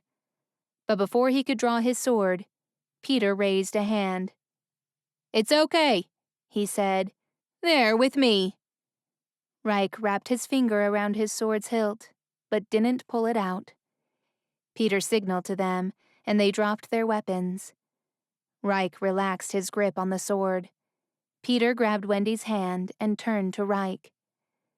We're going to need them if we want to catch Tinkerbell, Peter said, pointing up to a tall tree in the distance. She lives up there. Reich followed Peter's gaze and spotted something gold glowing at the top of the tree. Had it been moving, it would have resembled a shooting star. But it wasn't. It was more still than the bright moon above them. What is that? Reich asked. Poseidon's trident, Peter said. We need to get that back to him so he can free the mermaids and return their voices. Reich didn't trust the wild boys tagging along. They were savages. But what other option did he have? He glanced at Lexa. If that was the only way to return her voice, he had no choice but to trust Peter and his wild friends. He turned toward Peter, his hand still resting on the hilt of his sword. So, how do we get up there?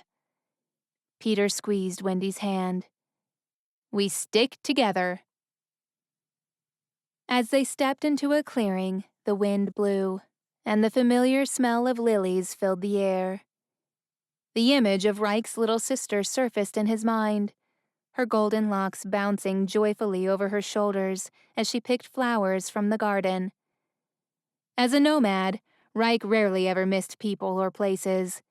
His sister was the only ache he ever felt of missing home, and the island after Lexa left. That was how he knew he was in love with her. Reich grabbed Lexa's hand and gave it a small squeeze. The light of the moon lit up her smile. As he debated pulling her in to steal a kiss, he bumped into the back of one of the wild boys, who grunted. Shh! Peter brought a finger to his lips and looked around. Reich scanned the clearing for any sign of danger, but there was none. The night was dark and silent, and only the buzzing of a firefly was heard above them. After a few seconds, Peter signaled for the wild boys to keep moving. Reich trailed behind them with Lexa at his side.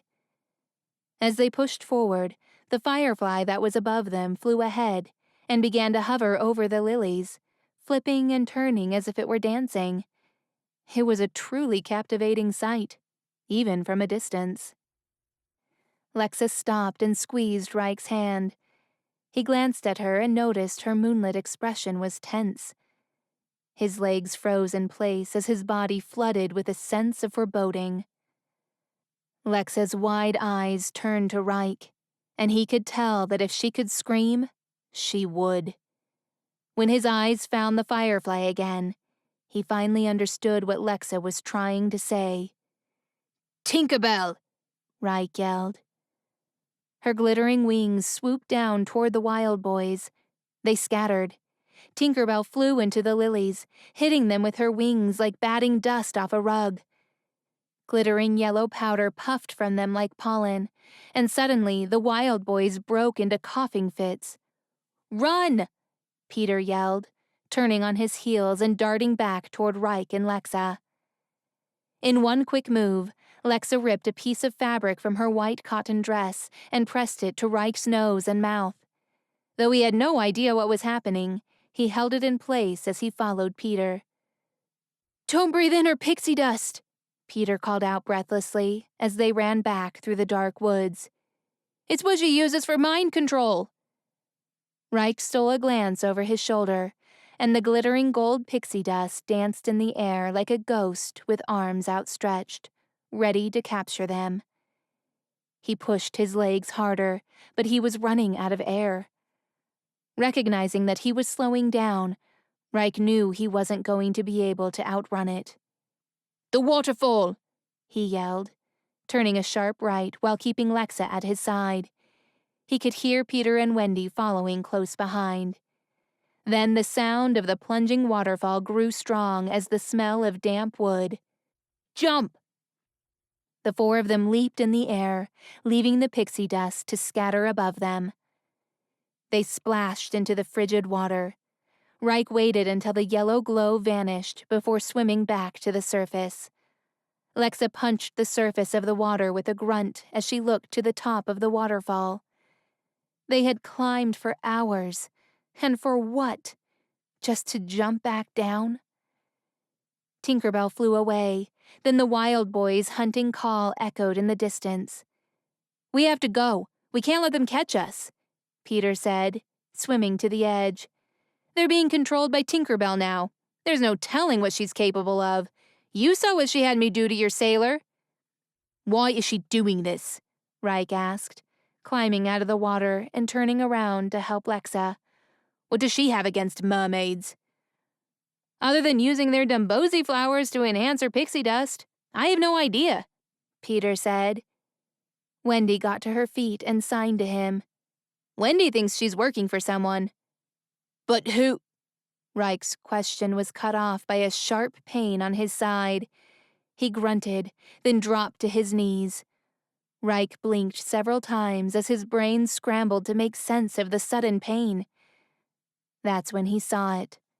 An arrow buried in his side. The hunting call of the wild boys grew louder, and Lexa leaned down to help Reich to his feet. He grimaced as he touched the arrow. He couldn't see in the dark, but the thick liquid was warm against his fingers. He lifted his hand, and the smell of iron flooded his senses. Lexa's wide eyes turned to Peter as she signed frantically. "We need to get you back to the ship," Peter interpreted. "No." Reich turned Lexa to face him. "We need to get the trident and save your father." Peter hissed, then fell to the ground as an arrow shot past him, grazing his skin. He clamped his hand over the cut on his arm. "We need to get to the ship, now!" Peter rose to his feet, only to grunt and fall down again. An arrow pierced the back of his leg. He pushed Wendy away and signed for her to run. Reich grabbed Peter from the ground and threw him over his shoulder, biting back the pain. Lexa led the way through the dark woods with Wendy at her side. Reich followed her lead, trying to ignore how every bone in his body ached. The sharp pain at his side began to burn and throb, and he winced with every step. The sea air slapped his cheeks as they arrived back at the beach. Reich spotted the ship bobbing in the distance, but the boat was gone. Reich carefully laid Peter on the rocky sand, then dropped to his knees. Lexa rushed to his aid and curled her fingers around the arrow that was still pierced at his side. "Don't!" He touched the back of her hand, panting. "The arrow is stemming the blood flow. It'll be worse if you remove it." She frowned, then swung his arm around her shoulder, helping him to his feet. But when she started toward the ocean, he stopped her. "No!" Reich said through heavy breaths. Lexa looked at him in confusion. The cold snap of the sea breeze tossed her hair back, and Reich's heart ached to see her so concerned. "Take Wendy," he said. Lexa shook her head, but he brushed her cheek with the back of his finger. "Don't worry about me. Right now, I need you to be safe." Lexa grabbed Reich's face with both hands and pressed her lips to his. The sweetness of her lips gave him a shot of adrenaline, and all of his pain was gone for the time her lips remained on his. When she pulled back, her eyes said more than her words ever could. And in that moment, with nothing but the crashing waves next to them, he memorized every feature of her face, just in case he never saw her again. Footsteps approached, and Reich drew his sword. "Lexa, go!" Lexa pulled Wendy away from Peter, then dove with her into the ocean. Once Reich saw that Lexa was swimming away, he stepped in front of Peter, who was still on the ground with a bleeding leg. "Stop hiding, you cowards!" he yelled, rage ripping through his throat. "Come out where I can see you!" The wild boys came into view, stepping out from the dark forest, holding their makeshift weapons. The pain on Reich's side shot down his leg as he struggled to balance himself, but he held his ground, keeping the sword in front of him. There was no way he would win against them all, but he sure wasn't going down without a fight. And if he ever caught that firefly, he would squish her like a bug. Peter touched Reich's boot. "Don't hurt them," he begged. "They don't know what they're doing. They're under her control." "How did you break out of her control?" Reich asked. "I saw Wendy," Peter said. "Maybe my memories of her broke me from the trance." One of the wild boys lunged a spear, and Reich swung his sword, splitting it in midair. "Then we better think of something quickly because they're not going to hold anything back." Another spear came at them, and Reich split it with his sword again. Peter reached into his pocket and pulled out a wooden flute. Reich arched a brow. "You going to play them a song?" Peter shrugged. "Maybe they'll hear something that'll bring good memories." He brought it to his mouth and started to play. The joyful melody carried in the wind, and the scowl on each of their faces began to soften. "I think it's working," Reich said, surprised.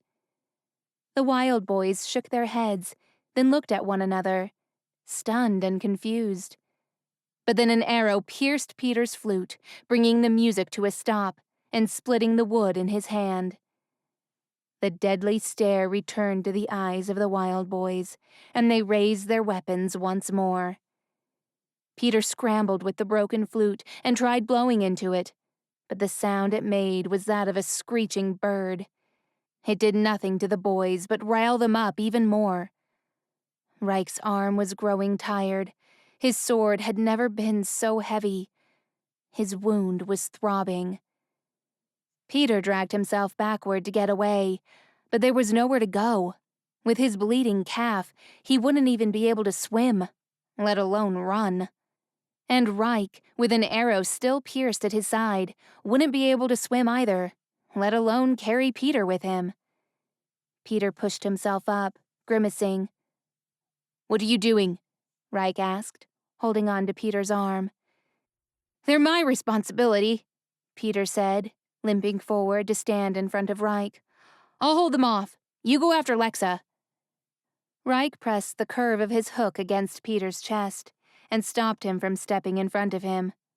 "I never leave men behind." He turned to face the wild boys and braced himself. A loud gunshot released in the air.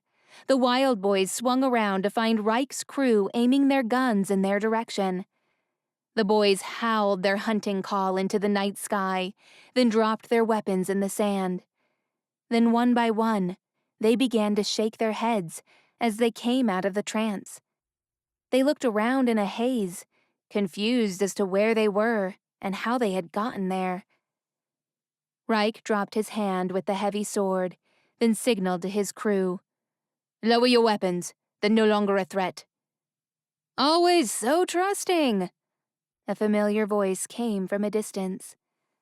Reich squinted into the darkness, recognizing the voice at once. Uncle? The king of the shores stepped onto the beach with his hands behind his back, his royal garment stretched out behind him. He didn't look young like Reich and the rest of his crew. He must not have consumed the water from the island. Lock them all on the ship, the king ordered, and before long, all the wild boys were bound by their hands with ropes. Peter was taken on a wooden gurney back into the forest. Reich guessed that the king's boat must have been on the other side of the island. How did you find this place? Reich asked. The king strolled toward Reich. How about we remove that arrow from you and get you some clean clothes? Reich's head began to spin, and he struggled to keep his balance. Lexa is not going to marry the prince. I will not allow it. The king stopped in front of Reich. He watched him for a long moment without a word. Then before Reich could stop him, he ripped the arrow out of Reich's side. A sharp pain shot up Reich's body like a lightning bolt. Reich's brain twisted in his skull, and nausea rose from his stomach.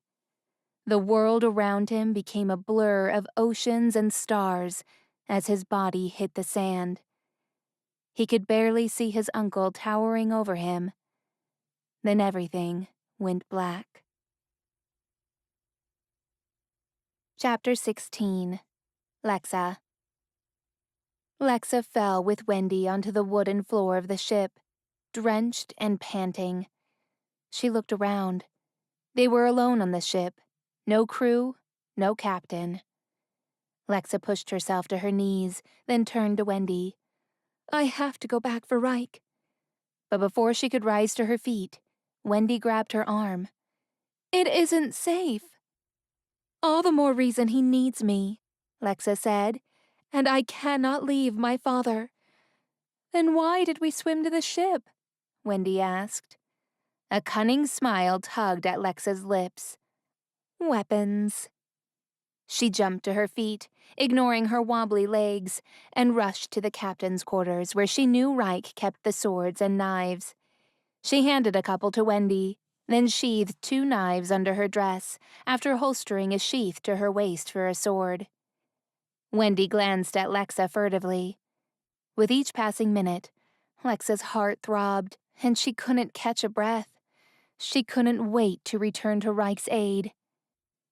When Wendy gave her yet another teary-eyed look, Lexa grunted. They're still alive, Wendy, she signed with trembling hands. I know they are. No, she didn't. And as time went on, the likelihood of their survival diminished. But Lexa pushed the thought to the back of her mind and hurried to grab a sword. Once the weapons were secured, they ran back to the upper deck. Lexa threw herself against the side and clutched the railing until her knuckles turned white as she squinted toward the beach. It was empty. Did the wild boys take them back into the forest? Were they getting ready to be hanged? Wendy tugged on Lexa's dress, then pointed to the other side of the ship. Lexa followed her gaze, and her breath caught in her throat. Another ship bobbed in the distance. Wendy began to sign at top speed. Look at those cages hanging in the air. Aren't they Peter's wild boys? Do you think Peter is on the ship too? Lexa swallowed an uncomfortable lump in her throat. She could see the flag. The ship belonged to the king of the shores, Reich's uncle. Lexa held her breath, looking for any signs of Reich. Surely his uncle would have saved him. But Reich was nowhere to be seen. A sudden movement caught her eye, and she squinted to get a better look. It was Peter. He was tied up and gagged while being hoisted up on a gurney. Wendy gasped next to Lexa. A sickly sensation swirled in Lexa's stomach, and all of her senses screamed that something terrible was happening, and she could not see Reich anywhere. Her knees grew weak, and a flash of pain shot right through her chest as her mind came up with the thought that Reich was dead. As Lexa was about to climb up on the railing, Wendy touched her arm. If you go to the ship, I'll return to the beach, Wendy said. Why? Lexa asked. Wendy's brows furrowed. Someone needs to stop Tinker Bell. Lexa nodded. Do what you must. Just be safe. She then pulled Wendy into a hug. Wendy darted across the other side of the ship toward the rope ladder, while Lexa climbed up on the railing. She wasted no time jumping into the water. She swam as fast as she could, wishing she was in her mermaid form again. It would have been much easier with her fin. But she needed to get to Reich, and she swam as hard as her body would allow until she reached the back of the ship. Lexa's arms burned as she lifted herself up and snuck into the ship by pushing a cannon and crawling in through an opening. She tiptoed along the lower deck and listened for the low murmuring of the men walking on the deck above her head. Careful not to be seen, Lexa searched through the cabins, and just when any glimmer of hope was gone, she found the captain's quarters with its light on. She opened the door and snuck in, closing it quietly behind her. She turned, and her eyes landed on a sleeping figure on a makeshift bed in the corner of the cabin.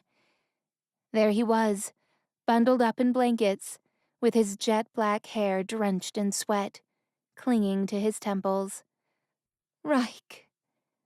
Lexa sank to her knees by the bed, and after removing her sword and placing it on the floor, she smoothed Reich's hair from his clammy forehead.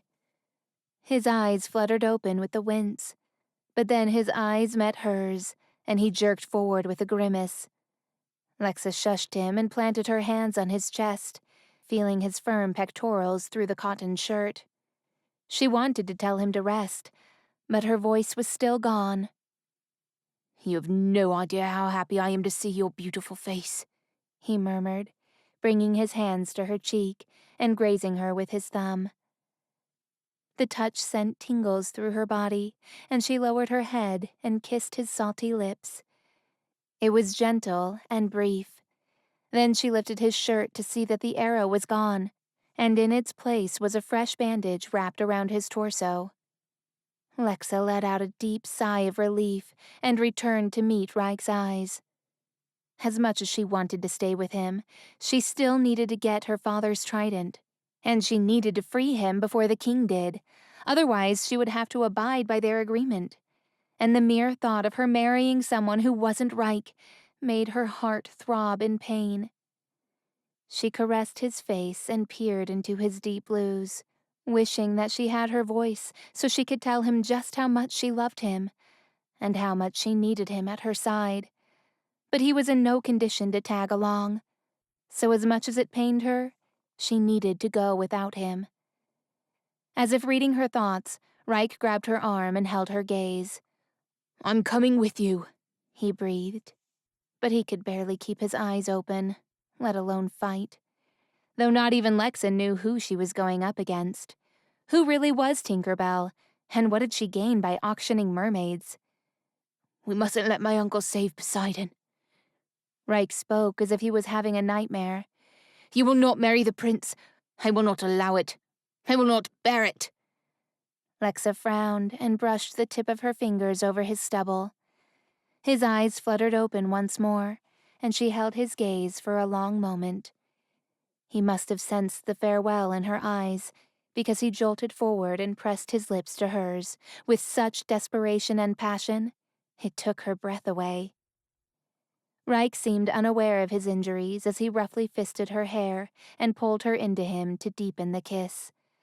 Lexa almost fell on his chest and propped herself up as Reich tasted her, his stubble dragging across her chin in the most delicious way. Lexa gasped against his mouth, and her eyes rolled back as the passion rose to dizzying heights. The two of them explored each other, until finally, Lexa ripped away to catch a breath.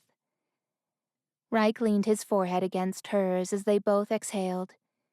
We will retrieve the trident and release your father before my uncle does, Reich said, his voice sounding as beautiful as birdsong in the morning.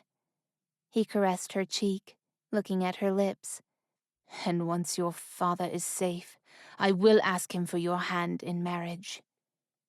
Lexa leaned in to kiss him again, unable to stop smiling. And if she had her voice, she would scream 1,000,000 times yes.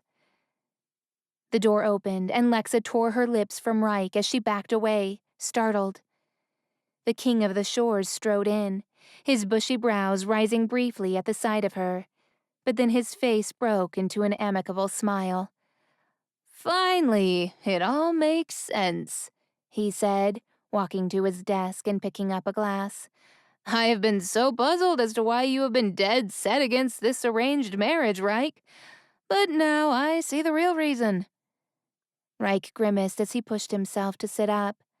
Lexa hurried to help him, and he grasped her hand. "We have done nothing wrong." The king scowled. "Fooling around with the prince's betrothed is punishable by death."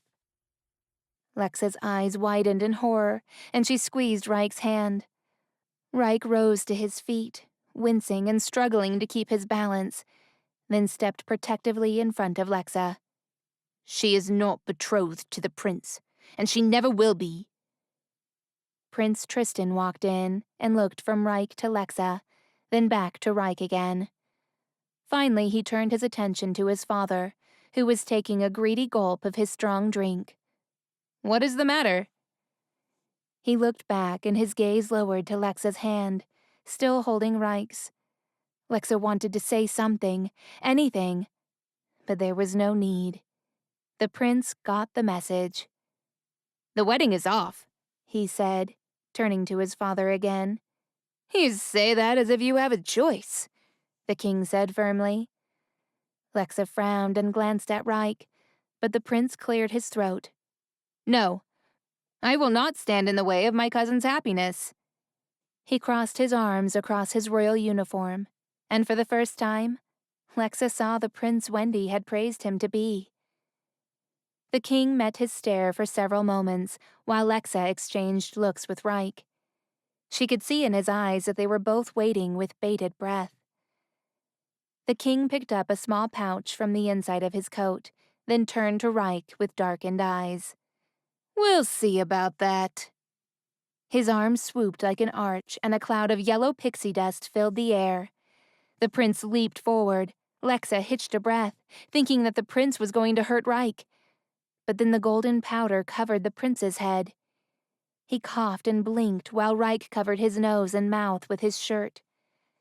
Lexa's mind grappled with her thoughts, trying to find any plausible reason for the king to have used pixie dust. But nothing added up. "Guards!" the king called, his nostrils flaring as he looked at his disoriented son. Lexa thought she saw a hint of disappointment on his face, but it faded and turned serious. 2 burly men shouldered their way into the small cabin, their boots thudding the wood so hard their footsteps were like drumbeats. "Take the princess to her quarters," the king ordered. Then he turned to his son and muttered 2 words that sent an icy current down her spine. "Kill Reich." Lexa wanted to scream, but no sound came out as she opened her mouth. One guard pinned Reich to the wall, while the other guard grabbed Lexa by the arms and yanked her toward the door. She wrestled against him, but it was no use as the guard carried her out of the room. "Let her go," Reich demanded, but as they rounded the corner, she could no longer see him. Reich's voice grew faint as he tried reasoning with his cousin. Hot tears leaked out of Lexa's eyes as she was carried through the narrow halls. She grimaced at the searing pain in her chest. It was as if the king had rammed a hot poker stick right through her heart. "Here you are, princess." They came to a filthy cell, which was empty except for a rotten bucket sitting in the corner. Only a peep of moonlight streamed in through one of the holes resembling a window. The guard pushed Lexa inside, and with a jarring squeak, the door locked shut. Lexa stumbled to find her balance, then swiveled on the spot, scowling at the guards. They chuckled to each other at some unspoken joke and marched off. Lexa chewed her lip, her eyes darting all around as she took in her surroundings. The cells are designed for animal stock, not prisoners. There must have been a weakness somewhere. Just then, Lexa heard the most beautiful sound, the squawk of a seagull nearby. She ran to the small opening in the ship and pressed her face to it. I heard the guards talking. They've taken her here. Hurry up, Bob. It was Hackett, and Lexa's heart leaped at the sound of his voice in her mind. "I'm here," Lexa cried out in her mind. A scuttling sound flew up the side of the ship, and the welcome sight of a little red lobster appeared before her. Lexa, I am mighty relieved to see you alive. Their joyful reunion was short-lived when the foreboding beats of a drum interrupted them. "I'm alive, yes, but if we don't move fast, the same can't be said for Reich." Hackett squawked again, and Lexa heard him swoop up into the sky.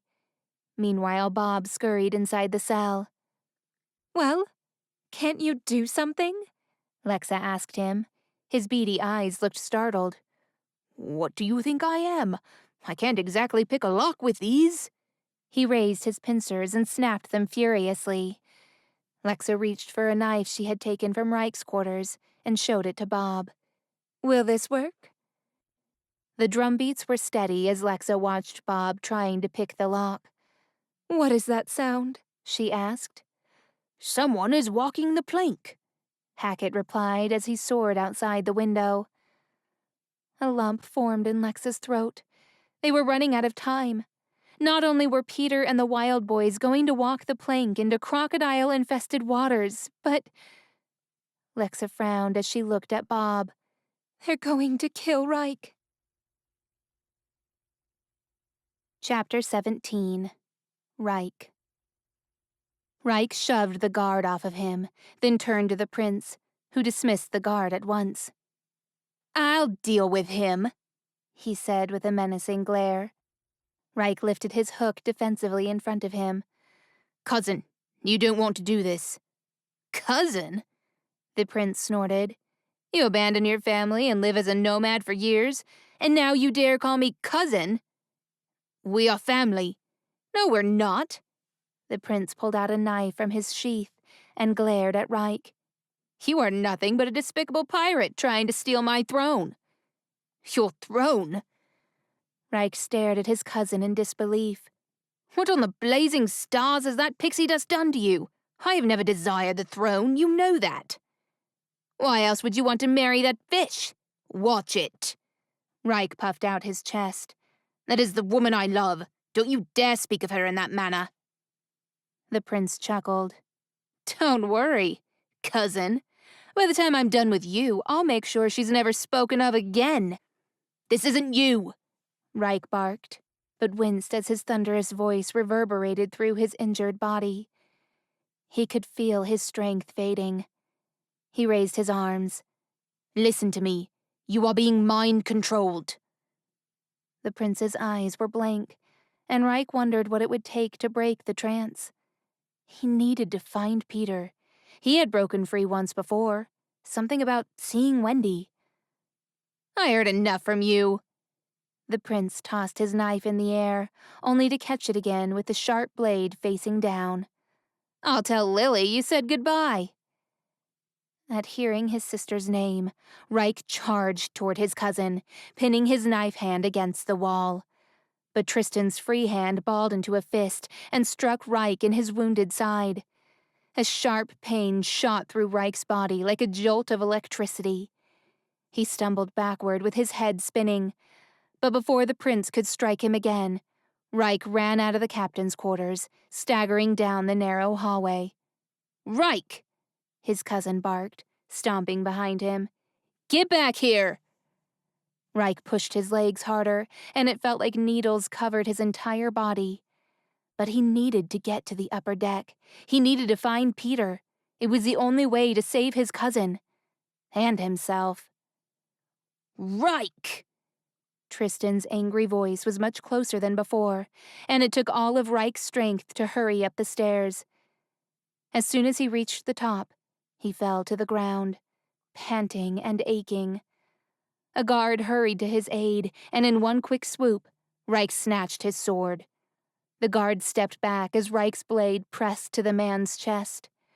"Where is Peter Pan?" he asked through clenched teeth. "In bonds," the guard said, pointing to the front of the ship. "He is about to walk the plank." Reich limped to the front of the ship until he spotted Peter sitting inside a wooden cage with his head down. Reich snuck from behind and poked Peter's leg with his sword. Peter looked up. Before he could say anything, Reich shushed him, then waved him to come closer. Peter jumped to his feet and pressed his face against the wooden bars. "What is the meaning of this? I have done nothing wrong." "I know," Reich agreed, keeping his voice low. "They're after me too." "Why?" "Because of Lexa." Peter's brows furrowed. "I already told you I was in a trance. I would never have taken the princess otherwise." "Tell me about this trance," Reich pressed. "How did you break free from it?" "Reich!" Tristan's voice was distant, but it was only a matter of time before he was close enough to stab Reich. And even though he would put up a fight, he was too injured to win. "You can hide, but you can't run." Reich grunted under his breath, then scowled at Peter. "If you don't tell me how you broke free from that blazing trance, we are both going to die." Peter's eyes widened, and Reich was fairly certain that he wasn't worried about the crocodiles as much as the mermaids. Who knew what Tinkerbell had him do to them on that island? Peter reached through the wooden bars and grabbed Reich's shirt. "I can't be thrown in there. They'll drown me at once." "Then tell me how to break the blasted trance." "I don't know." Peter shook his head furiously, his hands trembling as he clung to Reich's shirt. "Where's Wendy?" Reich sheathed his sword, then grabbed Peter's hand. "Calm down. I need you to focus." "Wendy," Peter said in a shaky, panicked tone. "Wendy!" Reich reached inside the cage and grabbed Peter by the back of the neck, then pressed his pale face between the wooden bars. He kept him pinned there until their eyes locked. "Focus, Peter." "I don't know. It was Wendy," Peter said. "She broke the trance. She freed me." Before he could say anything else, a sudden memory surfaced in Reich's mind. Many years ago, a siren song had overtaken his senses. He was 16, and he'd been strolling on the beach. The song drew him into the water, then pulled him into the deep like an anchor hitting the ocean floor. He flowed in a heavenly bliss until he could no longer breathe. But panic never set in, because the angels were singing. Then he heard his sister's cries. It was faint and distant from above the water, but the high-pitched sound broke through the haze as she cried out his name. She needed him. He was the only family she had left after their parents died, and she needed him. That thought snapped him back at once. Reich loosened his grip on Peter's neck, then stepped back. "Love," he murmured. "Love will bring him back." "Bring who back?" Peter asked. "There you are." The prince appeared on the other side of the cage with blood dripping from his knife. Reich's eyes widened, and he jumped out from behind the cage, drawing his sword and holding his side. "Where's Lexa?" "She's locked away," the prince replied, a wicked grin growing on his face. "Just like her father." Reich's hand dropped as he stared at the prince's blank eyes again. "You're not my cousin." His wicked grin grew wider. "Aren't you an observant little one?" "It's Tinkerbell!" Peter yelled, yanking at the wooden bars. "Guards, seize him! He's being controlled by a ruthless fairy!" But there were no guards around. That imposter must have sent the guards elsewhere.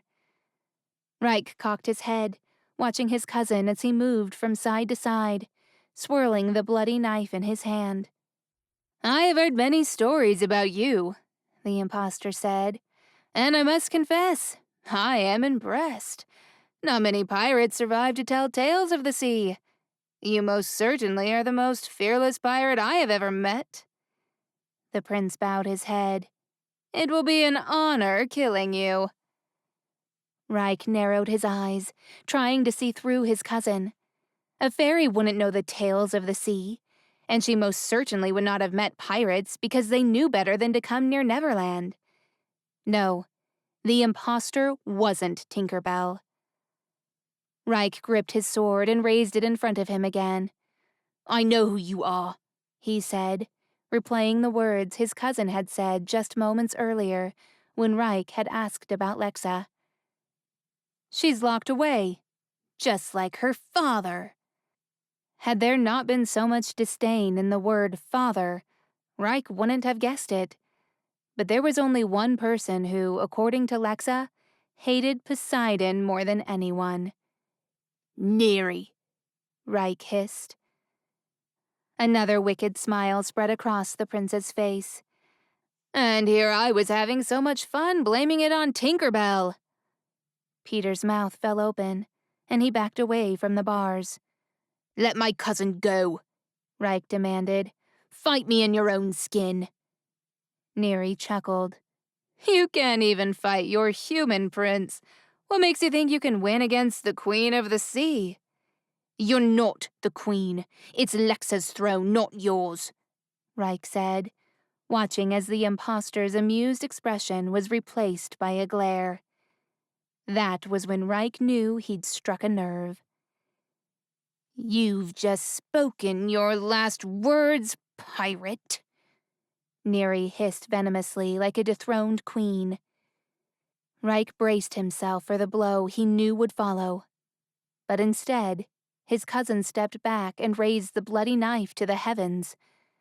The winds picked up from a light breeze to a violent howl.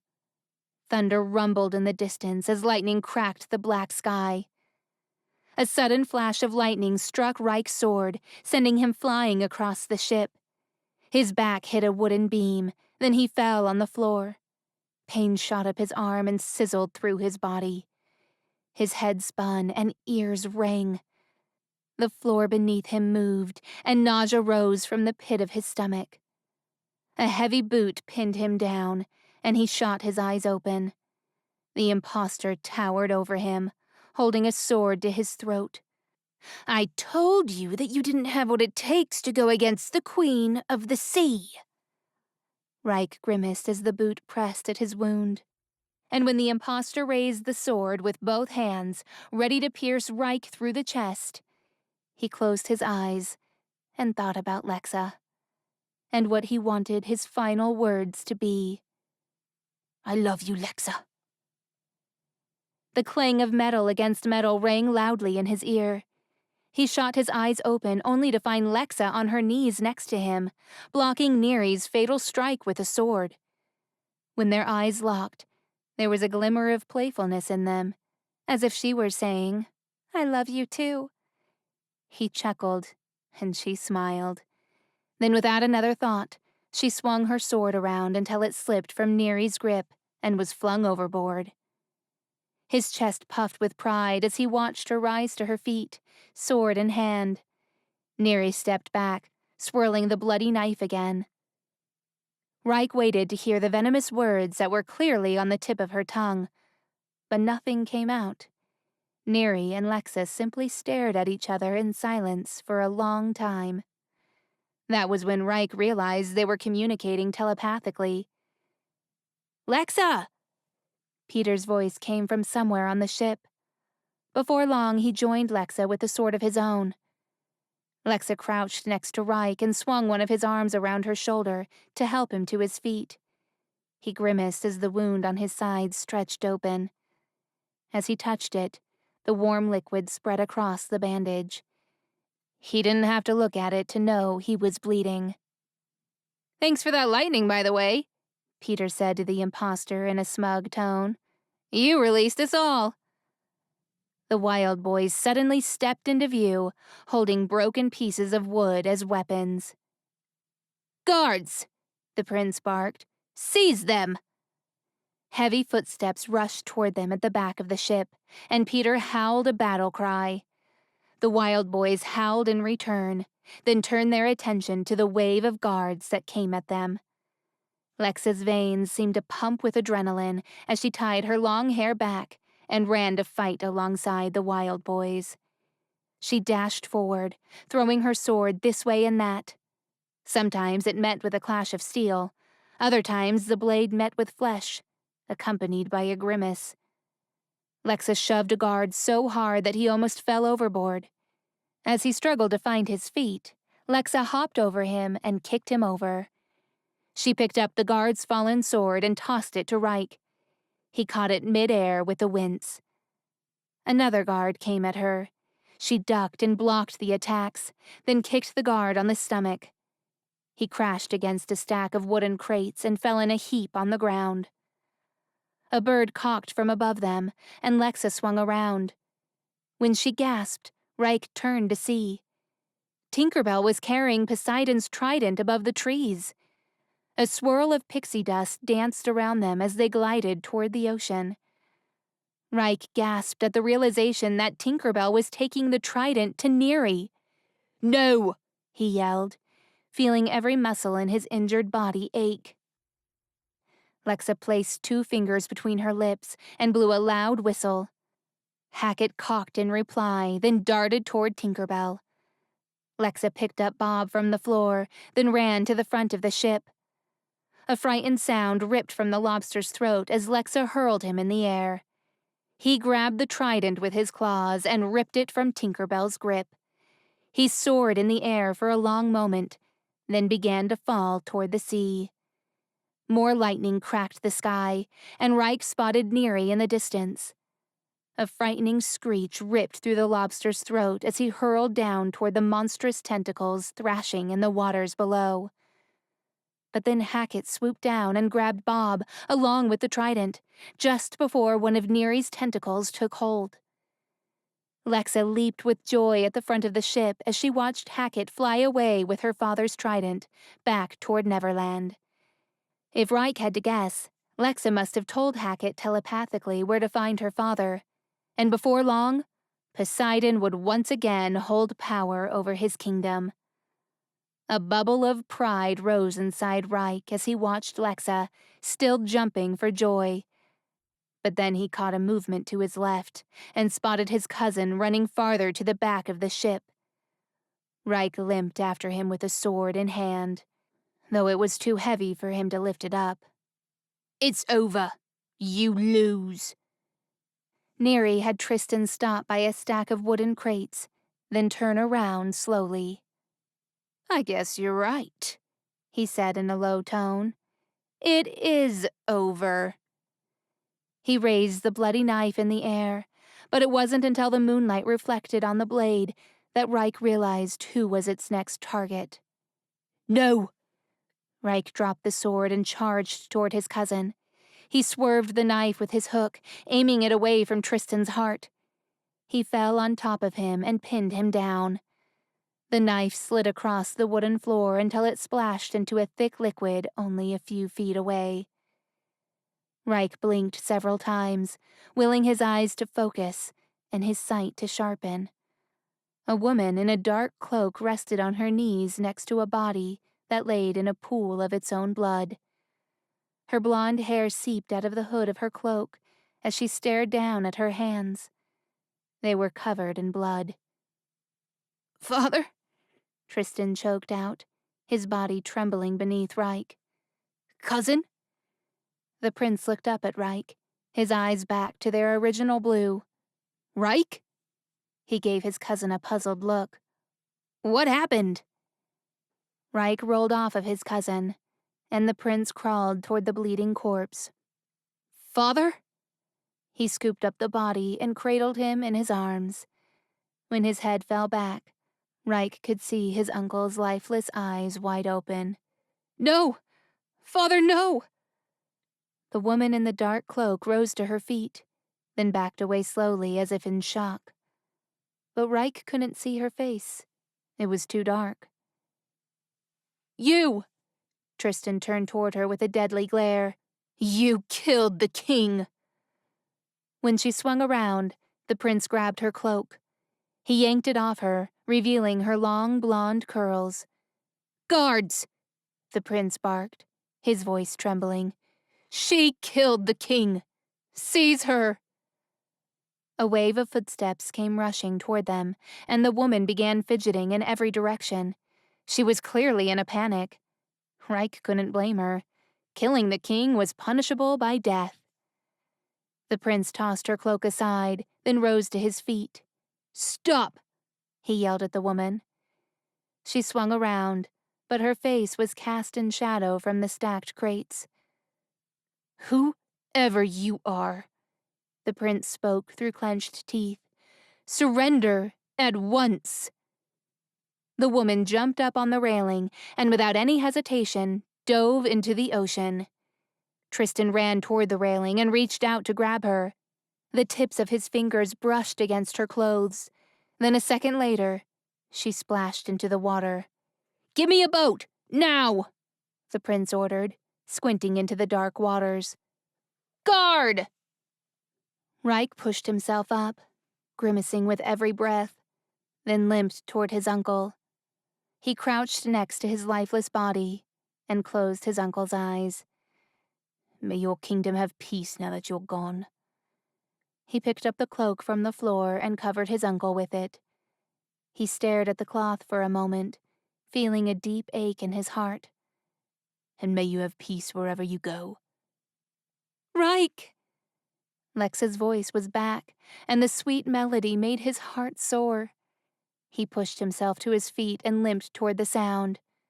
"Lexa!" he called back. As he rounded the corner, he spotted her running toward him. "Reich!"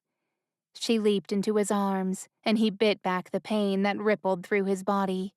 "My voice is back." And it was the sweetest sound he'd ever heard. But most importantly, it meant that her father was safe, and they could finally be together for the rest of their lives. So long as they kept her necklace safe, she would have legs, and she could stay with him. He nuzzled her hair, the salty smell of the ocean filling his senses.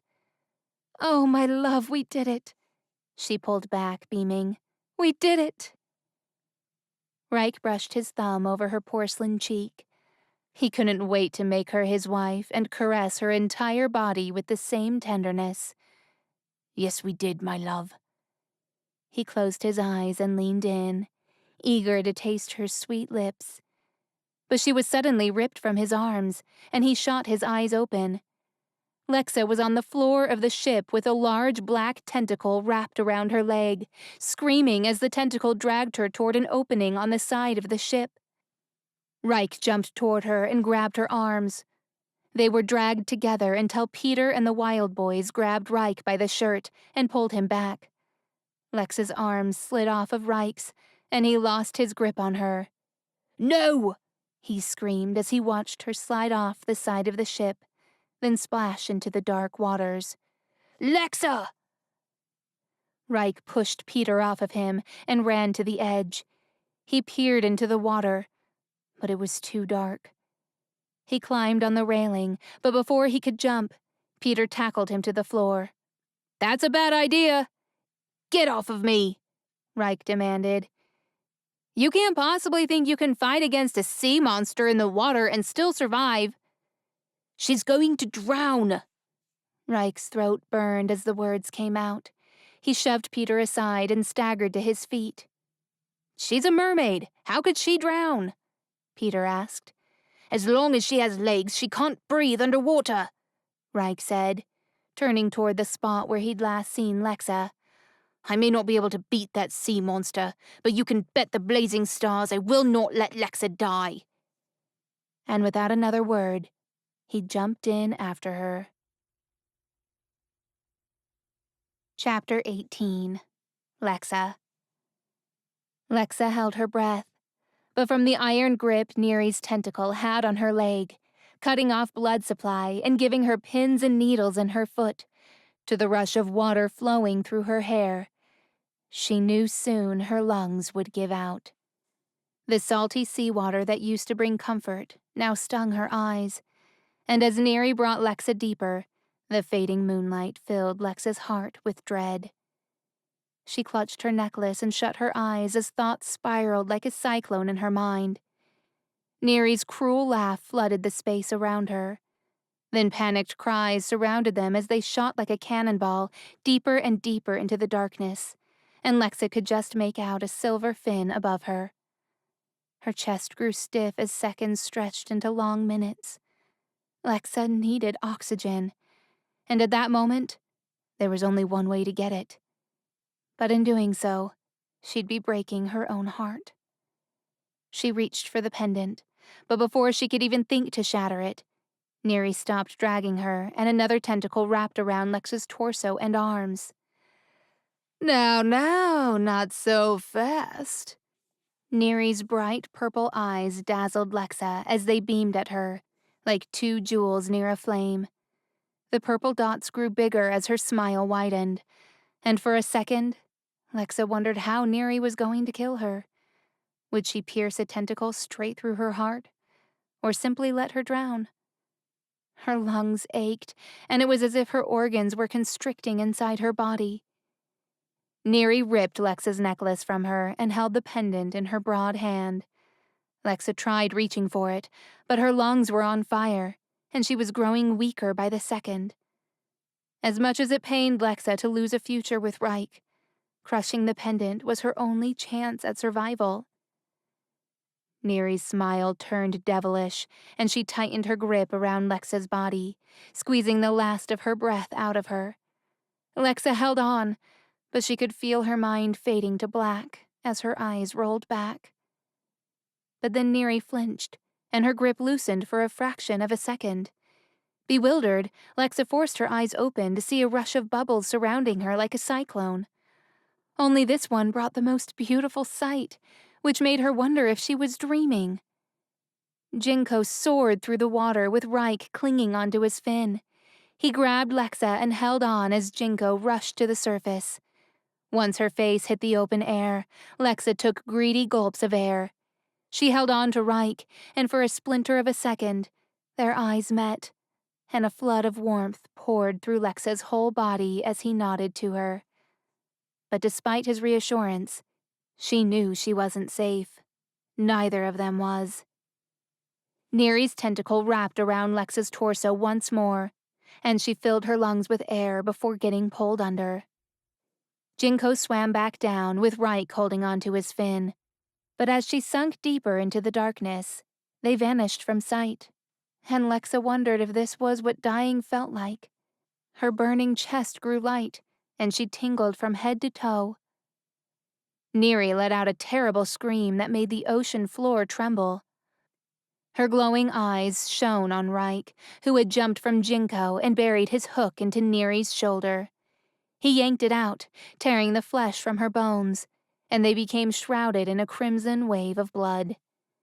Lexa tried wiggling out of Neri's grip, but the more she moved, the more tightly it squeezed her.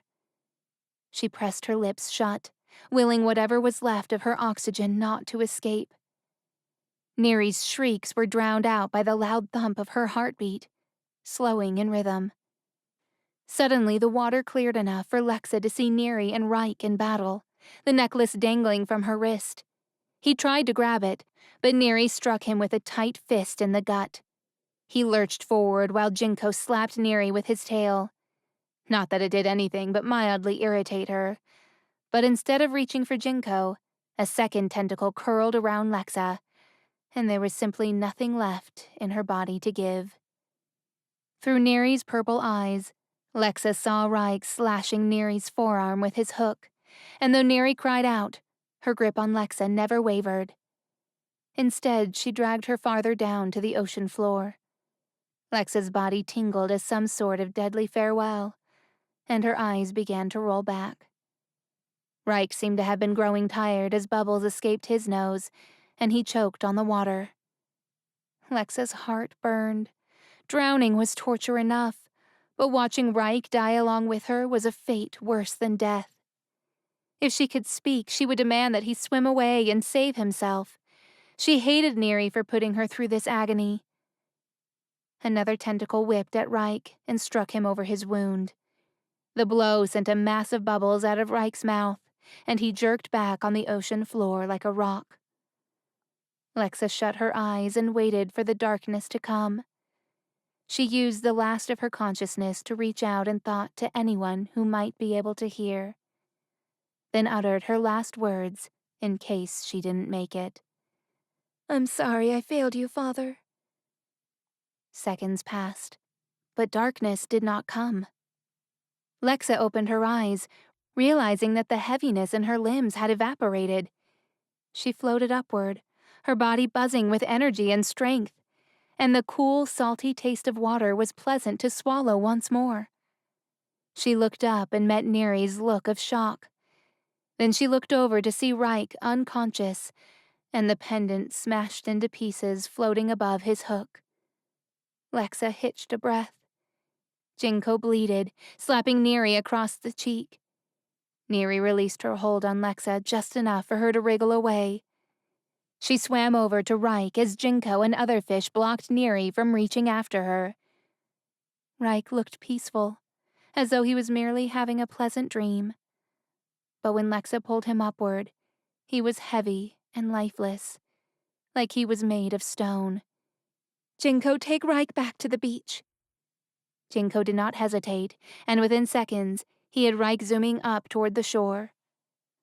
Lexa turned back to Neri, and their eyes met. A thunderous growl vibrated the ocean, scattering the fish, and the ground began to shake as though a volcano was about to erupt. So, this is how you want it to be? Neri said darkly. Fine. I've tried to keep things clean, but now you will face my wrath. Lexa pulled her heavy dress over her head and scowled at Neri, balling her hands into fists. You don't scare me, sea monster. Do your worst. Neri laughed wickedly. Monster, you say? Very well. Neri's tentacles jerked in awkward angles as they began to grow in size, and the skin on her torso ripped away, like it had merely been a disguise. Lexa watched in horror as Neri transformed into the most horrendous creature she had ever seen. Though she still had the upper body of a mermaid, her skin was like that of a lizard, covered in shiny green scales. Her eyes grew black, and as she opened her mouth with a hissing roar, teeth like daggers glinted at her. What are you? Lexa hissed, repulsed at the sight of the creature. My father should have killed you a long time ago. After all, it was because of that wretched creature that Lexa grew up without a mother. Neri howled with menacing laughter. Did your precious daddy Poseidon ever tell you why you grew up without a mother? Lexa scowled. Neri had no right to invade her thoughts, and she certainly had no right to talk about her parents with such dishonor. She dug her fingernails into her palms. You killed my mother, and for that, I will kill you. A life for a life. Neri let out a bubble of laughter, like Lexa had told the most delightful joke at a dinner party. Her reaction only riled Lexa up even more. A life for a life isn't about killing. It's about sacrificing your life for someone else. Which brings me to the truth about your mother. Neri grinned, looking utterly pleased with herself. You want to know the truth, princess? Her question sent a chill down Lexa's spine. She watched Neri slink forward, her tentacles waving in the water, playful but deadly. Lexa knew that just one strike could be a death blow. You were born with very little life remaining in you, little mermaid. Your mother came to me for a cure. She gave her voice so that you could live. That was a life for a life. So if you want to point fingers, look in the mirror for the person responsible for her death. Lexa's mouth dropped open while her brain went into some sort of shock. No. She backed away from Neri's face, but Neri edged closer, her grin widening even more. Yes, my naive Lexa. You killed your mother. Lexa stopped, and her arms froze in place at her sides. A sense of cold dread flooded her senses. I wasn't. No. Neri cackled. Like mother, like daughter. Defeated by me. The words hit her louder than a call of a blue whale, sending Lexa's body into shock. Neri spun around, sending up the dust of the ground, spinning around her until she disappeared in a cyclone of sparkling sand. Lexa swam back and squinted through the floating particles, but then the water cleared as a mermaid appeared. Long black flowing hair reached her narrow shoulders, a seafoam blue fin, and 2 big emerald eyes. Lexa hitched a breath, blinking with horror at the sight of her mother. In her castle in Atlantis, there were murals of Lexa's mother. The image of her was etched in Lexa's mind from the many nights she snuck out of bed to sit by the portraits and weep. And now there she was, bobbing in front of Lexa. Poseidon couldn't even tell the difference. Lexa jerked back in shock. Neri had transformed into her mother. You lured my father into that trap. You were working with the pirates. Suddenly Lexa remembered their earlier conversation, and it all began to make sense. That's how you were set free from your captors. You promised to give them mermaids in return for your freedom. You have been running the mermaid auctions. Neri tried striking Lexa, but she dodged the blow. You pretty mermaids think you rule the sea. And what about the rest of us? Are we not good enough for Poseidon's kingdom? Lexa wanted nothing more than to strike Neri back, but she was too stunned, unable to fight when Neri was in the shape of her mother. And your solution was to start a mermaid auction? Neri smirked. The mermaid auction was a mere cruel irony. You mermaids think you're so precious, so why not put a literal price on it? Lexa scowled. You really are a monster. Neri smacked Lexa across the face, then pulled out a brass clip from her hair and raised it above her head. As she threw her arm down, Lexa dashed aside and punched Neri in the ribs. She grunted, but the pain only strengthened her as she grabbed Lexa's shoulder and forced her back down, pinning her to the ground. Neri's dark hair flowed back, revealing the nasty wound on her shoulder where Reich had buried his hook. Lexa bit her lip, telling herself that this was not her mother, just a disguise. She scrambled around, patting the earth beneath her, as Neri raised the brass clip like a dagger once more. Lexa's fingers met with a small jagged piece of her broken pendant. She took a breath. You are not my mother.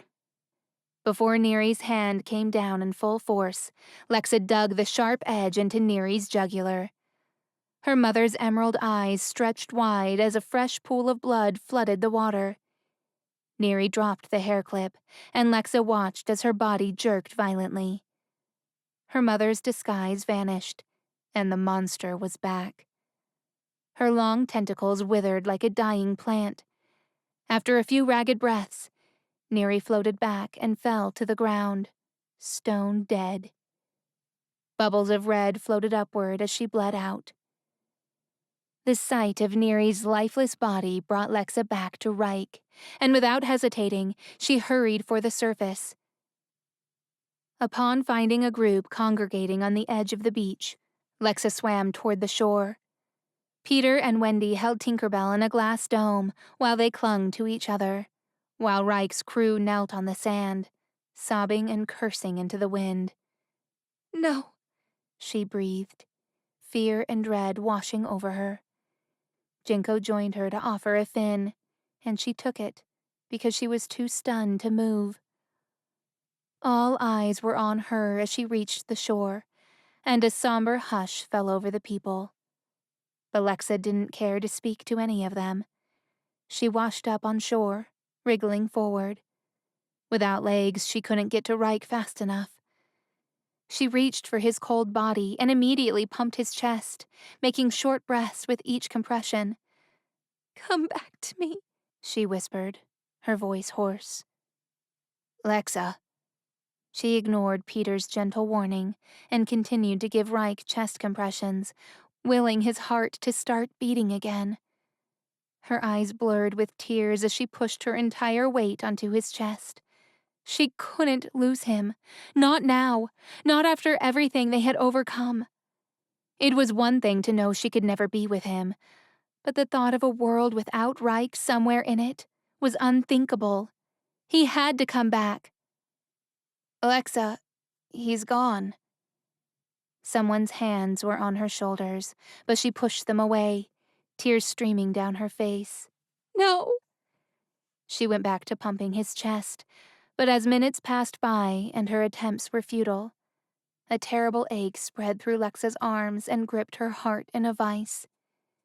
She looked around the blurred figures around her, then at the quiet sea rolling to a yellow horizon, and she could not believe a new day would begin without Reich in it. "He can't be gone. I can't."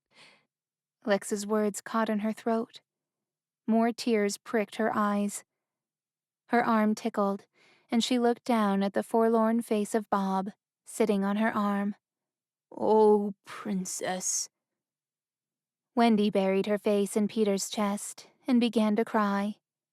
Princess Lexa?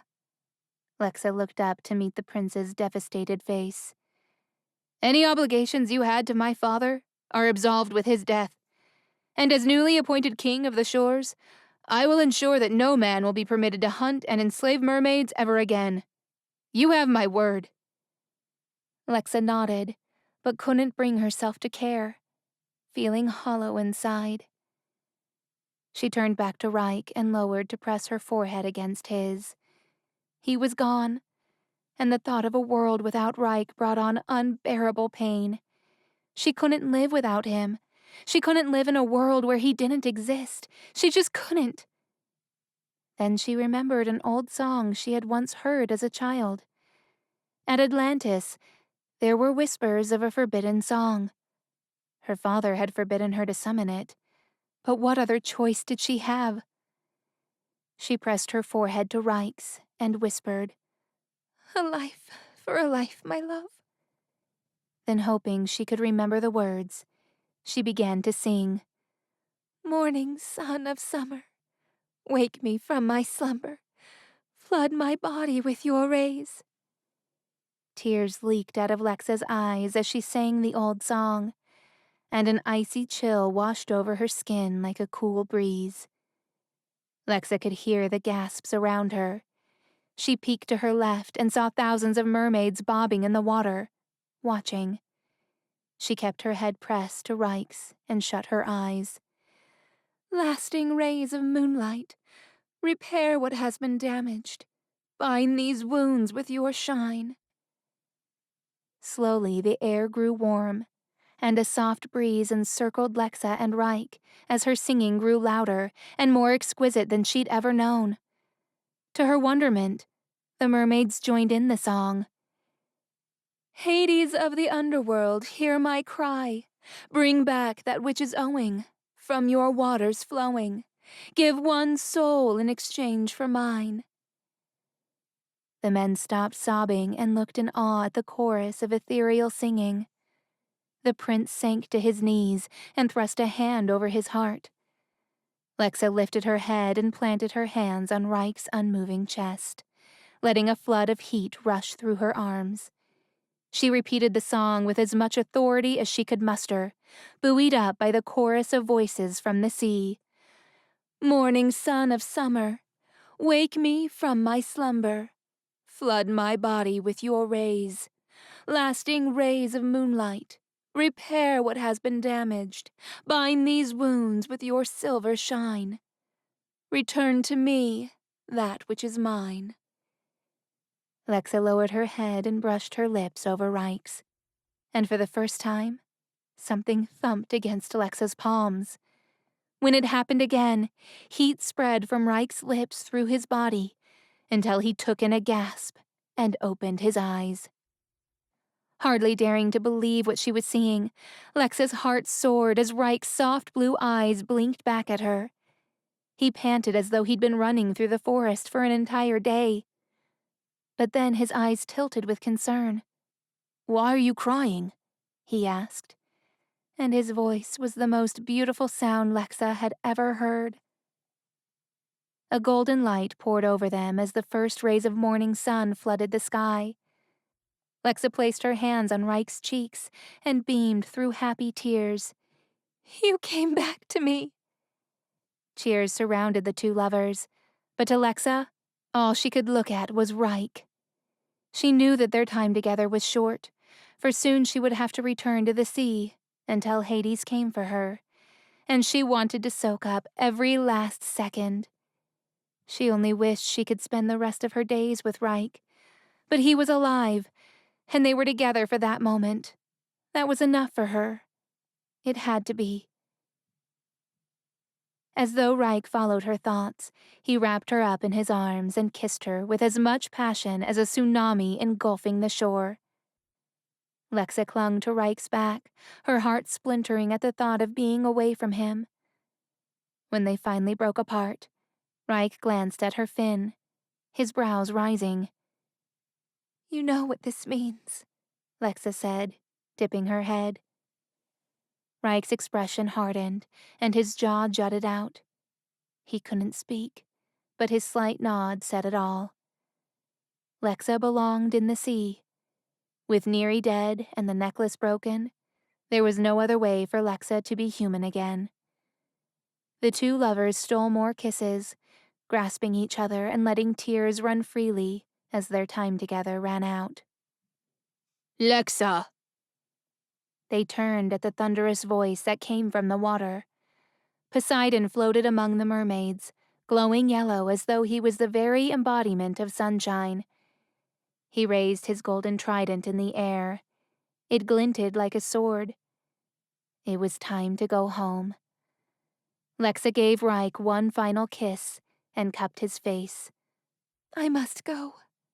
"I know," he said. "I wish things could be different."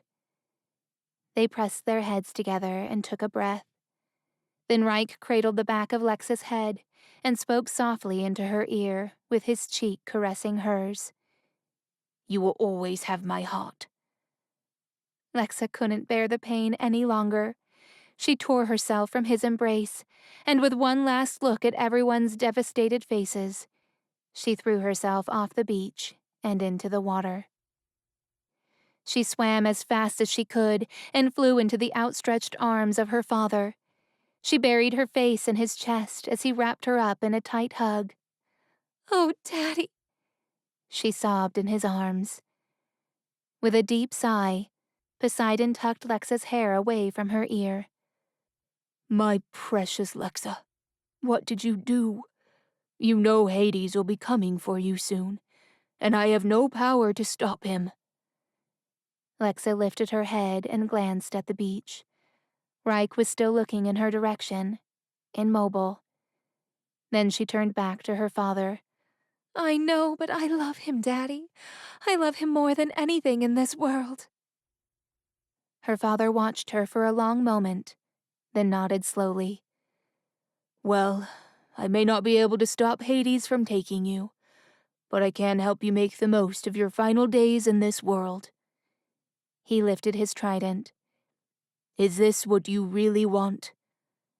Lexa glanced at the trident, then at her father, and held her breath. "Are you saying—" Poseidon nodded. "If it is the life that you want, I will make you human." Lexa almost burst into tears as a rush of emotion erupted in her chest. All she could do was nod. "Well then, so be it." Poseidon swam back, then pointed his trident to the skies. A clash of lightning struck it, lighting it up like it was made of 1,000 burning stars. Then he directed the trident to Lexa, and a jolt of electricity shot through the water and into her body. Immediately, her fins split into 2 slender legs, and she wiggled her toes, buzzing with a thrill. Jinko bleated with excitement. Look what I found, he said, bringing Lexa's dress on his nose. She giggled and put it on, every part of her body trembling as if she had been reborn. Thank you, Daddy, she said, going in for another hug. I love you, my princess. Poseidon's eyes grew misty as he smoothed out her hair. Now go. Go be with your true love. Lexa held onto Jinko, and he guided her back to the shore. Rike's eyes widened as she grew closer, and he ran into the water to meet her. How? He asked. But he never got to finish the question before Lexa was in his arms again, planting kisses all over his face. He kissed her back with delight, then scooped her up in his arms and spun her around with joyful glee. The two of them laughed and frolicked in the water, waving goodbye to the mermaids and Poseidon as one by one they disappeared into the sea. Finally, they walked hand in hand back to the crowd of pale faces, all looking as though they'd seen a ghost. Gents, Rike announced, and his crew stood to attention. Get the ship ready and prepare to set sail. The crew scrambled about while Lexa stole another gentle kiss from Rike. It sent a rush of tingles through her body. But then a sense of urgency rose in her heart. Rike, she said softly. He ripped away from her to read her face. What's wrong? There's something you must know. He touched her arms as if to steady her. You can tell me anything. The song I sang to bring you back to life. It's forbidden for a reason. It has dire consequences. What kind of consequences? Rike asked. A life for a life. She thought about her mother and the sacrifice she'd made. It warmed her heart that they had made the same decision for those they loved. Rike lifted her chin with his finger. What does that mean? I'm not entirely sure, except that someone from the underworld will come to claim a soul. Hades? Most likely. Rike wrapped her in a protective embrace. No one will ever take you away from me, he assured her. If only that were enough. He cupped her face and looked into her deep green eyes. Love is more powerful than death, my love, and I will die 1,000 deaths to save you. Now. His lips curved into a smile. Let's go plan our wedding. Epilogue. Killian. Killian swam through the portal from the underworld and rose up to a pool in a cave. He climbed out of the water, his boots thumping the stone ground as he shook water out of his shoulder-length hair and squared his shoulders, ready for a fight. But surprisingly, he was alone. He glanced up at the dancing reflections of the water on the cave ceiling, searching for the formidable sea monster Neri. He'd heard rumors that Neri was dead. Killian had thought it was a joke, but now he could see it was true. Relaxing, he strode through the cave and set his mind on the task at hand. First, he needed a boat. Outside, the salty sea breeze whipped through his hair, and a small fishing boat with 2 men bobbed in the water not far off the shore. The corners of Killian's mouth lifted, and he rolled up his sleeves to reveal the bulging muscles on his forearms. Then he marched toward them. Killian bathed in the golden sunshine as he leaned against the railing on one of the King of the Shore's royal ships. He had snuck in under the disguise of a servant. It was not easy finding someone his size to steal clothes from.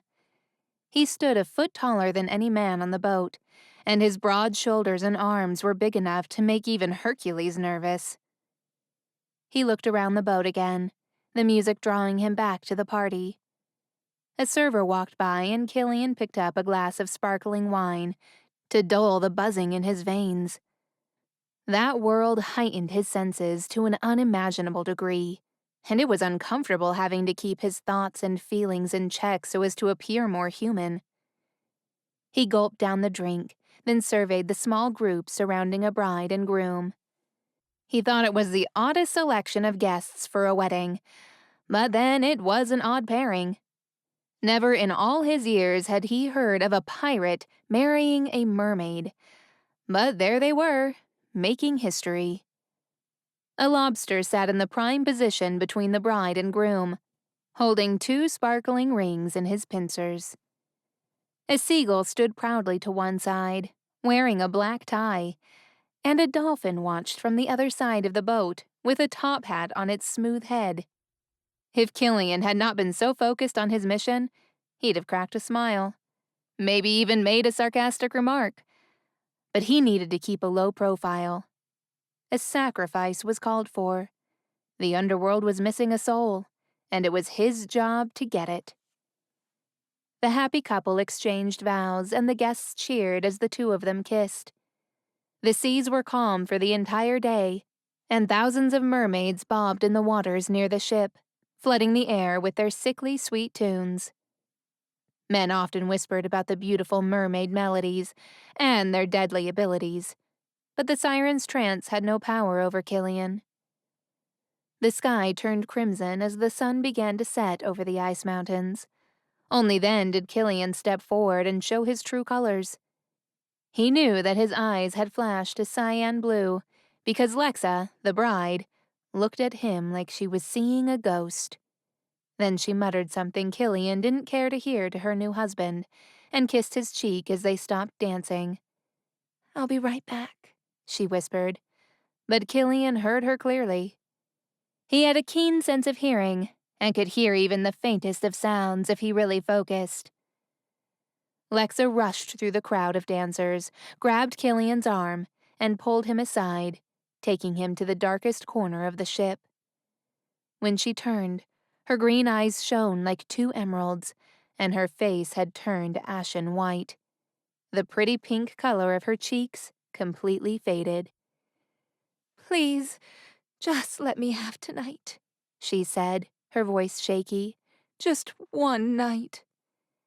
Killian smirked, as if anyone could barter with the guard of the underworld. "Don't worry, princess. I'm not here for you," he said, before taking a long swig of his drink. The bubbles tickled all the way down. He had missed sparkling wine.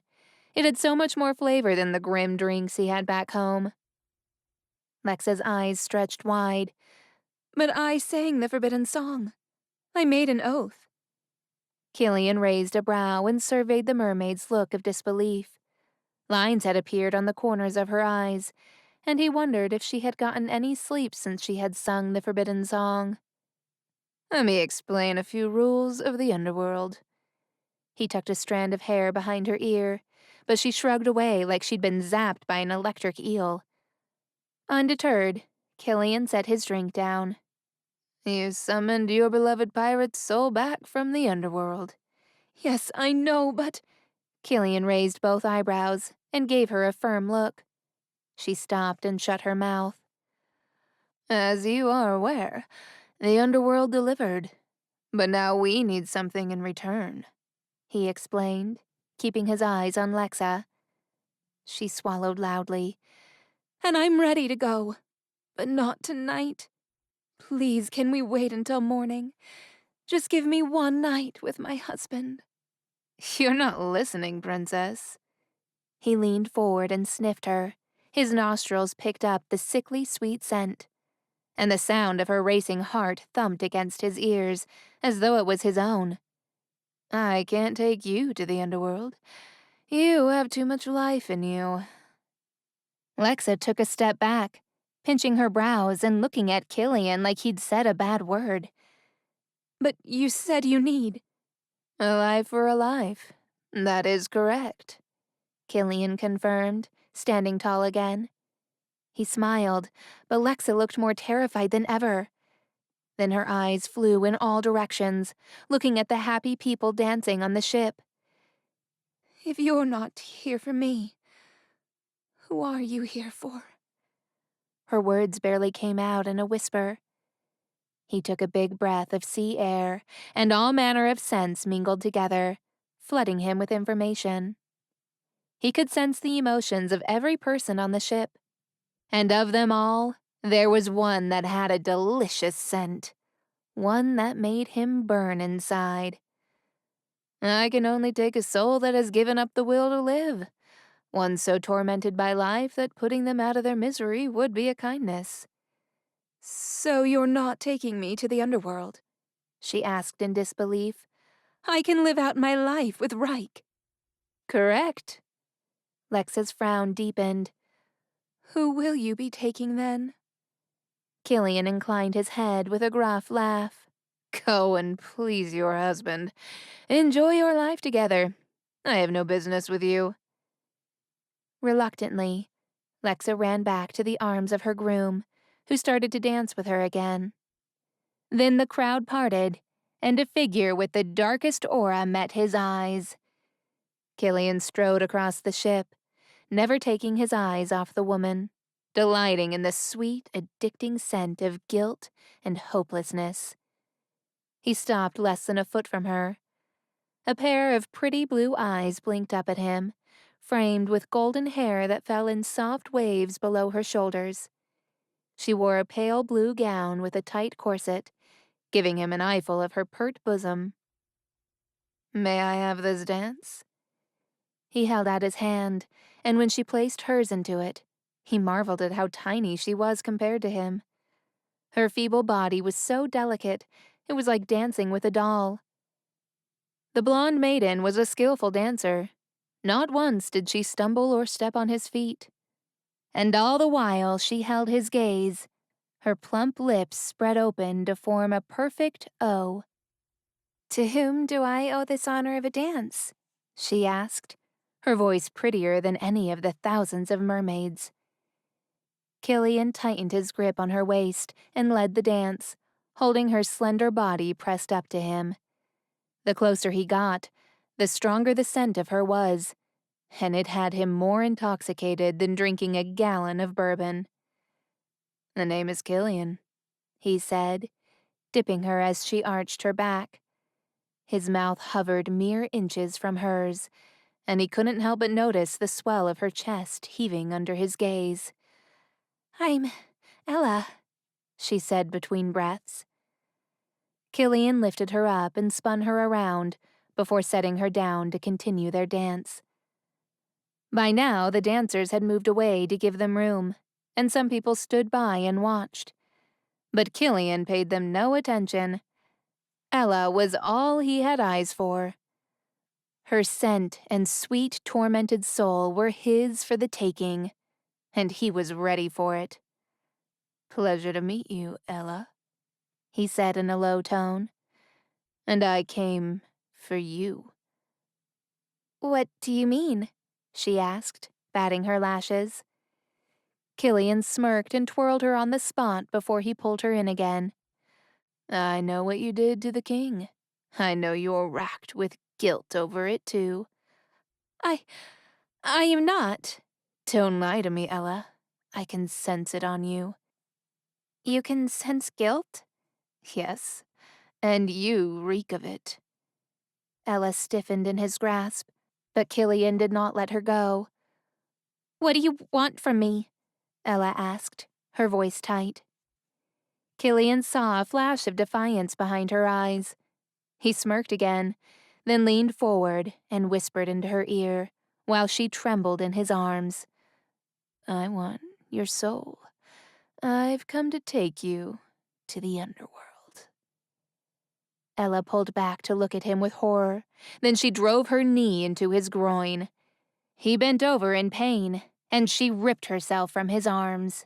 Stay away from me, she huffed, then turned on her heels and fled through the crowd of dancers.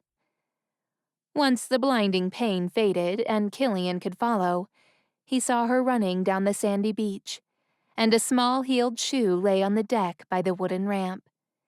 Killian picked it up and chuckled as he looked out at the tiny, flowy dress disappearing into the night. He thought it extremely amusing that Ella thought she could hide from him. This has been Above the Sea, a Little Mermaid retelling. Fairy Tales Reimagined, Book 5. Written by Laura Burton and Jessie Cal. Narrated by Emma Faye. Copyright 2022 by Laura Burton and Jesse Cal. Production copyright by Laura Burton and Jesse Cal.